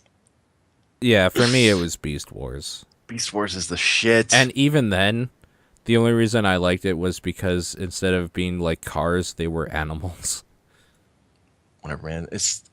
Once they got past season 1, the plot got really good. Waspinator. Yo, Waspinator is the best. Waspinator has plans. I remember. Okay, so for like just your reference, Beast Wars up here in Canada was called Beasties. I'm aware. And I don't know why. Do you? I have no idea. I would like to know if you do. Canada can't handle wars, man. I don't know. Is that seriously it? It might actually be. I assume like it's the reason in Europe Teenage Mutant Ninja Turtles were Teenage Mutant Hero Turtles because ninjas are too much. The reason why I think it actually might be is because it aired on like the youth television YTV here. Yeah. Which like the target audience is like 8 to like 14 or something, like young. So I think it might be that like just syndication wouldn't allow it if the word war was in it.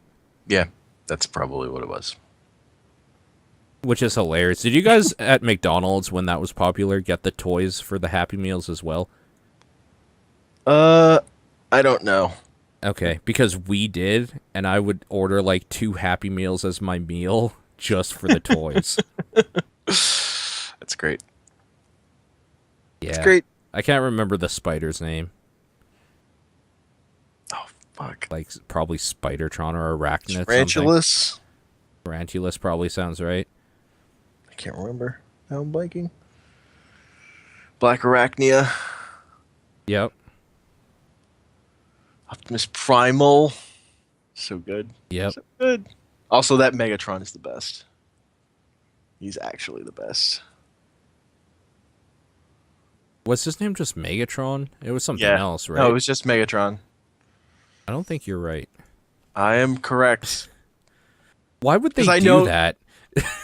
Like, why wouldn't they change his name? The lore reason is his name wasn't originally Megatron, but he was such a maniacal thing. He took the name Megatron. Oh, so he named himself.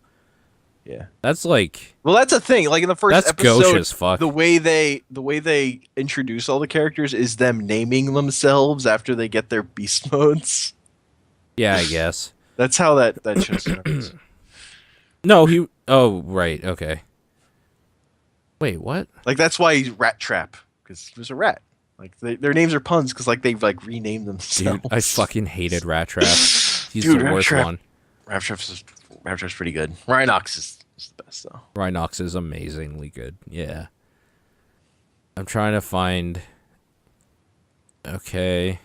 List of Predacons. Oh man, the Predacons.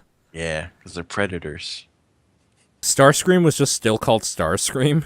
Well, it was Starscream's spark because like it was Starscream's ghost inhabited Waspinator for one episode.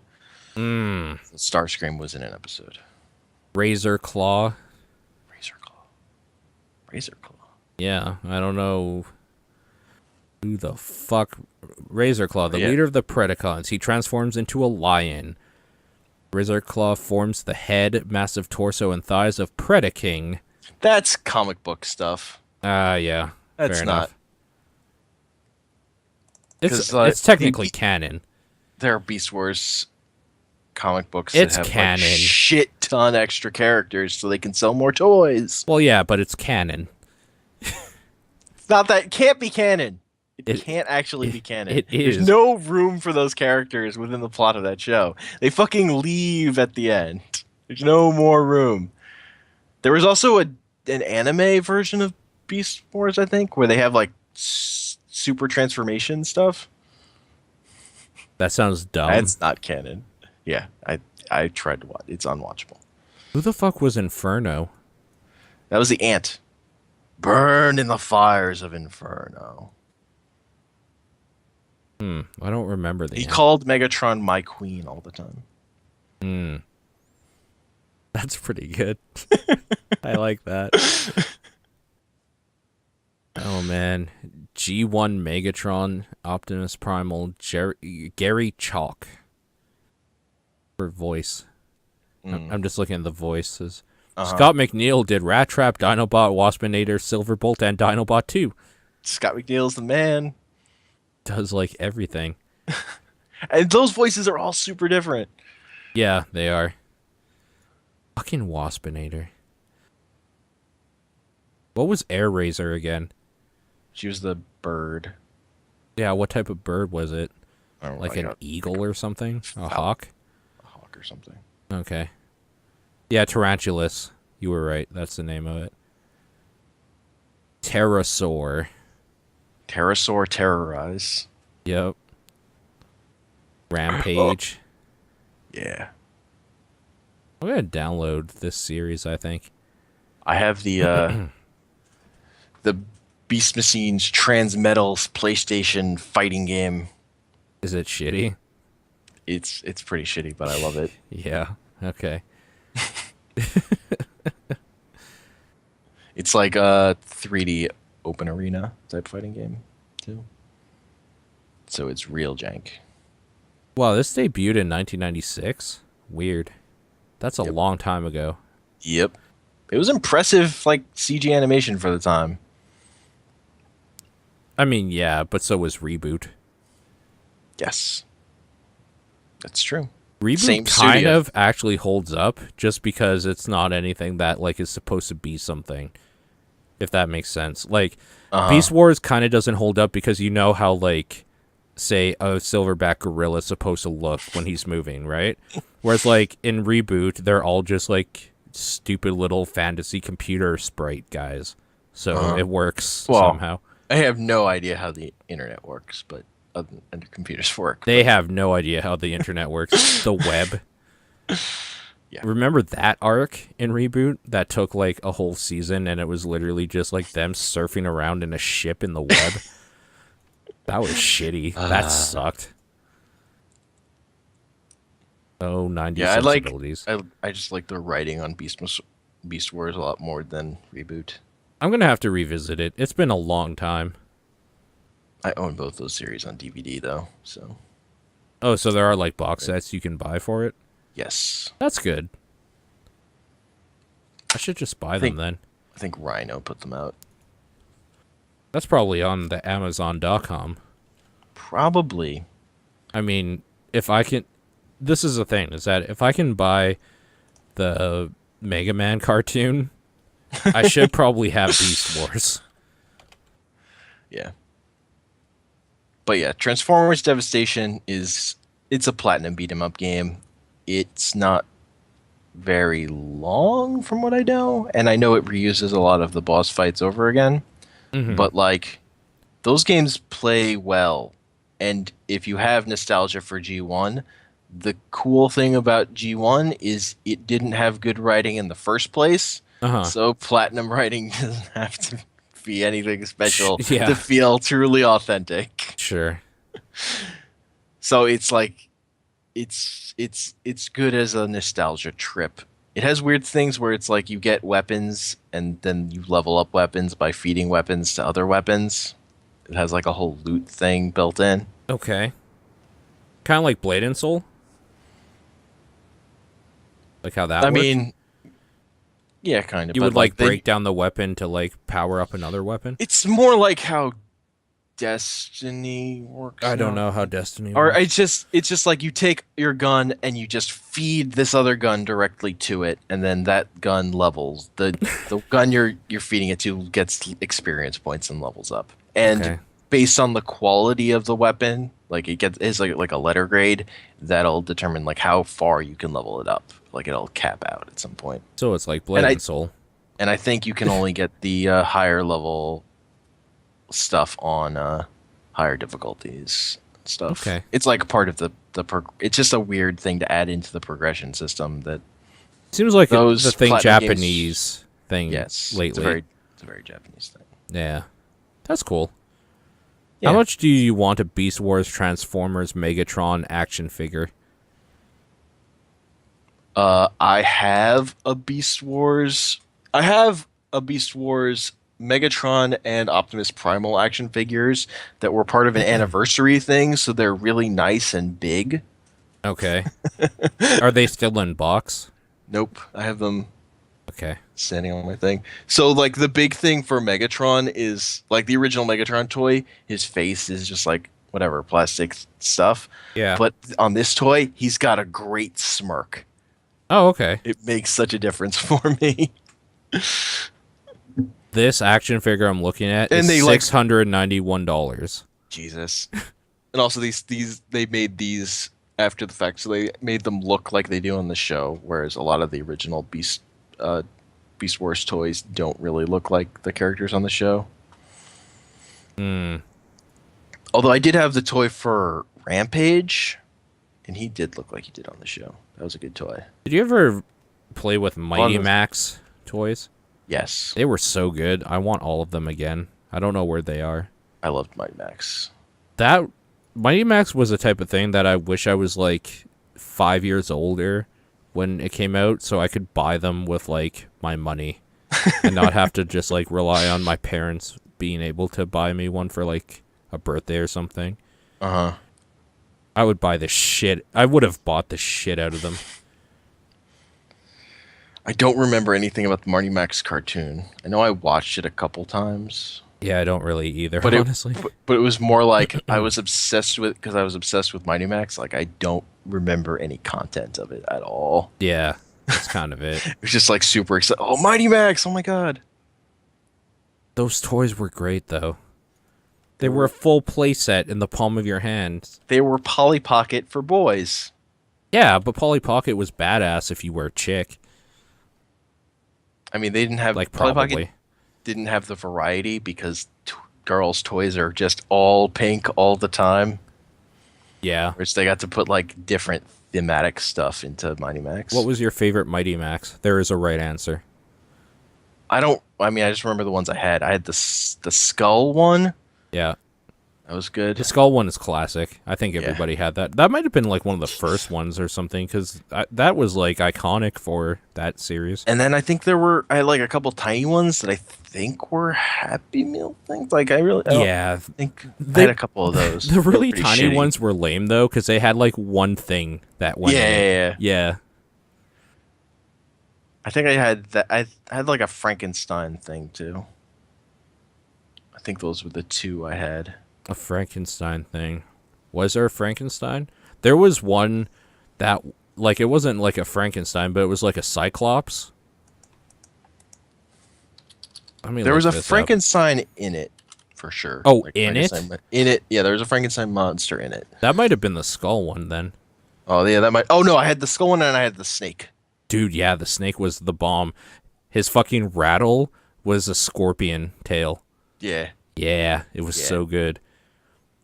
Also, there was like this spider one that was kind of gross and creepy, like it was a giant spider head, or like a giant spider with like a little legs or whatever. Then when you opened it, those legs attached to like another spider inside, and it was like a Nice. spider's lair. It was gross. I want one again. The snake was the Oh. bomb. The snake was the right answer, by the way. Oh, so I had the snake, I had the skull, and then I had like this weird alien head one. I don't even know what that thing is. Weird alien head. What does Yeah. it look like? It's like teal, like dark teal, kind of. Dark Oh, I teal. also had like the boar one. I had a lot of these things. I also had like the I only had boar one. I had the snake, the spider, and the skull. Those are the only 3 I ever had, and I'm so mad. I had 4, I guess, of the big ones. I'm trying to think of what the alien head would have been. There was a like Mount Doom or something as well. Mm-hmm. Just like a giant playset. I never got that. I always wanted it though because it would be on every Saturday morning cartoon ad. So in the second column, I had the ones on both edges. In the second one down. Second one down on the edge. Oh, like that goat head thing on the left? Yeah, I had that. I had that too. That was a spaceship. Yeah. And then I had the one on all the way on the right on that same row. Weird. Okay. Fuck, I'm gonna look into buying Mighty Max. What's hilarious is I was talking with a friend about Mighty Max for like no reason the other day. Yeah. They're great. They I are the best. fucking loved it. And I had in that picture I had the small ones. I had that green hit one in the middle. Do you think I could get away with making a YouTube channel doing like Mighty Max Let's Plays of just like a camera on a tripod and just like me making up a little adventure with a Mighty Max with it zoomed in all macro-ish? I mean, you could do it. It would be amazing. I gotta do like a Mighty Max voice like, oh boy. That is Mickey Mouse. You've confused 2 characters. Oh gosh. Yeah. Same thing. I am actually going to look into getting some of these because they're selling for kind of cheap on eBay here.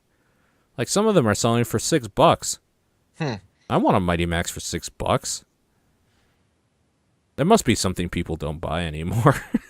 I guess. Probably for good reason. That it seems Sup- kind of like a bad idea too to like market something to kids that has, they like, moving really parts. Tiny, Yeah. really tiny pieces. Yeah, that you can just die on. Whatever. I was super into those. Yeah. They don't make toys like that anymore.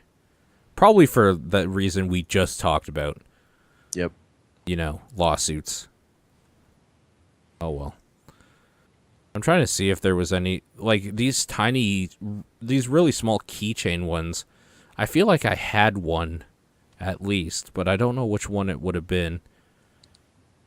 If anything, it's probably that like Skull Warrior it's called. It's like a cyber wolfman looking thing. We should probably just keep moving on. Yeah. Talk about Mighty Max all goddamn day. So, my last game, Yeah. and the most important game. I want to know all Persona about this. 4, Dancing All Night. Oh, it's so good. Is it so worth getting a good. Vita for? So you kind of have to care about the Persona 4 characters to really make it worth it. Why? I Because just want to dance with anime people. I mean, there are Hatsume Miku games you could get for that, I guess. Yeah, I want all of those too. I love this thing. Well, because you won't. There's like, you wouldn't play the visual novel part of it because that's like a story that's a sequel to Persona 4, basically. Of the characters all getting back together again, and like, it's just so. What makes the story and what makes it so great is like, it's such a silly thing, but they go all the way with it and do it right. Like, so the characters in Persona 4 are, a lot of it is like these are characters who are like repressed teenagers who are totally inward and have to like confront the worst parts of themselves or the parts of them that they hate the most. And like, then just seeing them like a year later, like full of like the confidence of just fucking dancing to express themselves is such a fucking cathartic experience. It's just fucking joyous. And then you get to put them in silly outfits and stuff. Like Okay.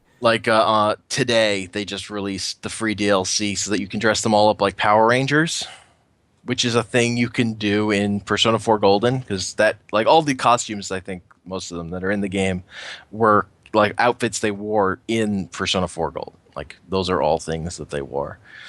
So it's all thematic in that way for the most part. And it's just like silly dumb stuff. Like you can buy a mask of the shopkeeper and put them on characters. It's like a big plastic thing, and then you can buy one that's gold. It's just dumb stuff, and it's just a fun rhythm game on top of all that. So, how does the rhythm game part work? It like So it's like basically it's a 6 button thing where you're using the outer edge buttons on the Vita and the so it's like not up. tapping. It's not like an Elite Beat Agents. It's more like a Hatsune Miku game. Yes. Okay. So you're using like up, left, down, and triangle, circle, X Uh-huh. as notes come in from the center and then go out to like those spaces on the Vita screen. You can actually also just use the Vita screen to physically press those buttons, but Yeah. that would involve much more movement. And Yeah, then fuck that. there are also occasionally there'll be scratches, which is like instead of a note, there'll just be they sort of all the notes follow like a circle, like a big arc that reaches around to both sides Uh-huh. for when you're supposed to hit the note. And for scratches, there's no note, and you hit those either by just like hitting the either one of the analog sticks in any direction, or you can set it up to be the triggers. Although I don't like that as much. And then there are like different noises depending on how you. They're like a couple. Like for up and left, we'll do one noise on the trigger, and down and right, we'll do like a different side of noise. And then there are like weird modifiers. You can change all the noise stuff. Uh-huh. And then sometimes the game will have you like press 2 buttons at the same time. And then there's like a ton of difficulty options. You eventually like unlock like mutators to fuck up the whole thing, or things to make it easier. So there's lots of different ways for you to customize how the difficulty in this thing plays. Okay. The challenge was good. I was pretty bad at it at first, but I've played a lot and I've gotten much better. Like it has a good skill curve for me that I really enjoyed. I fucking platinumed this game. Like I can't say enough good. Like might be my game of the year because I just fucking love this thing. I did. There's still more to do. Like beyond the platinum is just really play a lot of it, and then there's an in-game medal system for some more ridiculous stuff. How much of your love of it is just a love of Persona in general and not so much the game? A lot of it, but I really like playing the rhythm game, and I really like the music from Persona Okay. series. Like I really like the music from these games. They do a bunch of remixes of tracks that I really like. Like I bought the fucking special edition because I came with like a 2 CD soundtrack. Yeah. Like, and I've been listening to that stuff too. Like I just really like the music. So having a rhythm game that's full of music I love, like it all comes together for me because every part of this is a thing I like. This is what you've been waiting for forever. Like it's also like so the visual novel thing is very similar to the fighting games they've put out Okay. for Persona 4, but those like involve Persona 3, which has like thematic stuff I'm less into than Persona 4, whereas this is pure Persona 4, so I'm like thematically it follows up on that, and I really love it. Okay. Where it's like you're in this world where whoever set it up has made it so no one can hurt anyone, and there's this song that tries to convince you to become the person everyone else wants you to be, and they're kidnapped these idols, like Japanese idols, Okay. like 10 of them, because one of the main characters from the original Persona 4 was an idol, so like Oh, okay. that's how that plays into that. So then you have these idol characters, and then your characters are just dancing to express themselves fully to show that you don't need to be the person everyone wants you to be. You can be yourself. Convincing these girls to just be themselves. Because they're idols, so they're super susceptible to the idea of becoming the person everyone wants to be. Because they're already like being these characters that aren't really representative of who they are. It's fucking great. I love Huh. Okay. it. Really love it. It seems like one of those, like, you have to play to understand it sort of things. Because then, like, so in Persona, you have, like, your personas are sort of like Pokemon, but they're also like your big summon stuff. Yeah. So when you finish a song with a character, then they summon their persona, and the persona does like a solo on an instrument. Okay. Like That's pretty he's good. the main character, he does a sick guitar solo, or you play this other character, they bust out like a saxophone. Is that the game Dude, where they, sing- like, pull out a gun and shoot themselves? That was Persona 3. 3. Okay.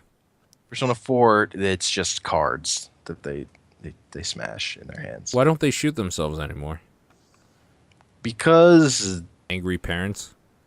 like it was like unnecessary. Like Persona 3 is a much more aggressively dark game, Uh-huh.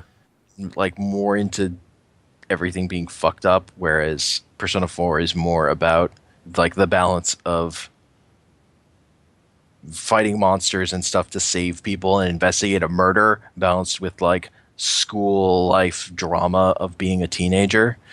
How much am I missing out if I don't play Persona 3 and just go to 4? Nothing. At all? I didn't play Persona 3. Okay. Good to know. Yeah, again, Persona 4 Golden is my favorite game. So this, just having these characters speaks to me in a really strong way. Because these are my favorite characters in video games, and seeing them dance around is fun and silly. Necro's But- answer is Persona 4 isn't edgy as fuck.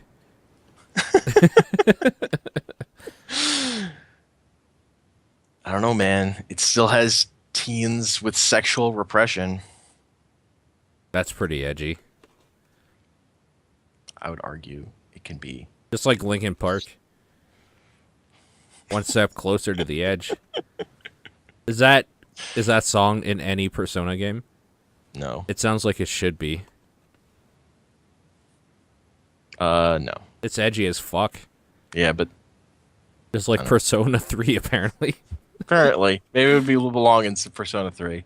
That is the game where they shoot themselves in the head over and over again, and over again, and over again, and over again. And in the end, it doesn't even matter.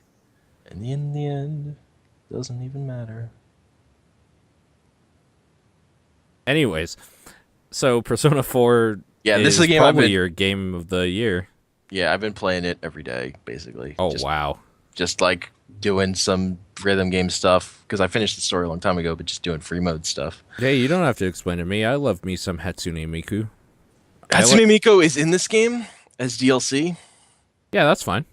Yep, I bought the 3 DLC tracks that give you a new character, because characters are tied specifically to tracks, but then you get to pick the backup dancer that comes on when you do super well. Okay. And then like you unlock it's like for each of the 3 main difficulties, beating it on that difficulty unlocks a particular character to have as your backup dancer, basically. Gotcha. Okay. Cool. Yeah, it's fun as shit. You know what else is fun as shit? Movies? Left 4 Dead. Oh, Unfortunately, Left 4 Dead is super old, so instead we have a Warhammer game called Vermintide out. That is basically Left 4 Dead. hooray! I really liked watching people play Left 4 Dead. Yeah. Watched a lot of people play Left 4 Dead. Really? That Yeah. doesn't seem like a game that would be fun to watch for some reason. If like the people are being dicks to each other, honestly, or Okay. like they have, or it's like a lot of it is just people, Like the interaction between the way people playing. the way people interact with it, and just kind of the surprise, like that it's always people are taken by surprise when stuff happens. When that happens, that reminds me. We did like a video series of that. yep, I watched that. Oh, all right. I've watched that, and I watched the guys who do Dragon Ball Z Abridged, Team 4-Star. They also did a lot of Okay. Left 4 Dead stuff. So I watched that too. I remember some funny moments coming from that now, though. From Left 4 Yeah. Dead. Yeah, okay. I was so mad during some of them. Yeah, you can tell. Great. Great. I'm glad that's it's- on the internet. It's the pleasure. It's the joy of seeing people like kill you guys, and then I wasn't nearly as mad in that as I was in Magicka, though. no, That Magic I got too real. Magicka broke me in a way that I wasn't ready for. It made me like hate the people I was playing with. That was bad. That was a bad time. Anyways, talking about Left 4 Dead, Vermintide is Left 4 Dead with a more melee focus combat and set in the Warhammer universe. So how does that sound to you? Does it have a thing like a tank that sort of a bigger enemy that you have to Yes. sort of be ready for? And Yes. that changes things up. Okay, then Yeah, that's it's all I like really need. a giant like rat. What Yeah. the hell was it called? I can't remember. But yeah, it is literally a tank, and like you just hear it like stomping around and like screaming before it comes onto the scene, and then it just does, and it's like pummeling people. Because that's the thing that really makes Left 4 Dead is like if you're not like super on top of your game, you're fucking around, but you're getting through stuff, and then you're not prepared for when the tank comes, and you're like, oh no. Yeah, yeah, that can happen. Like, I can't remember what the hell that type of rat is even called, but like, we faced one like super early when I was playing it, and it's just like, oh, okay, rat ogre. It's just very specifically called a rat ogre. Yeah, it is literally a tank. Okay, that sounds cool then. Yeah, there's different types too. There is oh my god, the rattling gunner. He has a Gatling gun, rattling. Nice. Yeah. Anyway, There's like feels like there's a hole for a Left 4 Dead type game because there is. the Left 4 Dead guys made Evolve, and that did not serve that purpose. Yeah, no, there is definitely a space for this. And Also with Payday being garbage now. yeah, no, I'm super glad they're doing this because not only is the hole filled for Left 4 Dead, but also the just like the loot grind. Because there's that too, where Left 4 Dead didn't have that. Like, you go into a level, you could have like a guitar sitting in a random place and then use that as a melee weapon for a while, and then maybe even carry into the next area, but eventually it breaks, you throw it away, and you pick up something better. Yeah. This is very much revolved around, you have a loadout. You can choose like your weapon loadout, your shield, and stuff like that at the very beginning, before, like in the tavern, before you go out. You go out into the mission, you get things. Like, you kill things, you can do different things to, like, get more loot drops at the end, possibly. And then what you do is you roll dice for loot. So you can, like, pick up dice in the world to, like, add another dice to your loot roll.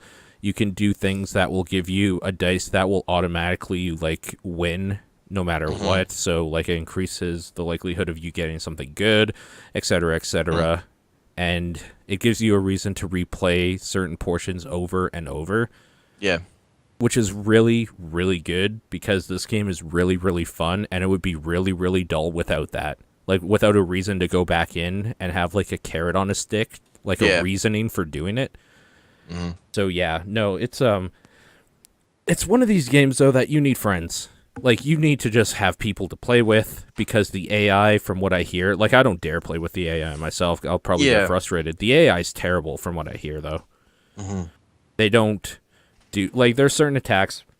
Some rats have, like, full body armor on, and the only thing that can hurt them is, like, a piercing attack. And the AI just, like, won't do a piercing attack on them. So they're essentially useless. Sometimes, like, they won't even get you up or whatever. Like, it just sounds bad. Yeesh, that's the one thing AI needs. Yeah. Or maybe it's the opposite thing, where they try too hard to get you up and go into, like, harm's way all the time. Either way, it's bad. Yeah. So, like, if they fix that, maybe. But it's kind of the same thing as Left 4 Dead. I didn't play that single player either because I'm not crazy. Yeah. Those are co-op games. You need a good crew. Yeah. You really do. You don't even need a good crew. You just need one to show up. Like, you need a crew. I really like how the game plays because first-person melee is usually a recipe for, like, terrible gameplay. It feels really good, though. It's snappy the way you do stuff. So say you take a swing with your axe or whatever, and then you have like a shield. You just push the shield. Your shield's instantly up to like block an attack that's coming at you right after you took a swing with your other hand. Like, it's really responsive, really quick, so you don't ever feel like you're in a situation where you're being screwed by animations, which is super important. The only thing with that is that playing the dwarf, the field of view slider is weird because you're really low to the ground. Yeah. And doesn't feel like you're seeing everything all the time, like on your sides, because you're small in stature. So if you have like a shield and a weapon out, that's taking up a lot of your screen.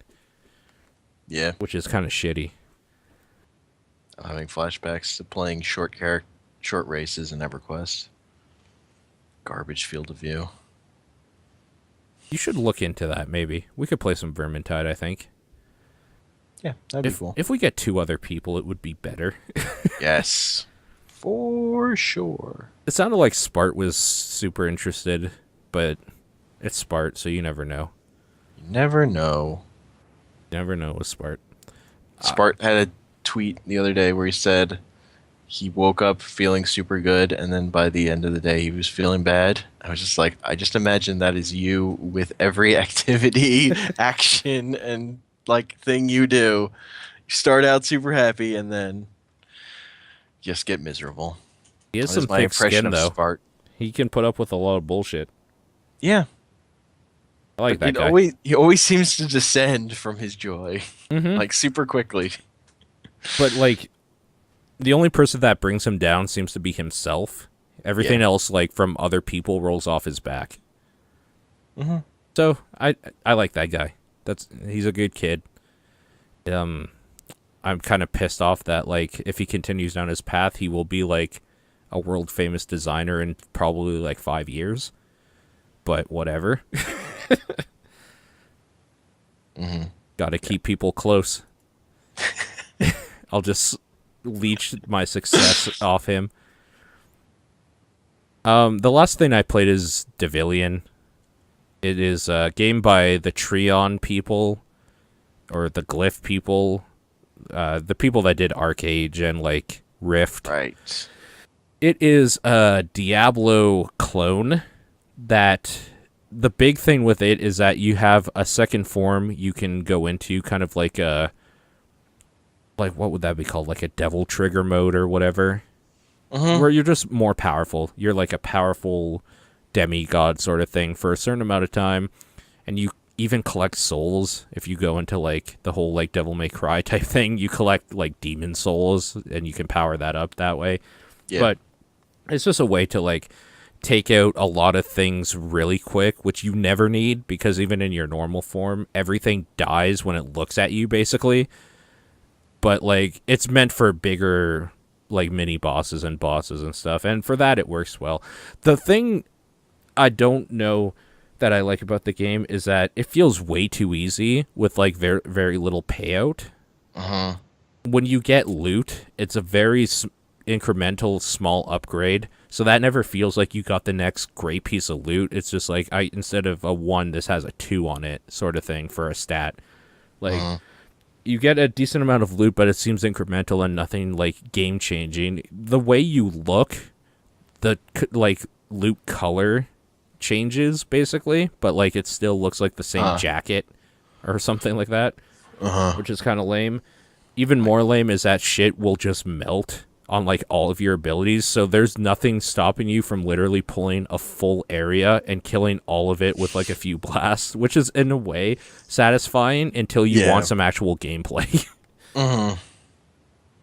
So I don't know how I feel about it. They're doing another like closed beta event, I think, this weekend. I might try it out again with a different character. I played whatever their like whipping vampire killer Castlevania-ish dude is, and that was okay. I think I'd like to try like a mage and just really melt stuff. But if like the problem I have with it is that if you like Diablo games, there's a game out there that does it well called Diablo. Yeah. So, you know. Yeah. And I mean, it took a while for Diablo to do it well, because it sucked. But now Yep. they do. So Mm-hmm. you might as well take advantage of it before Blizzard does something to fuck it up again. I don't really want to say much more about it because I kind of don't care. Yeah. We should talk about some movies because you've seen a shitload of movies. I saw a shitload of movies. I watched Until Dawn. Does that count? Does that count as me playing it and watching it as a movie? No, you needed to watch Wendigo. That's the movie. I don't even know that movie, honestly. I gotta look it up. I haven't. I've like it's on. Like I have it ready to watch, but I haven't watched it. Huh. 2001 was when it Yeah. was released. Yeah. 5 out of 10 says IMDb. You know what? That sounds about right. Oh my god. It has Dewey from Malcolm in the Middle in it. I didn't look up the cast. Amazing. Anyways, tell me about some movies. Okay, I'm going to talk about these mostly in the order I saw them, I think. So I'll start with Sicario. So this is directed by the director of Prisoners, which was a movie I loved. And it's starring Emily Blunt, Josh Brolin, and Benicio del Toro. That's a pretty good cast of two people that look pretty similar. Josh Yeah. Brolin and Benicio del Toro can look the exact same if they have the same hair and facial hair going for them. Mm-hmm. They speak pretty differently, though. I mean, yeah, but they're two. I'm just saying they're two different people. They can just look similar. Yes. They can pull off shaggy hair with a goatee. Well, is what I'm getting at. Yeah. So I was ready for this to be like the action thriller starring Emily Blunt I've been wanting. It's not that. Like Okay. Emily. The problem is Emily Blunt's character is like the audience's way into this story, but beyond that, she's actually pointless. So she's a passive viewer. She's like trying to be active, but she's just pointless. Like at the end, she's actually there for that just because they need to, for like bureaucratic reasons, and that they don't even care about at the end. It's like it becomes about how there's no room for rationality in an insane world, basically, and she becomes like the poster child for rationality. So the movie is all about making her feel completely helpless in a way where because she's the only female character, it feels really uncomfortable, honestly. So it kind of undermines her. It Like, undermines her completely. at every turn. That's really weird to do. Like, why do you even have a character in that position at that point? Because your movie is about how you can't be rational. Like, because your movie That's a has an lazy way to idea. convey something, though.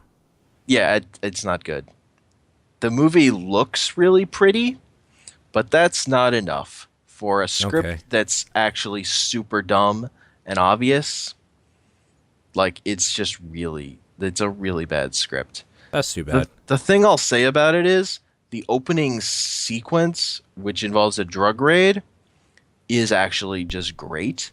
So Okay. if this movie shows up on a streaming sequence, it's totally worth it to watch the beginning of it, and then once they leave that starting area, and like there's a scene back at HQ, turn it off because you've seen the best part, and there's nothing else for you to see there. That's really too bad. Okay.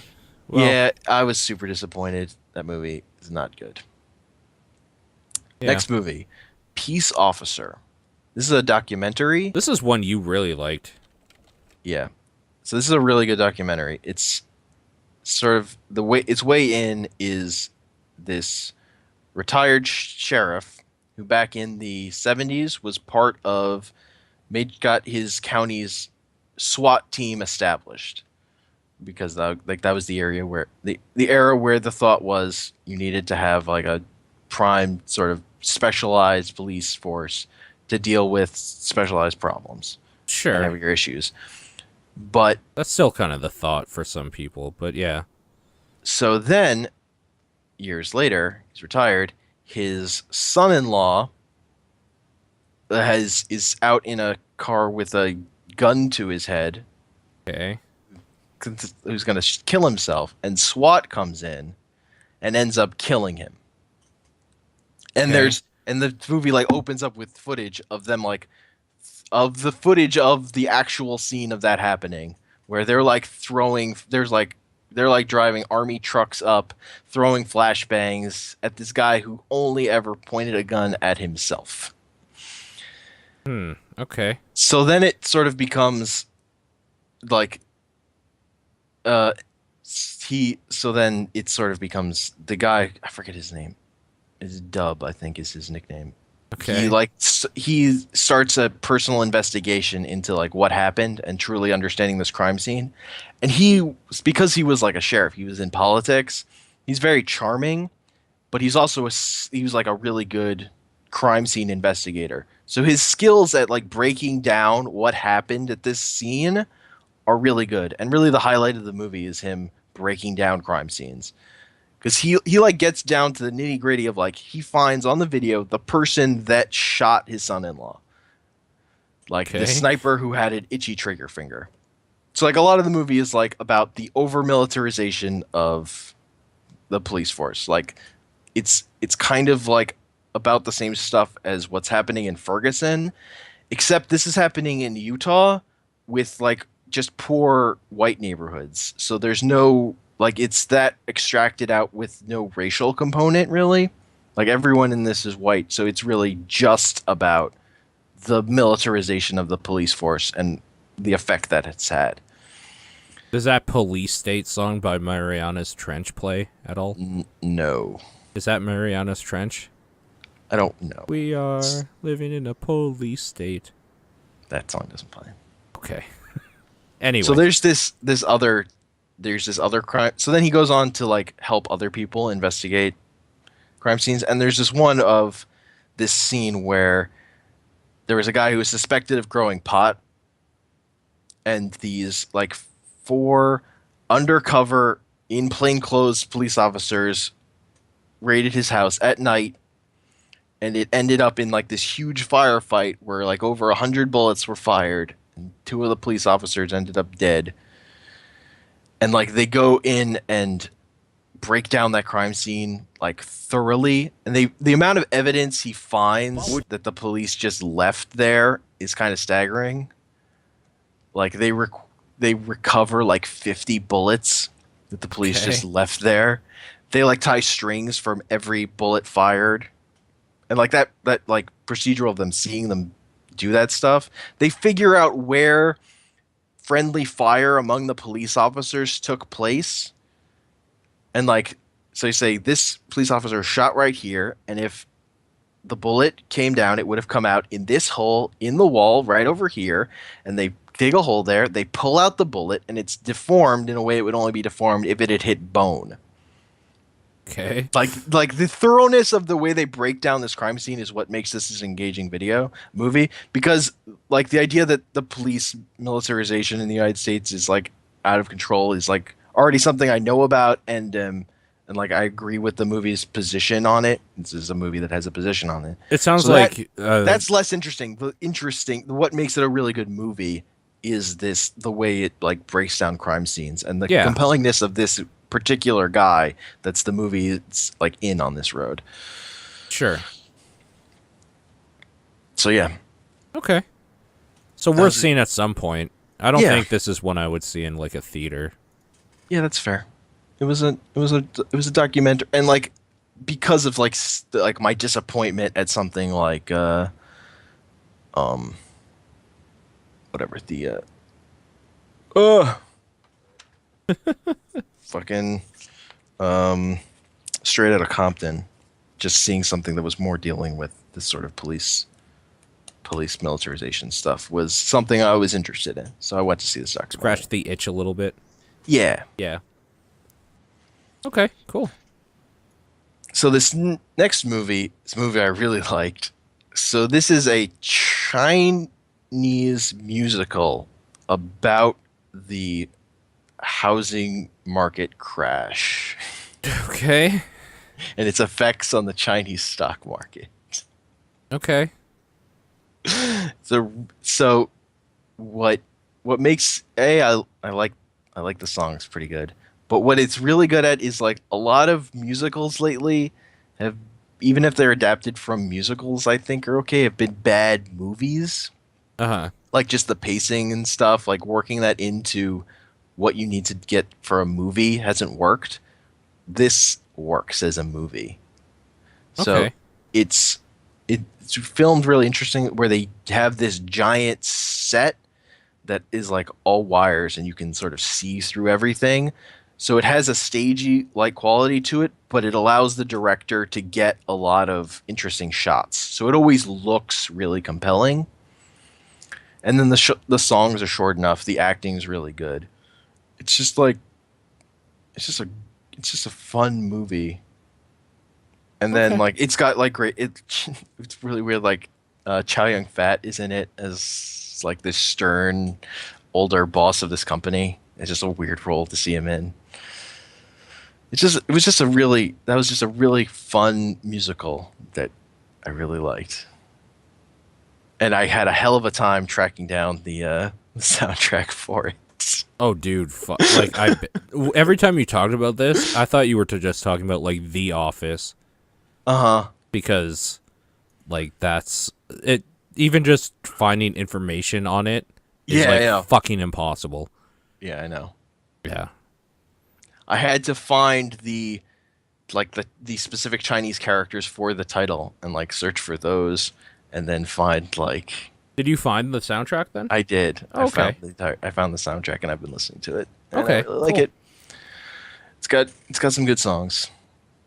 Like Police State. So like a lot of it is about like no, Police State is not one of they're not like Police State. What would like a Chinese police state sound like? You know what? I'm not even. I was gonna go somewhere with that. Totally racist. Anyways, let's move on. So like what the movie actually ends up being a lot about is trying to find ways to form personal relationships in a world that's all about like being impersonal and not caring about other people. Okay, That's sort of like the principles behind the movie. I can dig. Yeah, it's good. The next movie I saw is Pay the Ghost, Okay. which is a shitty movie, but it stars Nicolas Cage, so it's great. Yeah, I've been wanting to actually check this one out. Maybe. Like, It's I just want to see what Nicolas Cage is doing these days. It's been a while. he made that Left Behind movie that I've just heard is super boring. Mm-hmm. Uh, What about that Dying of the Light? I didn't hear anything about that. I don't even think I know what that is. It came out last year, apparently. I remember. Yeah, this just sounds boring. Yeah, probably. When a devastating illness threatens to end Evan Lake's career in the CIA, he goes rogue to hunt down a terrorist who tortured him during a mission gone awry years ago. That sounds like That looks so super boring. dull. Yeah. This movie has ghosts in it, so it's like Yeah, this is what I want. this movie is dumb in all the right ways. Except for Big Like- Daddy. Big Daddy would be better. There's like this blind home like every person Nicolas Cage goes to for help like shouldn't be helpful to him, but everyone's helpful. Okay. It's like he finds like a secret underground hobo village, and there's a blind hobo wise man who fucking tells him everything about who knows everything about how that ghost works and has a flashlight ready for him when he needs it. See, the weird thing is that the like movie poster or whatever for it is amazing because it looks like Silent Hill. And it just makes me want Nicolas Cage in Silent Hill. That would be great. It would be so fucking good. I don't even remember, like, Cheryl! Just, like, yelling for his daughter's name. Oh, God, Cheryl! He does yell for his kid a lot. Of course he does. That's what Nicolas Cage does. He yells a name and then says, oh, God, or something. He dresses up as a cowboy for Halloween. Oh, my God, that's amazing. Is this actually worth seeing? Let's, like, actually be serious here for a second. Because It's if you like Nicolas Cage, it's worth watching as a dumb, bad movie. Okay, keep in mind it's going to cost me about $30 for two people to go see this. That's not worth it. Yeah, okay. It's worth seeing it once it's On out Netflix. On Netflix. Yeah, okay. Like, check it out then. This is not... It's not that transcendent. It's just fun to see Nicolas Cage in a bad movie. What was the last Nicolas Cage movie that was, like, transcendent, like, worth seeing in a theater? Like, an actual Nicolas Cage movie, not, like, his part in Kick-Ass. It It must have been a long time ago, honestly. Okay. was Ghost Rider's Spirits of Vengeance. I didn't like that one. I liked the first one, honestly. But, like... I like the pissing Ghost Rider joke. It was probably Drive Angry. I was going to say Drive Angry, I actually really enjoyed. So it was probably that. Especially if you could, like, get to see it in, like, a drive-in or something. Oh, my God. Be amazing. Mm. Yeah. Yeah, it's been a while. He's been making... Apparently, he was sort of had money troubles, so he was just taking whatever paychecks he could get. That's why he was in that Left Behind movie. Left Behind. Which one is that? Those are the Rapture movies. Oh, yes, that's right. Okay. Kirk Cameron. Yeah. Yeah. That was a reboot. He was in some weird shit for a while, too. I kind of liked him in Bad Lieutenant, Port of Call, New Orleans. Dude, I love that movie. I just love that movie. That movie, like, he is a bad detective. That is the only movie I've seen where the director got bored with the stuff happening and so decided to take the perspective of the lizards that one of the characters was hallucinating. Yep. No, it was great. Movie's amazing. Remember World Trade Center and how he was a firefighter in that with a mustache? That was weird. I didn't watch that on principle. That oh yeah, because you live in New York. Or, like, close to it, rather. Yeah. Well, you would have gone to see it in New York. My mom commuted through there every day. Oh, really? Yeah. She was on a ferry boat on her way there when the second plane hit. So did she actually see the plane? She saw it completely, yeah. Okay. Like, we're going to forget about everything talking about movies right now for a second. Okay. At that point, on the ferry boat, does the ferry just turn back around, or does it actually go to harbor? When the second plane hit, the ferry turned around. Yeah, okay. Dropped everyone off, and then went back across to ferry people back. Okay. Yeah, I mean, I was going to say, if there was some stupid, like, bureaucratic person who's just like, no, you got to keep to your job, get those people over here, it's like, that person needs to be shot. Yeah, no. Like, you turn that shit around and get people home. One plane was a weird accident that people were, like, stunned by, but still going around their routines. Right. Second one... Something's going on. Everything was dropped. Yeah. Did you go to school that day? I was in school. My mom picked me up early because she wanted me to know she was okay. And she realized. She, like, got over her shock. Were you worried when you heard about it? Yes. Well, like, I know, like... The answer sounds obvious, but I was worried about my mom specifically. Yeah, exactly. Yeah. Like, you weren't worried about, like, the ramifications of, like, a war on terror or something. I'm sure. It was more like it wasn't like a thing like, oh god, the terrorists are attacking the US. It was more like a person like, is my family okay, sort of thing. We didn't really know what had happened, so it wasn't that's fair. About that. My dad, when he first started out, someone told him the Twin Towers are gone. He was like, gone? What do you mean gone? Where did they go? Yeah, that's a weird way to tell somebody. Yeah. Mostly it was just like fierce anxiety. Like fierce anxiety. How old were you at that time? I was a freshman in high school. So, what is that, like grade 7 or 8? Or no, high school 9, I guess, right? Yeah, 9. So you would have been roughly 16? Yeah. So you probably, like, were used to going to the city on, like, bus alone a few times? Yeah. By that point? Like, how long did it take for, like, the ability to just, like, continue on, like, going to New York randomly to go see a movie and stuff? I'm sure, like, that weekend you didn't go see a movie in New York. No, the thing the way I would get into New York was taking the PATH train, Yeah. which stopped at World Trade. Like that line was down for like a year or two. Holy shit. Like that was a like it was like they ran extra ferry boats Oh, across the to river make was up the for it. to make up for it. Yeah. Yeah. But like yeah, that was it was a transportation. We also like lost most of our TV because all the TV antennas were on the World Trade Center. Oh, weird. That's a Yeah. thing I never would have even thought of. Yep. Huh. We Interesting. got cable. My family got cable around then because it's like Because of that reason. they just we need TV. Yeah.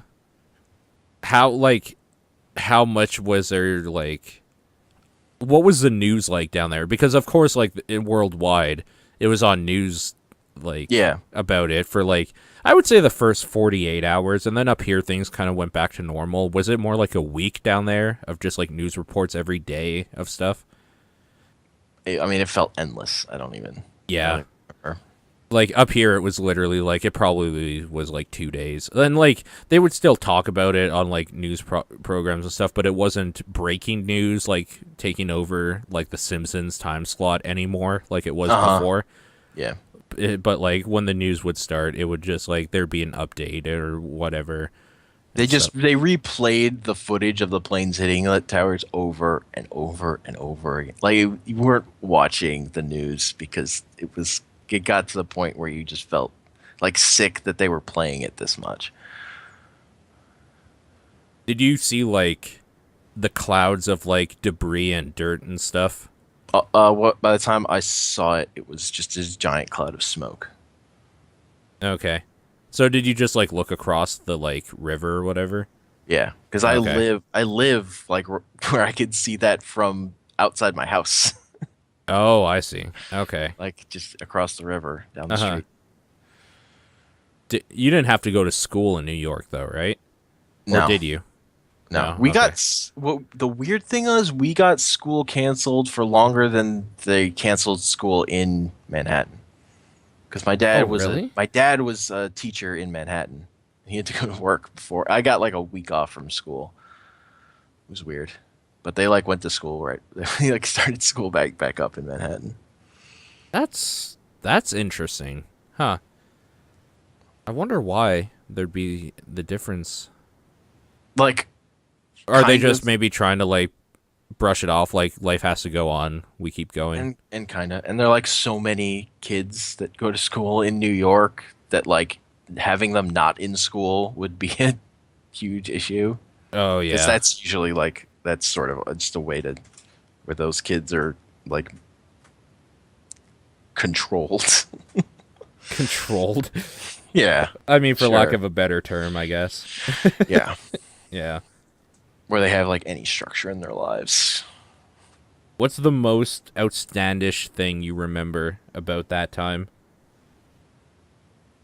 Outstandish. Yeah, that like when people bring up like World Trade Center or 9/11 or something, like what's the first thing that you remember from that time? Just like maybe worrying in school, I would assume.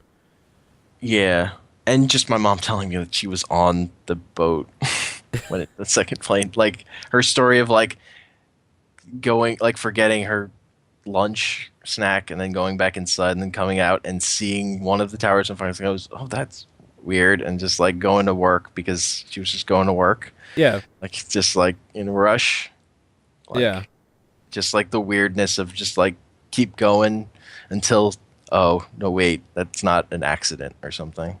Yeah. How did you guys in school find out about it? Like over the intercom sort of thing? So in my first period class, I assume the teacher did it on purpose, but all the blinds were drawn, so I didn't learn about it till second period. That's kind of gross. Or she just didn't like they just happened to be drawn. Oh, Like, okay. I don't actually know. Sure. So then and then we found out because like you could see it out the window from my high school. Oh, yeah, I guess, huh? Yeah. So you didn't hear it on like a news broadcast or anything. You just saw it. Yep. Hmm. Smoke. And you didn't like you really didn't know what it was because it was just the you couldn't see the buildings and there was this giant thing of smoke. Like really you Yeah. could see like the corner by the time I saw it, you could see the corner of one of them in a giant pile of smoke, and then after a while, you couldn't see the corner of a building anymore, and the smoke was just bigger. Right. Huh. All right. And that was a thing that happened. And then Nicolas Cage and Oliver Stone did a movie about it.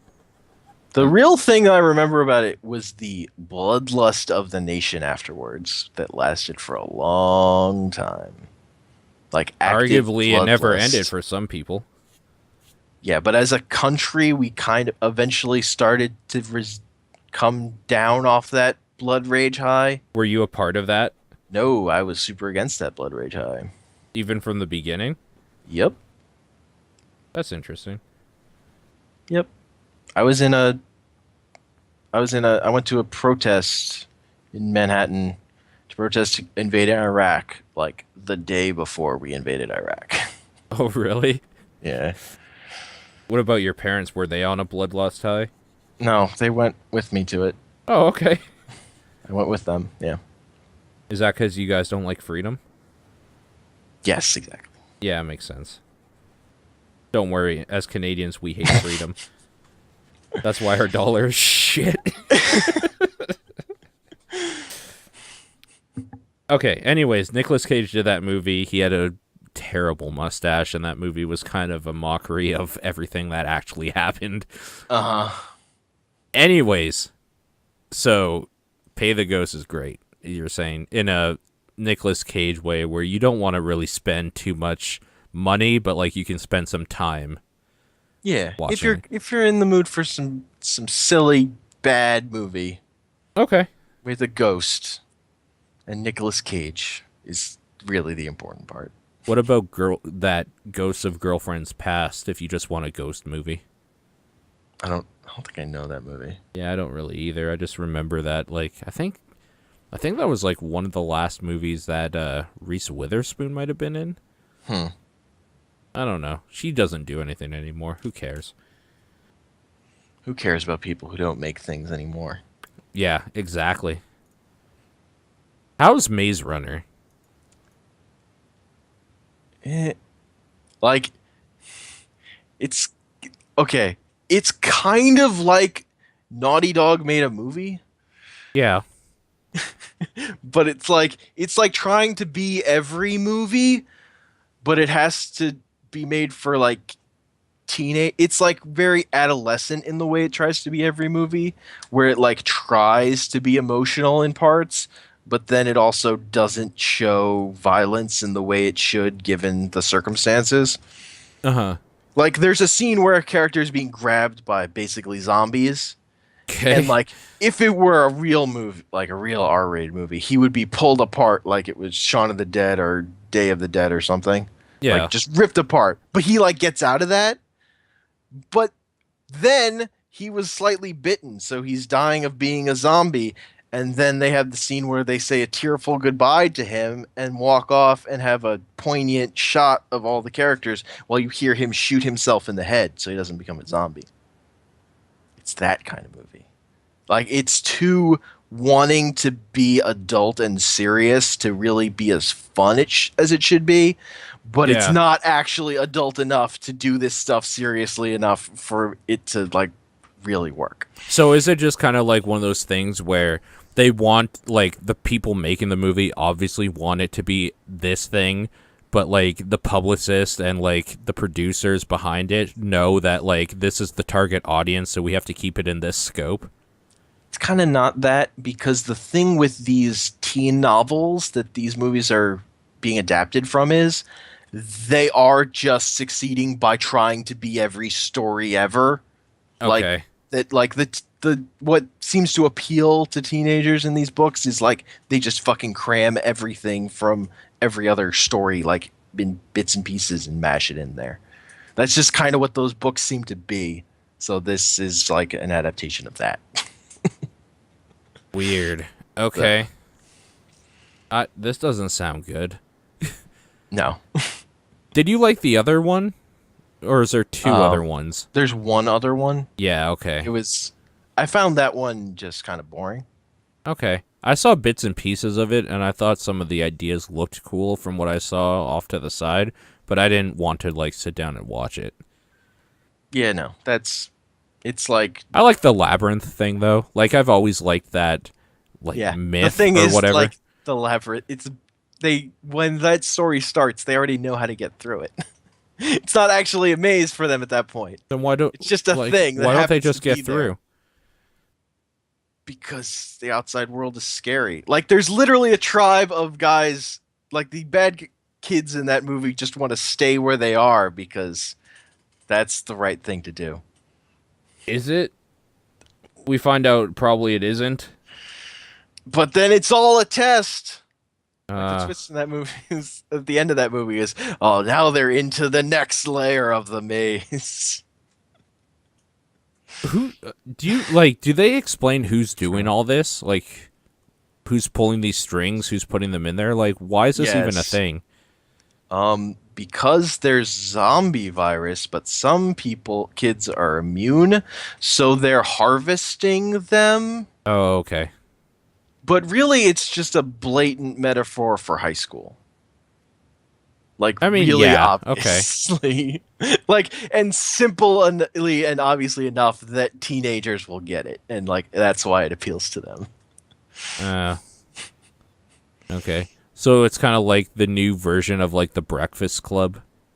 It's kind of like if you took Hunger Games and replaced Jennifer Lawrence with the blandest main character imaginable. Oh no, I would never replace her for anything ever. See, that's like the other part is like the main dude in these Maze Runner movies is the most boring main character imagine. He's just so bland. That's why it really, and it's like then they're like set piece moment stuff, so it really really feels to me like a Naughty Dog movie. Great. Yeah. It like rips off the part of like a character standing on glass as it cracks from Jurassic Park 2. Great. Like it has to rip off every movie. This doesn't sound like something I'm going to get into. So, okay. Yeah. Why did you go see it then? If you thought the first one was boring, do you just kind of need to like see it through now that you have like the story? I just like there's a part of like movies about teenage hijinks and them like joking with each other that I like. Like Okay. the extent to that is in this movie, I like it. There's just not enough of it. Like the part of the movie that's a bummer is like what makes me not like this movie. Not that it's dumb or childish. It's that it's like trying to be too serious when it doesn't have the. It's like punching above. It's trying to punch above its weight class. Okay. That's why I don't like it. So If you it just were kind of sillier. like schlocky teenage movies, like dramas I or have whatever. I have that can appeal to me. Okay. So you love the Breakfast Club. I don't love the Breakfast Club. Okay, why don't you love the Breakfast Club? It sounds exactly like what you want. I just hate all those kids. Yeah, okay. There's those specific kids I just hate. Yeah. I find them all insufferable, so that doesn't work for me. You don't like Emilio? Nope. Yeah, that's probably fair. All right, cool. They're so smug. They're so smug. You have a thing about smugness. I don't like smugness, apparently. Ironic, considering how smug you are about it, especially. What about Smaug? Do you like Smaug? Smaug the Bouse? I don't know. Nah, he's alright. He's a dragon. Yeah. Yeah, dragons are Dragons okay. Dragons are cool. Yeah. One of them They was Sean can be. Connery. One of them Oh, was Sean dude, that movie's so shitty. It's so bad. Holy shit. I remember liking that movie because when I saw it, I was like a 10-year-old kid and it was like a PG-13 movie, so it was above my like weight class in terms of like movie watching prowess. But like watching it again, holy fuck, that's a piece of shit. Like nothing even happens in it basically. Yeah, it's just super boring. But Sean Connery, though. Yeah, Sean Connery's great. Yep. Yep. Speaking of Sean Connery, how is Attack on Titan? Um, Meh. This Is is a it meh. like is this something I should see in a theater though? I feel like it is because giant titans. Yeah. So the appeal of it is the effects on the live action Titans. Yeah. Like the guy who directed it is actually going to co-direct the next Japanese Godzilla movie, which is cool. Okay. But like this movie, it's paced terribly. Like scenes just drag on way longer than they should. Yeah. So it feels like nothing's happening, even though they're burning through like story material, basically, in the like that they're adapting. There are a lot of people that don't like this movie for the reason that this is basically just a separate adaptation of the manga. It's not basing itself on the anime. So there are a bunch of people nitpicking it because it's not like the anime enough for them, Hmm. which isn't my problem with it. My problem is I it's not engaging enough. And then the part where they do the action with like the wire stuff, yeah. that is like obvious blue screen. Like that just they didn't put their money into making that look good in the way they making the Titans look good. And that stuff is so like dynamic and energetic. You'd want that to look better. That's really weird considering like they literally have an in-universe excuse to just do wires for like throwing actors around and Yeah. not having to edit them out or do CG stuff. Yeah. Like you actually have an in-universe reason to like hook your actors up to wires and just move them around the stage. Yeah. They didn't. So they didn't- weird. They just like obviously blue screen them in and like have like make them go faster through editing stuff. And then Okay. there's like tons of CGI blood and stuff. So it's just like it detracts from like the really part that really looks good. That's the draw. There's another part of it that doesn't look so good. Mm. And like overall the movie ends up just being a little too flat and boring. Okay. As a spectacle, though, because there are titans, is this something I should watch on a big screen? Knowing that, like, I'm not going to get, like, Shakespearean actors and, like, great effects or for some of the stuff. Is it still, like, does it still scale to, like, I should be watching this on a bigger screen than my TV at home? Probably. Like again, Yeah. it's kind of on par to like a classic Godzilla movie where Yeah. it's like how into seeing these big like these filming these things to look big are you? Well, I mean, that's why I watched the newest Godzilla in theaters. Yeah. Because like I could just watch it at home, but I needed to see Godzilla on a giant screen. I needed to. Yeah.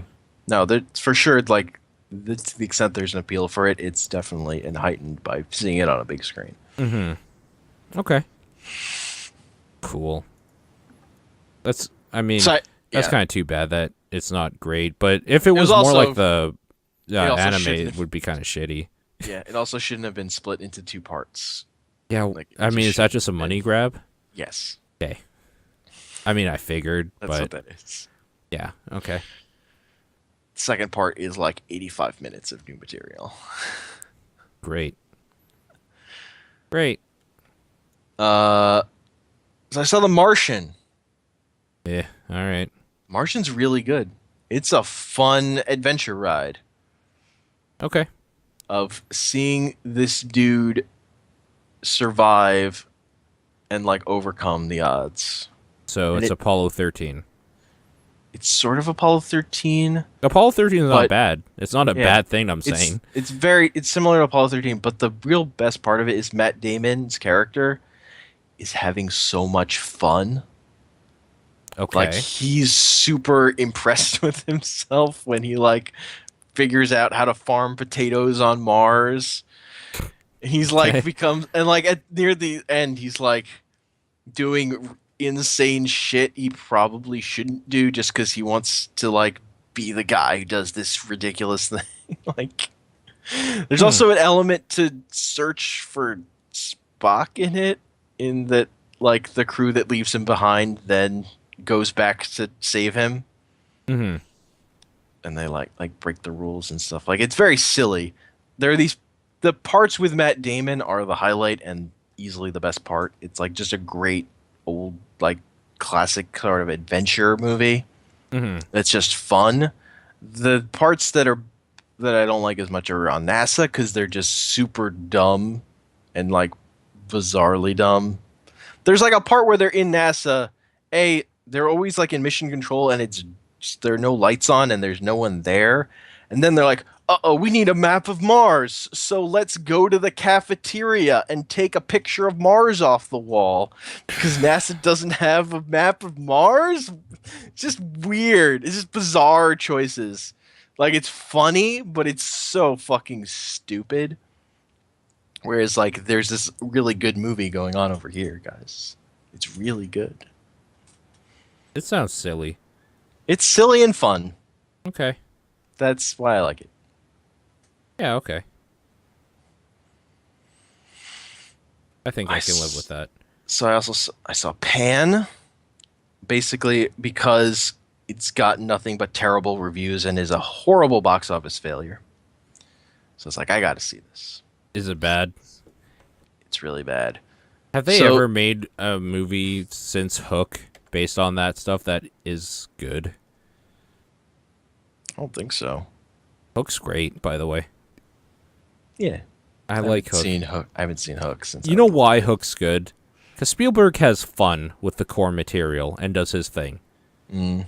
Not because it's a good movie, Mm-hmm. but because it's different. It's not just like the Peter Pan tale over and over again with his shadow and stuff. There's just elements of all that shit put together for a new story. Mm. I kind of hate just the story of Peter Pan. Honestly, it's stupid.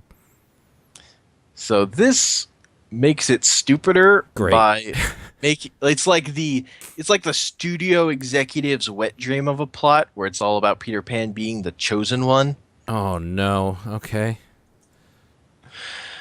And then like Hook is like So he's Neo, yes. and Hook is probably Agent Smith. No, he's Han Solo. What? Okay.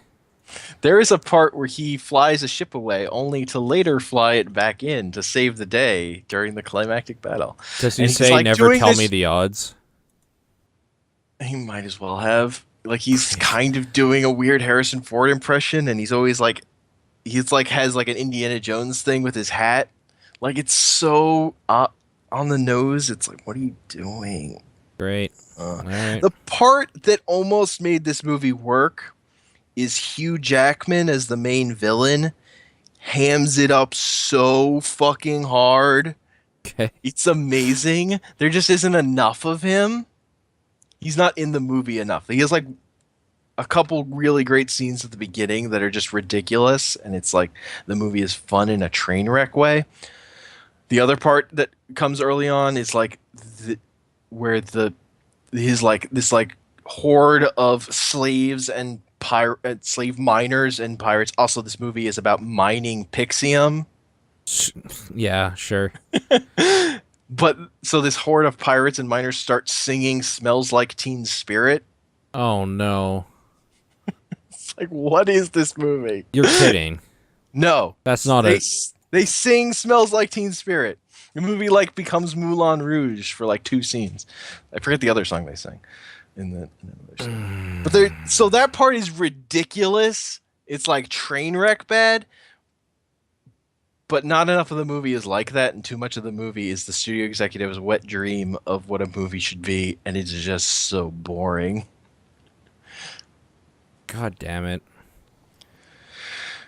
I got to see it in like a renovated theater though, so like AMC around here has been replacing all their seats with reclining chairs, We don't have AMC up here, so which is so good. Like all these theaters are getting reclining chairs, and it's so good. I was like lying down while watching this movie in the theater.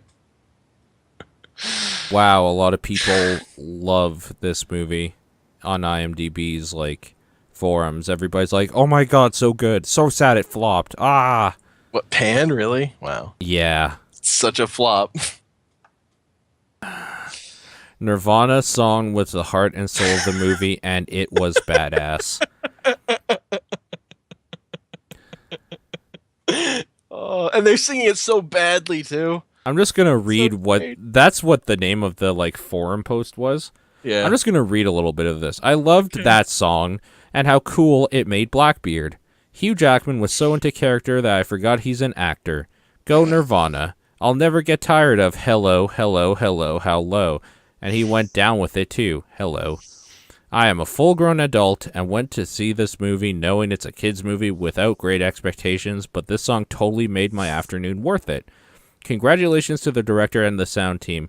Even Nonso and Nonzi's, whatever, brutish character sang it, and it fit the character so well.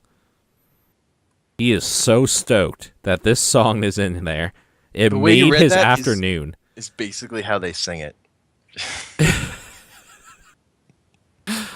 I'm gonna have to find like an audio clip of this. You know, Yes, I'm gonna go on YouTube. It's totally worth finding like a YouTube clip of that part of the movie. It's a fucking amazing, but the movie's not worth watching. It's super boring. Smells Like Teen Spirit. Pan is actually just a thing that comes up when I started typing it. Pan soundtrack. Oh my god, it's actually just on the soundtrack straight up. Oh, of course it is. That soundtrack will based on that song.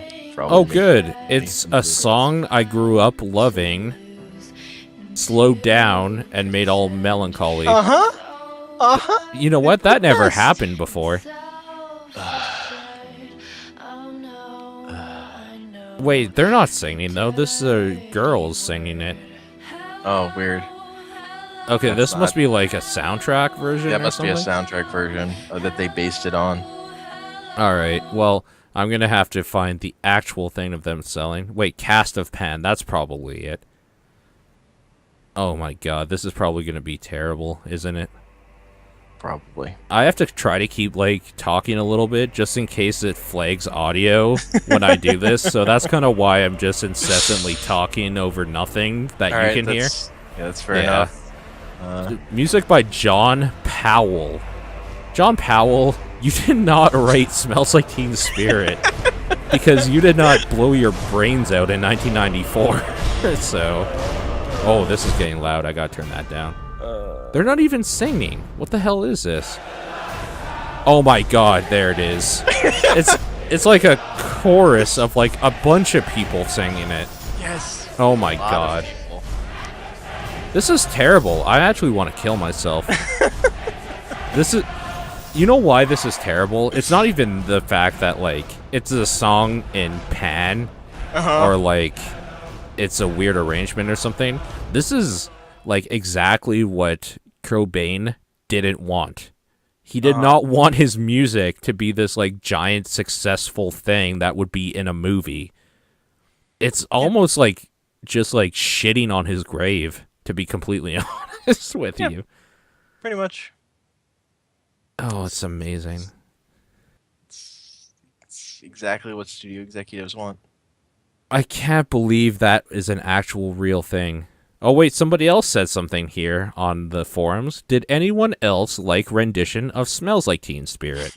I will admit that the entrance to Neverland is chorus of Smells Like Teen Spirit is very random and out of place, but I love the insanity of it. Is there anyone else who enjoyed it? I think it's stupid as shit. I enjoyed it as a fucking train wreck thing. Yeah. Find it hilarious. I'm just disappointed. I'm not even mad. I'm just disappointed. Pen, I'm disappointed. Whatever. How is Bone Tomahawk? Bone Tomahawk is the fucking best thing. Okay. Oh my god. What is Western. So, it's basically a straight Western. Uh-huh. Where this dude's wife and the deputy of the town get kidnapped, and 4 guys have to ride out posse to go save them. Okay. It has Kurt Russell as the sheriff, which is great. Yeah, sure. Yeah. And the big thing that makes it different is that they were kidnapped by a tribe of cannibalistic troglodytes who only communicate through these piercing wails that they have like this bone protrusion in their neck with this little like whistle hole that they blow out of. They Okay. just yell, and so it goes full fucking horror in the last act. You Okay. get to like see a man ripped in half. Hmm. Fucking, they goes for it. It's like just got lots of brutal violence, and it's just a really good western on top of that. Okay. It's really fucking good. Huh. This is something I should check out then. Yes, this is. It's on. So it was only it's only playing like 2 theaters because I didn't get a rating. Like it's rated, not rated, but Uh-huh. it's on like on demand streaming and HD purchasing stuff. Oh, really? Yes. So I can actually legally watch this. They gave Yes. me a way to do that without Yes. having to pirate it. Uh-huh. Holy shit. It's like they know what the internet is. Yeah. That's Well, also, amazing. like they have this cannibalistic western that didn't get rated. It's like, Yeah. what are you gonna do with it? Sure. Yeah. Okay. Yeah. I love the movie. I actually, you know what? This might be like my Halloween movie. Yeah. I'm okay with that. Yeah, I do want to check that out though, for sure. Okay, looks like you have some older movies on here. Yeah. So I watched Predestination. I don't know what the fuck that is. It's the weirdest fucking movie. So it's starring Ethan Hawke, Okay. and he's a time traveler agent person. He looks like what the fuck is his name? Matt Dillon from like what's it called?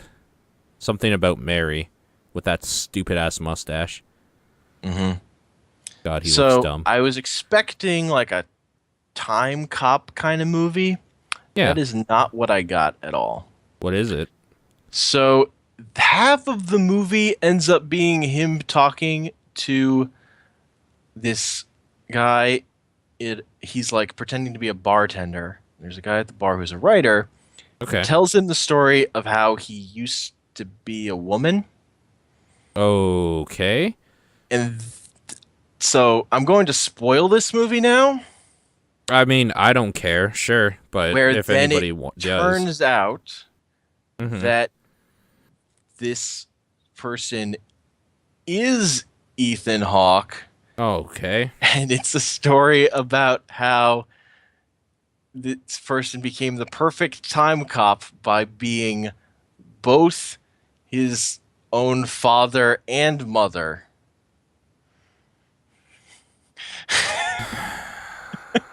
This is like the stupid shit. I'm my own grandpa, dumb ass shit. I'm gonna listen to that song later tonight. It was not what I expected. I was like talking on Twitter one day, like I just saw the weirdest fucking movie. Okay, that was this. That was this. Yeah. Okay. I didn't know what to do. Wow. So that was the thing that happened. Yeah. Okay. Whatever. No. I don't even know what to say about it. Neither do I. Okay. Fuck. Yeah, that's pretty much where I'm at. So then, me and a friend. So, okay, a little backstory for this next one. Okay. One of my favorite terrible movies Yeah. is Man with the Golden Gun. Yeah, that movie's garbage, but it's great. I love how it's like just scenes happen. Like Yeah. there's just like, don't kill him here. This is my home. Take him to school. And then James Bond wakes up in the middle of a karate tournament. Yeah. No, I Just know. fucking It's so dumb. Nonsense. And it has Christopher Lee in it, so it's great. So the other Yep. thing is, I haven't seen very many other old James Bond movies. And the ones I have tried to watch, I always fall asleep in the middle of. Yo, I'm gonna So- do a spoiler alert for you here. A lot Yeah. of James Bond movies are fucking garbage. Yeah, I mean, Like yeah. bad garbage, not even like entertaining garbage. Mhm. In fact, I So- would say 90% of them. So my friend was telling me that Moonraker fell on the side of entertaining garbage. No. That's okay. I Well, fell anyways. asleep during it, so I disagree. it continued my trend of just falling asleep during James Bond movies. Okay. Yeah. I mean, Mostly, I just wanted to mention that Man with the Golden Gun is a fucking bad movie masterpiece. mhm. It's so fucking insanely bad. I And mean, James yeah. Bond isn't the hero in that movie. No. Christopher Lee's Scaramanga kills the bad guy. Yep. He shoots him. It's so good. And then the movie has to like come up with a reason for Scaramanga to be the bad guy. Other than that, he had a weird like fun house thing with a little person trying to kill it, like that whole thing. Yeah.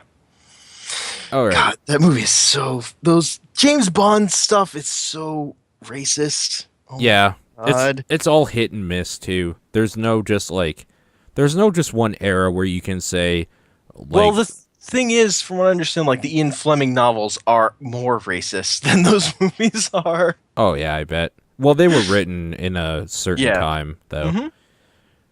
So you can't really blame them for that. That's like saying like Walt Disney promotes smoking. Like of course everybody did when Walt Disney did shit. That was just a thing. But Yeah. how many James Bond movies have you watched or seen? Roughly. So I've watched all the Pierce Brosnan ones. Okay. Watched all the Daniel Craig ones, except I haven't seen Quantum of Solace. Okay. You and I are on the same page. Okay. And I've watched Man with the Golden Gun, and all the other ones I've tried to watch, I fall asleep during. Okay. I haven't really watched them. Like I've tried to watch Goldfinger a bunch of times, and I always Goldfinger. that movie's super boring. Yeah, there's a Super lot. boring. Honestly, like all of the Sean Connery ones are pretty boring. Yeah. He's a good Bond though. He has that like suave British thing Is going for him. James Bond. The best movie where he plays James Bond is Last Crusade. You're totally right, actually. Last Crusade's great. I would really like that movie. Yes. A That's lot why he's Indiana Jones' dad, because he's James Bond, who's like the progenitor. a lot of James Bond movies are garbage. What's Yeah. your favorite James Bond movie? Favorite? Yeah, Probably GoldenEye. that's the right answer. Because it just like the pacing just goes. It just Yeah. keeps going. Yeah. And then they do the stupid twist at the end. But yeah, like it just that movie And it doesn't trucks along. feel like any of the other ones. Like No.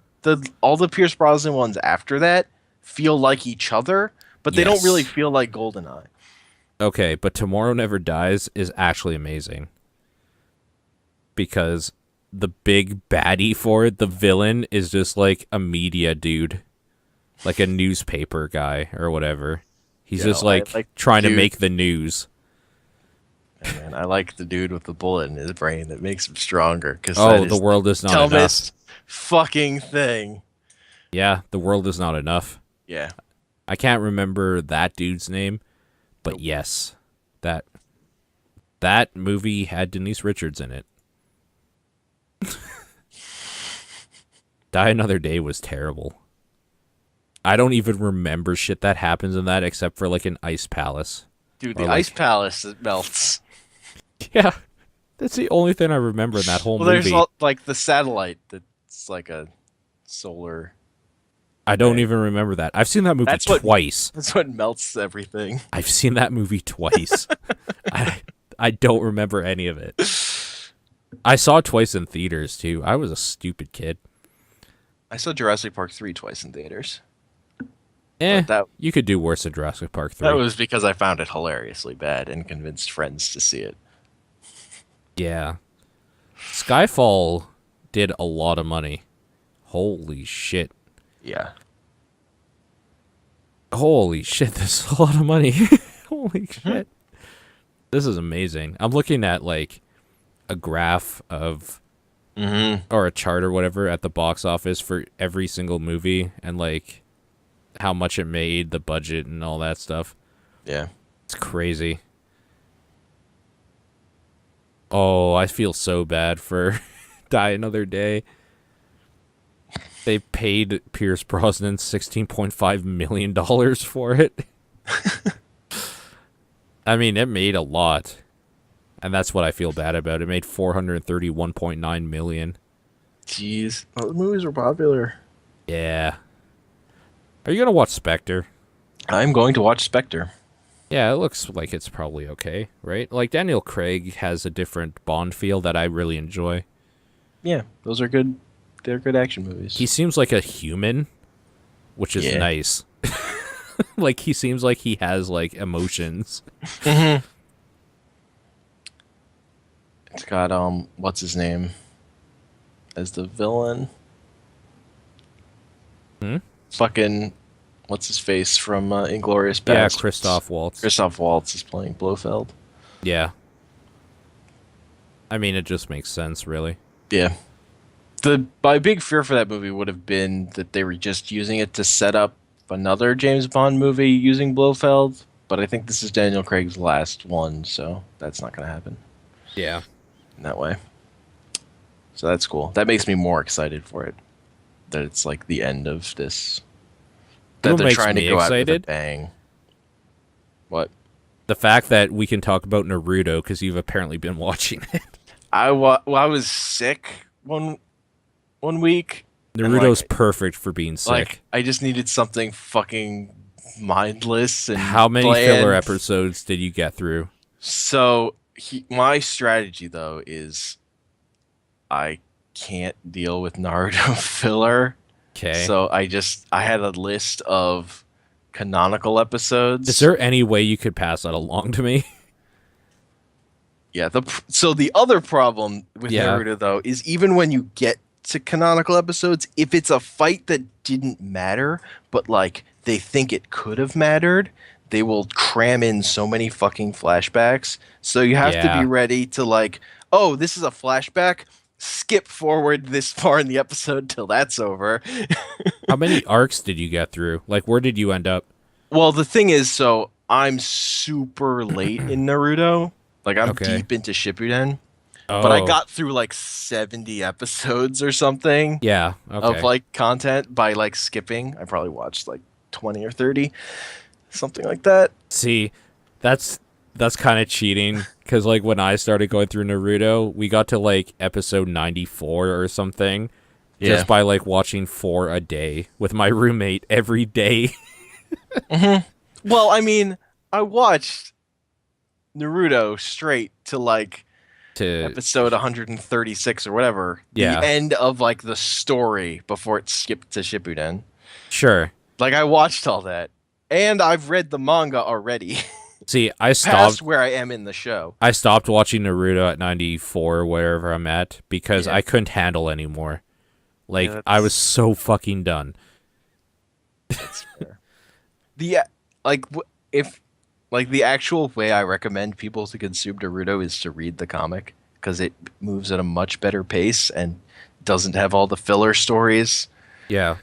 But even that, at the point I'm at, got so slow because they went and had a plot where every character who had died came back as a zombie. Great. Okay. Every character, like almost every character. There are a couple they don't bring back. But like they bring back almost everyone.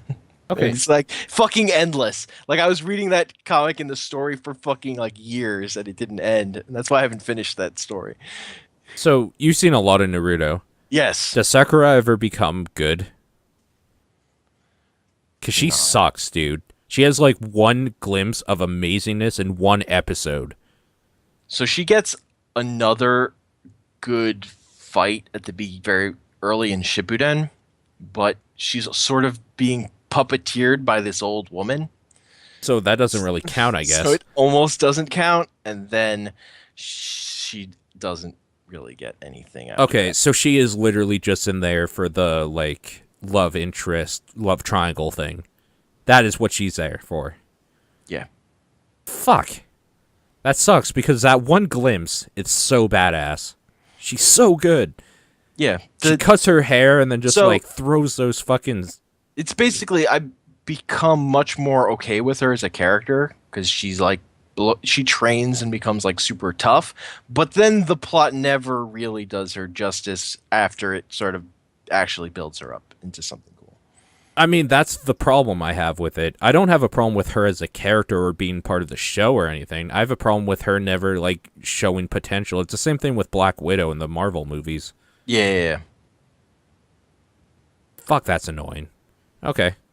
I still have to finish Food Wars, so don't spoil anything, I guess. But, like, how was Food Wars? You watched more of it. Food Wars is great. Yeah. Like it kind of ends just with a tournament of people presenting their dishes one after another. Yeah. And if the show were literally that for episode after episode after episode, I would watch it and love it. Sure.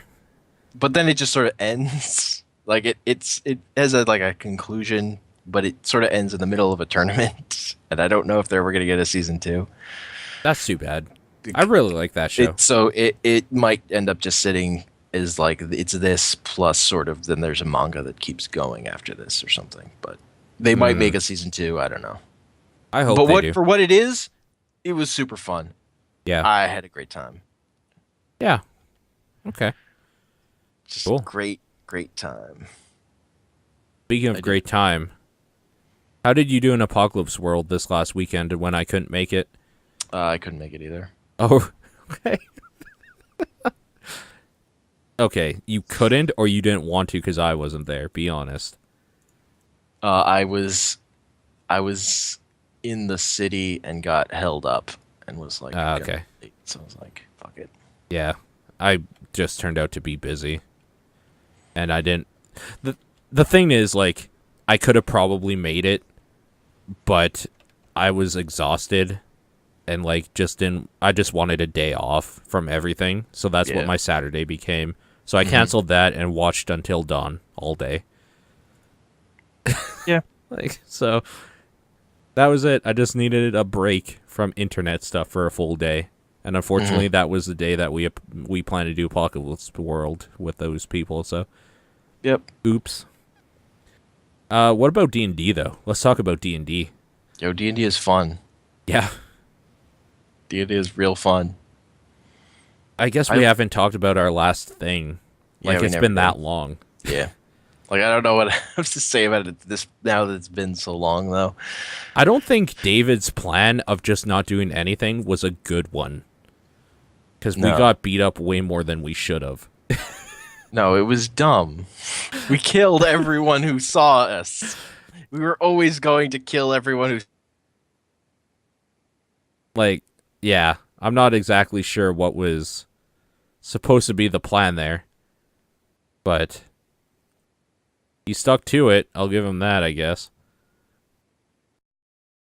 Oh, we just lost the call.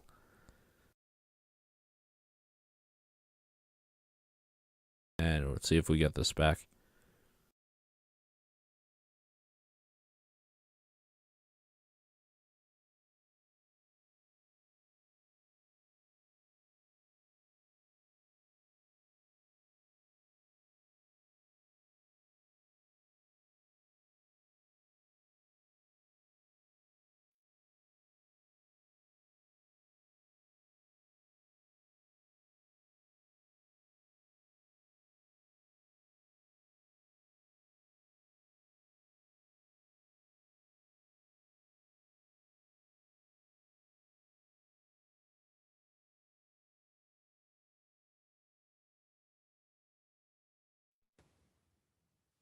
Is it working? Can you hear me? I can't hear you. I can hear you. I can hear you. Okay, there we go. Okay. So yeah, that was because the call was over 5 hours that Skype freaked out. Yeah, maybe. It's kind of weird that it would freak out at 5 hours and 8 minutes, though, and not right on. Yeah, I don't know. I don't know. Either way, I don't know what he was trying to go for, I guess, because, like, we were at the point where, like, the rats were gonna die. All of them. Every single one. And it's like, at some point we had a plan that we were just going to try and convert the rats or something. But, like, it's been so long between sessions, I was just like, I don't give a fuck anymore. Just kill shit. Yeah. I don't know. I feel like he got a little salty about saying he was gonna fuck it up, so he just make sure he didn't fuck it up. I don't know. I don't really get what he was doing. That's fine though. Yeah. That's part of the role play thing. Is that Yep. like this is the thing. Like when you don't metagame, things turn out weird like that because people have different ideas and like you can't control other people if you were in the situation anyway. Yeah. So like it's totally fine that he was Yeah, going for a thing like- that we didn't understand. Like yeah. I think we played it the right way. Just as characters, like just being confused. Just because from a character standpoint, I was confused Yeah. what he was doing at that point. I don't know. I kind of have an idea of what he was going for. He was thinking that like everybody would be dead. They would come out and like he would be able to like maybe backstab them or something. But like just the way the campaign was going, it didn't seem like it was going to happen that way. It was going to be No. like we're going to fight them. Like it doesn't matter how if they think you're on their side or not, like they're going to die and then you will just like be the ruler of the rats that no longer exist because everybody died. Yeah. So yeah, like it's Like fine. because I mean, at this point, we're wrapping up the campaign. Like, I don't think he knew that though at that time. oh, okay. Like I think that was still a kept secret between like you, me, and Tony. I think you just Oh. overheard me and Tony talk. Yeah. We talked about it with you one day Okay. because David hasn't been around for a lot of the like just random conversations. Mm-hmm. He's been working a lot and stuff, so Yeah, fair enough. I don't blame him. Like he didn't probably know what was going on and stuff, and he was trying to thing, and we were all kind of like, okay. But other than that, the session was basically like he gets asked to betray us. Like we go willingly with a plan, then we do a giant fight. That was that session because it Yep. had to be a short one that night, Yeah. which is fine. And Yep. it sounds like the 14th, or is it the 15th of November now? The 14th, I believe. Yeah, Saturday. Saturday the 14th. I'm pretty sure we're going to be doing our like finale event Okay. sort of thing. And yeah, I mean, if it like I think I have an idea of what's going on. Tony hasn't told me specifically cuz I'm playing. But like it seems pretty obvious we're about to fight like the leaders of the rats. Yeah. And then it sounds like we're going to get like an info dump of lore for this Yeah. world. That'll close it out and then it'll like open up again to random people next year sort of thing. So that'll be cool. Yeah. And then we're going to have a lot of Wikipedia writing to do to fill in stuff. God, I wrote so much backstory for Homer. Oh my God. Yeah. I have a full backstory in my head, but I don't want it all revealed yet. So like I just put like redacted in some spots. Yeah. So for me, it's like that story could just be a story Homer told if I feel like changing it. Right, because he's a bard. Exactly. So like he might be exaggerating or making stuff up completely. Yeah. It's fun though. I've been enjoying it a lot. Yeah. I've been enjoying the one shots as well. Mm-hmm. We finished up the troubadours. That was interesting. And I think Rope Vendor is like my favorite NPC of any game ever, including video games. Rope Vendor is so good. I still need to watch the end of that because I was just like super tired at that time and I missed the end. Yeah. Just had to pass out. Rope Vendor is so good. I need him on a shirt just saying something like you want to get naughty or something. Oh, the puns. I need it.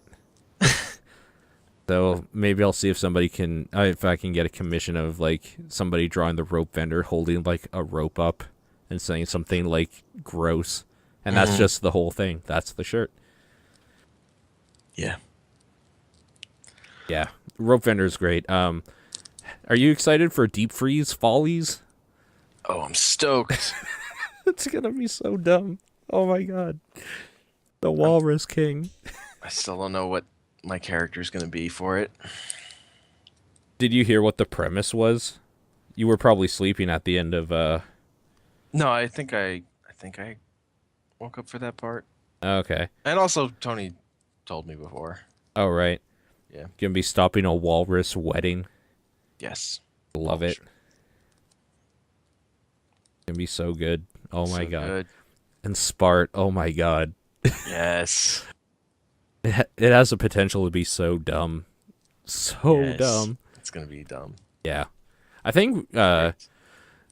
I think that might I don't think it was nailed down yet. I'm pretty sure that's going to be the weekend of the 21st or the 22nd, one of those 2 days Uh, of November. yeah. I Yeah. think what we were talking about was around then. Yeah. Yeah. So that'll be coming up pretty soon. That'll be exciting. I've been learning how to do some GM stuff lately actually. Cool. I think we're still on. If like people want to, we could probably run Call of Cthulhu Friday or Saturday. Cool. Think we could do that. That game is pretty easy. It's kind of fun actually. It's become like an obsession of mine to like learn these new game mechanics for different games, because once you just kind of like learned one, like how we did with 4E, Yeah. it becomes like kind of a second nature to just know how to read how they're written for game mechanics. It just makes sense. Yeah. Whereas like that's a skill set that you didn't have before, like knowing just how to read how this shit's written down. So like 5e, I have a firm grasp on, and we could probably run something in 5e D&D sometime easily.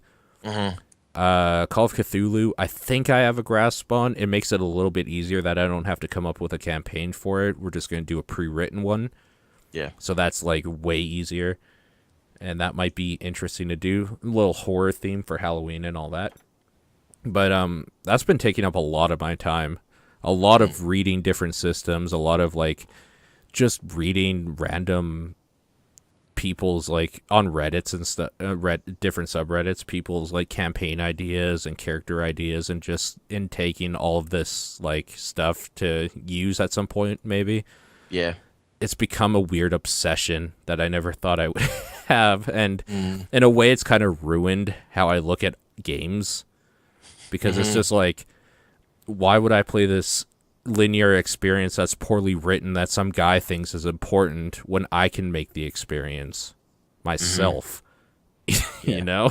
Yeah. Like a lot of my problems with like choice in games are like there are simple things you could steal from D&D that would just make this more interesting. Fuck. Yeah. Yeah, and then like just to see that some things, even things with like D&D property names on it, don't do to justice is gross. No. Like Swordcoat's Legends is unfortunately kind of terrible because it doesn't know what it wants to be. It's not like an exact D&D clone, and it's not like a good video game representation of a D&D game. It's just somewhere in the middle. Yeah. I don't get why if you're going to make a game with a DM mode, I don't get why you wouldn't make a game that like played with the rules of like turn-based stuff. Like why did you need to make it this action thing that doesn't seem to be that good?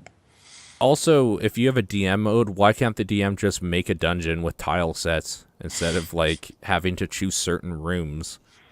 Yeah. That's so badly designed. It's so poor. It's so even It like feels- Tony it feels- Hawk has a half pipe creator. Yeah. On the PlayStation. Yeah. PS1 games are outdoing you guys. Yeah, it's pathetic. Excitebike is outdoing you. The thing is, like, D&D games have been good before, as in like 20 years ago when Baldur's Gate was around. Uh-huh. Because that is a straight up D&D game with like dice rolls and everything. Yeah. So how can they not do that now? I don't understand it. Whatever. I'm just going to make myself mad talking about it. But how have you been liking Apocalypse World the times we've done that? I've had fun. I do kind of prefer the structured combat and structure of D&D, just personally. I kind of do too. It makes me worry about ever wanting to try like Dungeon World or things like using the Powered by the Apocalypse engine, because I like the idea of a GM enforcing like a set of mechanics that you can work within to kind of structure what you're doing, and not so much just like this. Like the way Apocalypse World and those games run is kind of a hippie movement of gaming that I'm not a big fan of personally, where it's just like, okay, I want to attack this guy. All right, well, what do? I kill him. Okay, well, he's dead. Now what? I'm more into set mechanics than I am Yeah. like pure freeform storytelling. There's a place for it. Yeah. With Apocalypse World, I don't know how much of it we're doing is right. I think there's supposed to be a little more structure than we're doing, because there's like dice roll rules. It's just it doesn't seem like we do them a lot. So I'm not sure. I'm not sure, honestly. Yeah, I don't know. Either way, it's been fun. Yeah. Yeah, it's fun. It's kind of like, I don't know, it's a different feel. It's like when you play D&D, it's like you're playing a board game, like say Monopoly or something, with a bunch of friends, and like just like doing weird shit, like pretending you're like the dude in the car or like the thimble, and like making weird voices or something. Whereas like Apocalypse World is almost just like chatting with a few friends. And that's it. Yeah. So I don't know. They're both good for different reasons, but when it comes to the end of the day, I prefer D&D type stuff, but I also know that like D&D type stuff is a bitch to get ready for a group. It takes a long time and a lot of planning. Yep. So it shows though. It's a funner experience. It's also like now I know that I prefer that structure. Yes. Like I suspected, but yeah. I'm not sure. It's not even to say that one or another is necessarily bad. It's just I prefer the one. Yeah. Exactly. Cool. I think that's kind of it. Oh my god. We talked about all the things. We talked about all the things. Let's talk about like some housekeeping site stuff, because you've been writing a lot. Yes. That was one of my ways to talk about all these movies I saw, was just to write up little things on them. Yeah. And then some game reviews, because I liked those games enough. Specifically Persona 4 and Tales from the Borderlands. Yeah. So you have the game reviews up. I'm actually looking just at the front page, and they're still up there. You've been doing like a movie thing a day until Halloween. Yes. So far? It's a horror week kind of thing. Horror week, yeah. So, like in my head, it was like the unofficial kickoff was Bone Tomahawk on Sunday. Yeah. Which was, just because I'd just seen that. And then I wanted to kick it off on Monday with a classic horror movie. And I was bouncing around a couple ideas, but I ended up writing about Night of the Living Dead and Dawn of the Dead and started comparing them. And how they kind of work in unison in different ways, sort of thing. Yeah. With the same subject matter.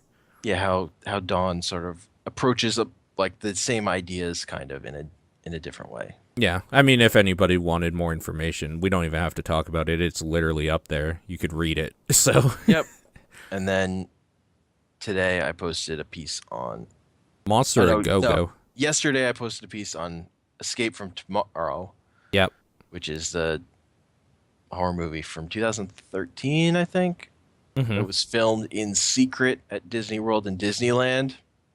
That's pretty neat. And is like, the story is basically a guy is on vacation there at Disney World with his family, and then gets a call from his job that he's been fired. And then he starts to go in. It's like an anxiety thing, sort of, where he starts to go insane, but and also then the world is like crazy in like a Terry Gilliam movie kind of way. So it's like a movie built around a weird gimmick of production, where they had to film it in black and white on these like specific cameras that could pass as like normal cameras you would use in the park. So they had like no depth of field, so all their shots had to be super specific. And it ended up looking really good, and they'd ended up being really funny and compelling despite those restrictions, which like was actually surprising when I saw it, because I really didn't know what to expect, considering when I saw it all I knew about was the gimmick.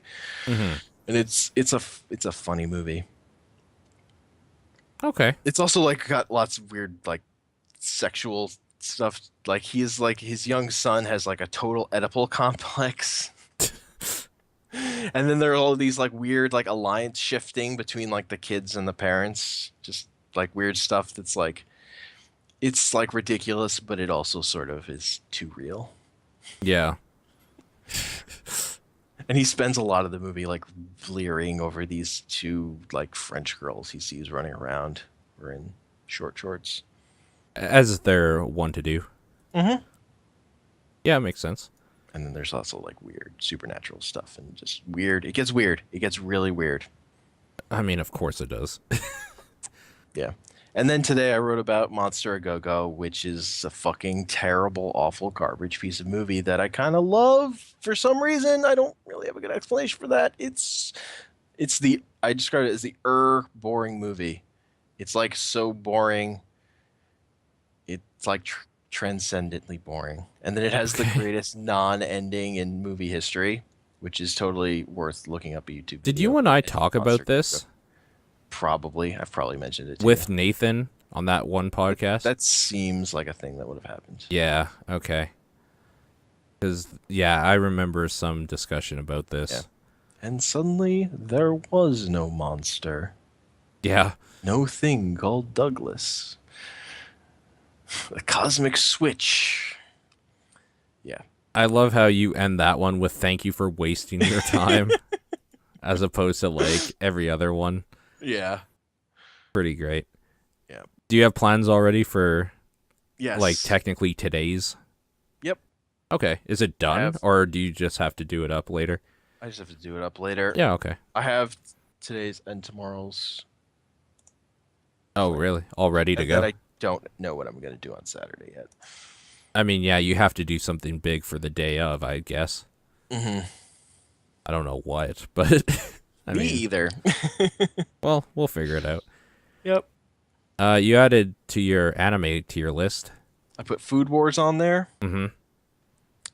It ranks at... It's one of those where I'm like, I love this thing higher than it ranks because it's really just a shonen tournament thing that happens to be amazingly delightful. Mm-hmm. So it ends up ranking with a bunch of higher end shonen tournament stuff. Okay. Also, Oni Metsu submitted something to the site, Yes. and he told me that the submit your article thing was busted, so I fixed it. And that works now, but he had some troubles submitting through the other thing, but he did, and that is on the site now. It's Ted by Dawn. I guess it's a $2 Steam game that's kind of like a Super Meat Boy, he calls it NES hard, like platforming type thing with zombies and all that sort of thing. Mm-hmm. Sounds interesting. I kind of want to try it out, honestly, but it sounds like it's just not that good. Yeah. From what I read. I really want to play. Have you heard of Downwell? That's the game I really want to play. Yeah. It's like $3 on Steam. Yeah, I've been meaning to pick that up. It looks a little bit too intense for me. Mm. Like a lot of jumping around and stuff. Maybe after I have a good rest and like I'm not working, I can like just spend a day trying to get good at it, and then it'll be okay. Kind of like I felt Spelunky and Super Meat Boy were like two ahead of me when I first played those or saw those, and then like playing them I got into a groove, so it's probably the same thing. Mm-hmm. But yeah, I'm interested in that game for sure. Yeah. All right. Is there anything else to chat about? Not that I can think of. Yeah, I don't think so either. It's been a long catch-up night. It's been a while. Yeah, that's what happens when you go over a month without doing one of these. This is so. How nervous were you, like looking at your list of stuff, just being like, "We really need to do one soon," Yup. because you knew this would happen, basically. I'm running out of space on this piece of paper. Oh yeah, and like now you can throw it out and start a new piece because you wrote everything down that you needed to, and we did it. Yep. Yeah. Okay. Cool. Any plans for Halloween? That's coming up. Nope. Yeah, me neither. Maybe Maybe Call of Cthulhu, but not certain. So Yeah. that could be interesting. I'm off next week, so we should play games and stuff because I know you don't have like a life apparently. You always seem to be home. Well, I'm out in the middle of the day for here, Oh, yeah, I guess. and then I have weird sleep schedules. So sometimes I'm Yeah. asleep, and sometimes I'm awake at all hours of the day. Yeah. We should like play some stuff for sure. Maybe some Heroes of the Storm. Yeah, I hear that They're- game is still there. there are a bunch of characters I haven't played now. Check those out. Yeah. I played Rexar. That's the only one of the new ones I checked out a little bit because that's one I'd been waiting for. Is he He's not that good. what the hell is his name?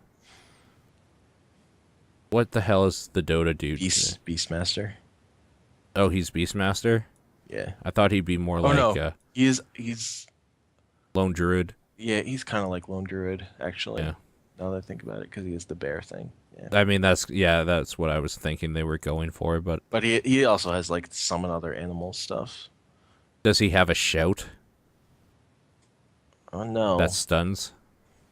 no. Does he have the axes that go in like in an arc around him that he throws? I don't think he has that either. Actually, I don't remember. His like better thing to do is just make the bear super strong.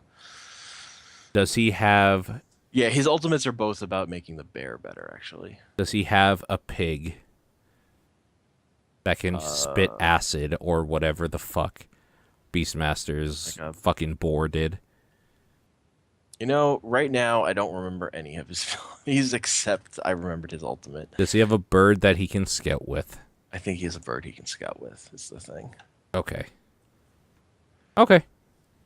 Yeah, he's a scout bird. That's what made me think of Beastmaster. Yeah. That's fair. That is very Beastmaster-ish. And that Beastmaster is based on Rexar from Warcraft 3. Like that's Well, so. and that. Yeah. All right. I think All right. we're done here. Yeah. All right. We'll see everybody later. Thank you for listening to like 5 hours of this. Thank you. We'll see Bye. you next time.